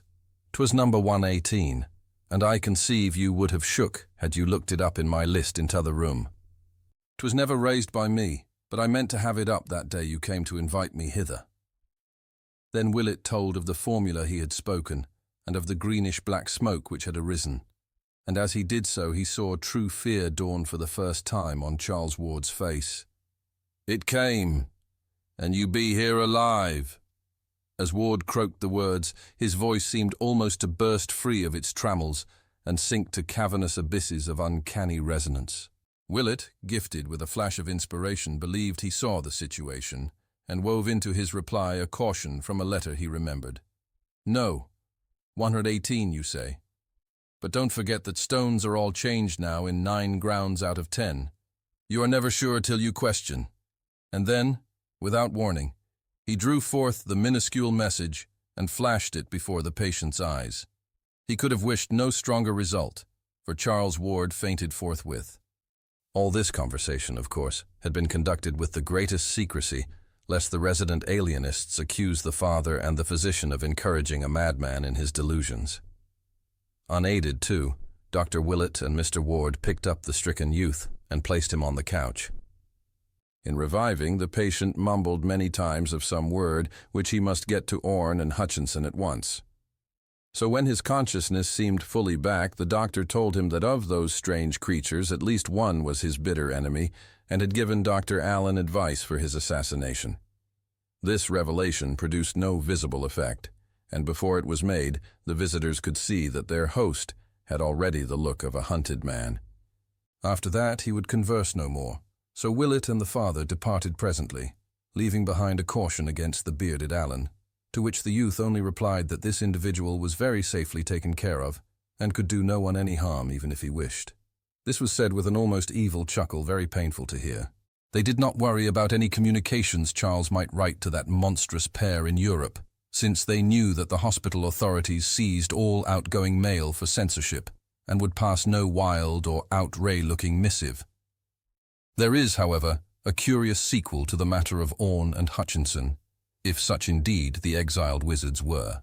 Moved by some vague presentiment amidst the horrors of that period, Willett arranged with an international press-cutting bureau for accounts of notable current crimes and accidents in Prague and in eastern Transylvania, and after 6 months, believed that he had found 2 very significant things amongst the multifarious items he received and had translated. One was the total wrecking of a house by night in the oldest quarter of Prague, and the disappearance of the evil old man called Joseph Nade, who had dwelt in it alone ever since anyone could remember. The other was a Titan explosion in the Transylvania mountains east of Rakus, and the utter extirpation with all its inmates of the ill-regarded Castle Ferenczi, whose master was so badly spoken of by peasants and soldiery alike that he would shortly have been summoned to Bucharest for serious questioning, had not this incident cut off a career already, so long as to antedate all common memory. Willett maintains that the hand which wrote those minuscules was able to wield stronger weapons as well, and that while Curwen was left to him to dispose of, the writer felt able to find and deal with Orne and Hutchinson itself. Of what their fate may have been, the doctor strives sedulously not to think. The following morning, Dr. Willett hastened to the Ward home to be present when the detectives arrived. Allen's destruction or imprisonment, or Curwen's, if one might regard the tacit claim to reincarnation as valid, he felt must be accomplished at any cost, and he communicated this conviction to Mr. Ward as they sat waiting for the men to come. They were downstairs this time, for the upper parts of the house were beginning to be shunned because of a peculiar nauseousness which hung indefinitely about. A nauseousness which the older servants connected with some curse left by the vanished Curwen portrait. At 9 o'clock, the 3 detectives presented themselves and immediately delivered all that they had to say. They had not, regrettably enough, located the brava Tony Gomez as they had wished, nor had they found the least trace of Dr. Allen's source or present whereabouts. But they had managed to unearth a considerable number of local impressions and facts concerning the reticent stranger. Allen had struck Pawtuxet people as a vaguely unnatural being, and there was an universal belief that his thick Van Dyke beard was either dyed or false. A belief conclusively upheld by the finding of such a false beard, together with a heavy pair of dark glasses, in his room at the fateful bungalow. His voice, Mr. Ward could well testify from his one telephone conversation, had a depth and hollowness that could not be forgotten, and his glance seemed malign even through his smoked and horn-rimmed glasses. One shopkeeper, in the course of negotiations, had seen a specimen of his handwriting and declared it was very queer and crabbed, this being confirmed by penciled notes of no clear meaning found in his room and identified by the merchant. In connection with the vampirism ructions of the preceding summer, a majority of the gossips believed that Allen rather than Ward was the actual vampire. Statements were also obtained from the officials who had visited the bungalow after the unpleasant incident of the motor truck robbery. They had felt less of the sinister in Dr. Allen, but had recognized him as the dominant figure in the queer, shadowy cottage. The place had been too dark for them to observe him clearly, but they would know him again if they saw him. His beard had looked odd, and they thought he had some slight scar above his dark, spectacled right eye. As for the search of Alan's room, it yielded nothing definite save the beard and glasses, and several penciled notes in a crabbed writing, which Willett at once saw was identical with that shared by the old Curwen manuscripts and by the voluminous recent notes of young Ward found in the vanished catacombs of horror. Dr. Willett and Mr.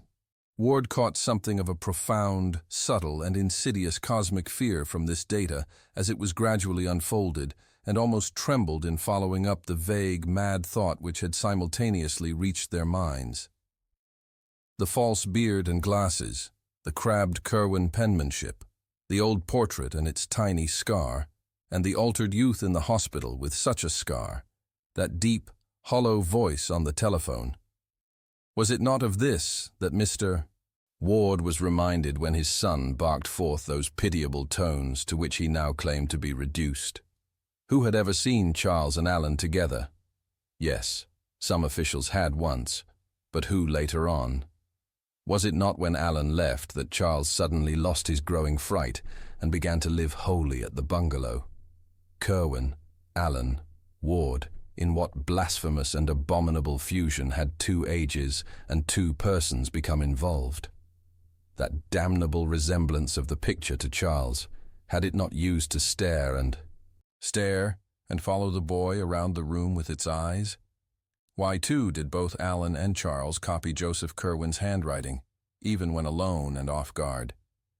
And then the frightful work of those people, the lost crypt of horrors that had aged the doctor overnight, the starved monsters in the noisome pits, the awful formula which had yielded such nameless results, the message in minuscules found in Willett's pocket, the papers and the letters and all the talk of graves and salts and discoveries.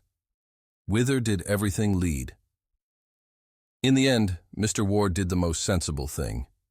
Steeling himself against any realization of why he did it, he gave the detectives an article to be shown to such Pawtuxet shopkeepers as had seen the portentous Dr. Allen. That article was a photograph of his luckless son, on which he now carefully drew in ink the pair of heavy glasses and the black pointed beard which the men had brought from Allen's room. For 2 hours he waited with the doctor in the oppressive house where fear and miasma were slowly gathering as the empty panel in the upstairs library leered and leered and leered. Then the men returned. Yes, the altered photograph was a very passable likeness of Dr. Allen. Mr. Ward turned pale, and Willett wiped a suddenly dampened brow with his handkerchief. Allen, Ward, Curwen. It was becoming too hideous for coherent thought. What had the boy called out of the void, and what had it done to him? What really had happened from first to last? Who was this Allen who sought to kill Charles as too squeamish? And why had his destined victim said in the postscript to that frantic letter that he must be so completely obliterated in acid? Why, too, had the minuscule message, of whose origin no one dared think, said that Curwen must be likewise obliterated? What was the change? And when had the final stage occurred? That day when his frantic note was received, he had been nervous all the morning. Then there was an alteration. He had slipped out unseen and swaggered boldly in past the men hired to guard him.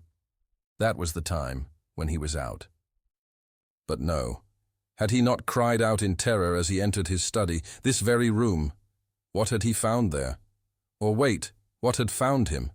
That simulacrum which brushed boldly in without having been seen to go, was that an alien shadow and a horror forcing itself upon a trembling figure which had never gone out at all? Had not the butler spoken of queer noises? Willett rang for the man and asked him some low-toned questions. It had, surely enough, been a bad business. There had been noises, a cry, a gasp, a choking, and a sort of clattering or creaking or thumping, or all of these. And Mr. Charles was not the same when he stalked out without a word. The butler shivered as he spoke, and sniffed at the heavy air that blew down from some open window upstairs. Terror had settled definitely upon the house, and only the businesslike detectives failed to imbibe a full measure of it. Even they were restless, for this case had held vague elements in the background which pleased them not at all. Dr. Willett was thinking deeply and rapidly, and his thoughts were terrible ones. Now and then he would almost break into muttering as he ran over in his head a new, appalling, and increasingly conclusive chain of nightmare happenings. Then Mr. Ward made a sign that the conference was over, and everyone save him and the doctor left the room. It was noon now, but shadows, as of coming night, seemed to engulf the phantom-haunted mansion. Willett began talking very seriously to his host, and urged that he leave a great deal of the future investigation to him. There would be, he predicted, certain obnoxious elements which a friend could bear better than a relative. As family physician, he must have a free hand, and the first thing he required was a period alone and undisturbed in the abandoned library upstairs, where the ancient overmantel had gathered about itself an aura of noisome horror, more intense than when Joseph Curwen's features themselves glanced slyly down from the painted panel. Ward, dazed by the flood of grotesque morbidities and unthinkably maddening suggestions that poured in upon him from every side, could only acquiesce, and half an hour later the doctor was locked in the shunned room with the panelling from Olney Court. The father, listening outside, heard fumbling sounds of moving and rummaging as the moments passed, and finally a wrench and a creak as if a tight cupboard door were being opened. Then there was a muffled cry, a kind of snorting choke, and a hasty slamming of whatever had been opened. Almost at once the key rattled, and Willett appeared in the hall, haggard and ghastly, and demanding wood for the real fireplace on the south wall of the room. The furnace was not enough, he said, and the electric log had little practical use. Longing yet not daring to ask questions, Mr. Ward gave the requisite orders, and a man brought some stout pine logs, shuddering as he entered the tainted air of the library to place them in the grate. Willett, meanwhile, had gone up to the dismantled laboratory and brought down a few odds and ends not included in the moving of the July before. They were in a covered basket, and Mr. Ward never saw what they were. Then the doctor locked himself up in the library once more, and by the clouds of smoke which rolled down past the windows from the chimney, it was known that he had lighted the fire. Later, after a great rustling of newspapers, that odd wrench and creaking were heard again, followed by a thumping which none of the eavesdroppers liked. Thereafter 2 suppressed cries of Willett's were heard, and hard upon these came a swishing rustle of indefinable hatefulness. Finally, the smoke that the wind beat down from the chimney grew very dark and acrid, and everyone wished that the weather had spared them this choking and venomous inundation of peculiar fumes. Mr. Ward's head reeled, and the servants all clustered together in a knot to watch the horrible black smoke swoop down. After an age of waiting, the vapors seemed to lighten, and half-formless sounds of scraping, sweeping, and other minor operations were heard behind the bolted door. And at last, after the slamming of some cupboard within, Willett made his appearance, sad, pale, and haggard, and bearing the cloth-draped basket he had taken from the upstairs laboratory. He had left the window open, and into that once accursed room was pouring a wealth of pure, wholesome air to mix with a queer new smell of disinfectants. The ancient overmantel still lingered, but it seemed robbed of malignity now, and rose as calm and stately in its white panelling, as if it had never borne the picture of Joseph Curwen. Night was coming on, yet this time its shadows held no latent fright, but only a gentle melancholy. Of what he had done, the doctor would never speak. To Mr. Ward he said, "I can answer no questions, but I will say that there are different kinds of magic. I have made a great purgation. Those in this house will sleep the better for it." That Dr. Willett's purgation had been an ordeal almost as nerve-wracking in its way as his hideous wandering in the vanished crypt is shown by the fact that the elderly physician gave out completely as soon as he reached home that evening. For 3 days he rested constantly in his room, though servants later muttered something about having heard him after midnight on Wednesday, when the outer door softly opened and closed with phenomenal softness. Servants' imaginations, fortunately, are limited, else comment might have been excited by an item in Thursday's evening bulletin, which ran as follows: "North End ghouls again, active." After a lull of 10 months since the dastardly vandalism in the Whedon lot at the North Burial Ground, a nocturnal prowler was glimpsed early this morning in the same cemetery by Robert Hart, the night watchman, happening to glance for a moment from his shelter at about 2 a.m. Hart observed a glow of a lantern or pocket torch not far to the northward, and upon opening the door, detected the figure of a man with a trowel very plainly silhouetted against a nearby electric light. At once starting in pursuit, he saw the figure dart hurriedly toward the main entrance, gaining the street and losing himself among the shadows before approach or capture was possible.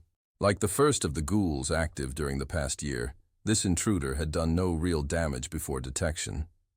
A vacant part of the Ward lot showed signs of a little superficial digging, but nothing even nearly the size of a grave had been attempted, and no previous grave had been disturbed. Hart, who cannot describe the prowler except as a small man, probably having a full beard, inclines to the view that all three of the digging incidents have a common source. But police from the second station think otherwise on account of the savage nature of the second incident, where an ancient coffin was removed and its headstone violently shattered. The first of the incidents, in which it is thought an attempt to bury something was frustrated, occurred a year ago last March, and has been attributed to bootleggers seeking a cache. It is possible, says Sergeant Riley, that this third affair is of similar nature. Officers at the second station are taking especial pains to capture the gang of miscreants responsible for these repeated outrages. All day, Thursday, Dr. Willett rested as if recuperating from something past or nerving himself for something to come. In the evening, he wrote a note to Mr. Ward, which was delivered the next morning, and which caused the half-dazed parent to ponder long and deeply. Mr. Ward had not been able to go down to business since the shock of Monday with its baffling reports and its sinister purgation, but he found something calming about the doctor's letter, in spite of the despair it seemed to promise and the fresh mysteries it seemed to evoke. 10 Barnes St. Providence, R.I., April 12, 1928. Dear Theodore, I feel that I must say a word to you before doing what I'm going to do tomorrow. It will conclude the terrible business we have been going through, for I feel that no spade is ever likely to reach that monstrous place we know of. But I'm afraid it won't set your mind at rest, unless I expressly assure you how very conclusive it is.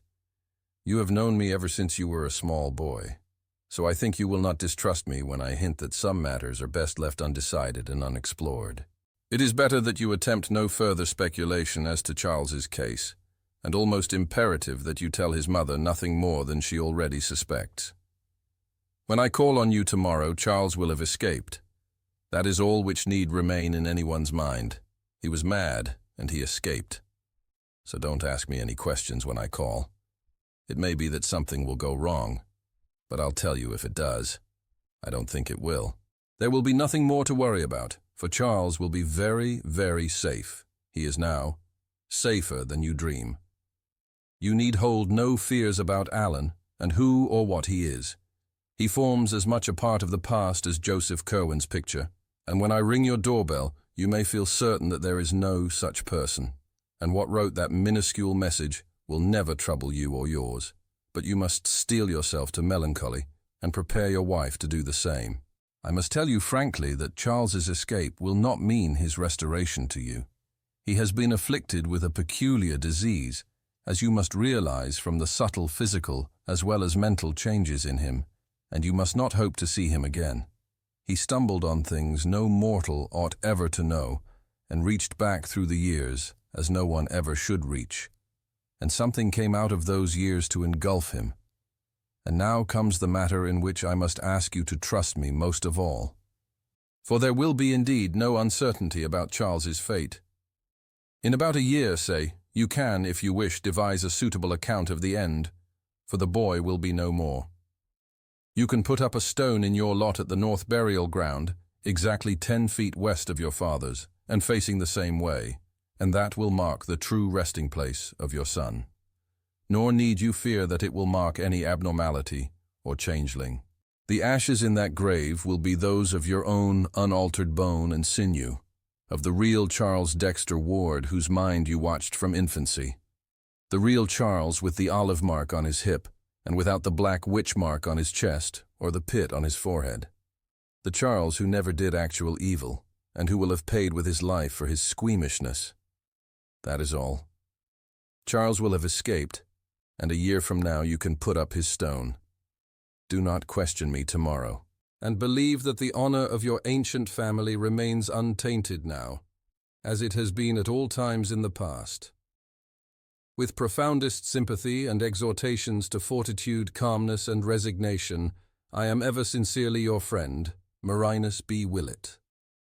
So on the morning of Friday, April 13th, 1928, Marinus Bicknell Willett visited the room of Charles Dexter Ward at Dr. Waite's private hospital on Connecticut Island.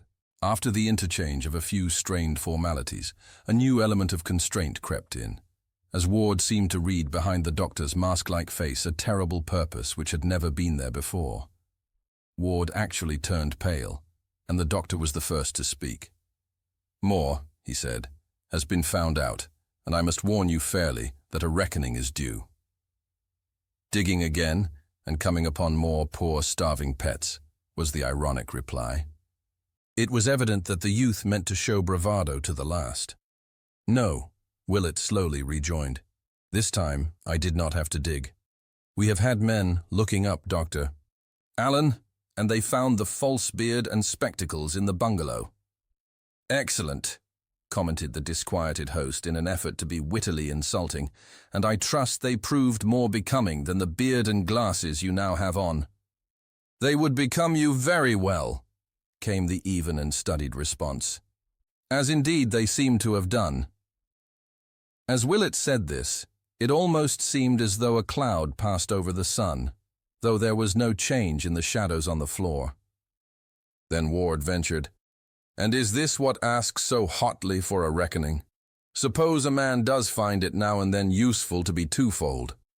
"No," said Willett gravely. "Again you are wrong. It is no business of mine if any man seeks duality, provided he has any right to exist at all, and provided he does not destroy what called him out of space." Ward now started violently. "Well, sir, what have you found, and what do you want with me?" The doctor let a little time elapse before replying, as if choosing his words for an effective answer. "I have found," he finally intoned, "something in a cupboard behind an ancient overmantel where a picture once was, and I have burned it and buried the ashes where the grave of Charles Dexter Ward ought to be." The madman choked and sprang from the chair in which he had been sitting. "Damn ye, who did ye tell? And who will believe it was he after these full 2 months with me alive? What do you mean to do?" Willett, though a small man, actually took on a kind of judicial majesty as he calmed the patient with a gesture. "I have told no one. This is no common case. It is a madness out of time and a horror from beyond the spheres which no police or lawyers or courts or alienists could ever fathom or grapple with. You cannot deceive me, Joseph Curwen, for I know that your accursed magic is true. I know how you wove the spell that brooded outside the years and fastened on your double and descendant. I know how you drew him into the past and got him to raise you up from your detestable grave. I know how he kept you hidden in his laboratory while you studied modern things and roved abroad as a vampire by night, and how you later showed yourself in beard and glasses that no one might wonder at your godless likeness to him. I know what you resolved to do when he balked at your monstrous rifling of the world's tombs and at what you planned afterward, and I know how you did it. You left off your beard and glasses and fooled the guards around the house. They thought it was he who went in, and they thought it was he who came out when you had strangled and hidden him. But you hadn't reckoned on the different contacts of 2 minds. You were a fool, Curwen, to fancy that a mere visual identity would be enough. Why didn't you think of the speech, and the voice, and the handwriting? It hasn't worked, you see, after all. You know better than I who or what wrote that message in minuscules. But I will warn you, it was not written in vain. There are abominations and blasphemies which must be stamped out, and I believe that the writer of those words will attend to Orne and Hutchinson. One of those creatures wrote you once, "Do not call up any that you cannot put down." Curwen, A man can't tamper with nature beyond certain limits, and every horror you have woven will rise up to wipe you out. But here the doctor was cut short by a convulsive cry from the creature before him. Hopelessly at bay, weaponless, and knowing that any show of physical violence would bring a score of attendants to the doctor's rescue, Joseph Curwen had recourse to his one ancient ally and began a series of cabalistic motions with his forefingers as his deep, hollow voice, now unconcealed by feigned hoarseness, bellowed out the opening words of a terrible formula. Per Adonai Elohim, Adonai Jehovah, Adonai Sabaoth, Metraton. But Willett was too quick for him. Even as the dogs in the yard outside began to howl, and even as a chill wind sprang suddenly up from the bay, the doctor commenced the solemn and measured intonation of that which he had meant all along to recite. An eye for an eye, magic for magic. Let the outcome show how well the lesson of the abyss had been learned. So in a clear voice, Marinus Bicknell Willett began the second of that pair of formulae whose first had raised the writer of those minuscules, the cryptic invocation whose heading was the dragon's tail, sign of the descending node. At the very first word from Willett's mouth, the previously commenced formula of the patient stopped short. Unable to speak, the monster made wild motions with his arms until they too were arrested. When the awful name of Yog-Sothoth was uttered, the hideous change began. It was not merely a dissolution, but rather a transformation or recapitulation, and Willett shut his eyes lest he faint before the rest of the incantation could be pronounced. But he did not faint, and that man of unholy centuries and forbidden secrets never troubled the world again. The madness out of time had subsided, and the case of Charles Dexter Ward was closed. Opening his eyes before staggering out of that room of horror, Dr. Willett saw that what he had kept in memory had not been kept amiss. There had, as he had predicted, been no need for acids. For like his accursed picture a year before, Joseph Curwen now lay scattered on the floor as a thin coating of fine, bluish-grey dust.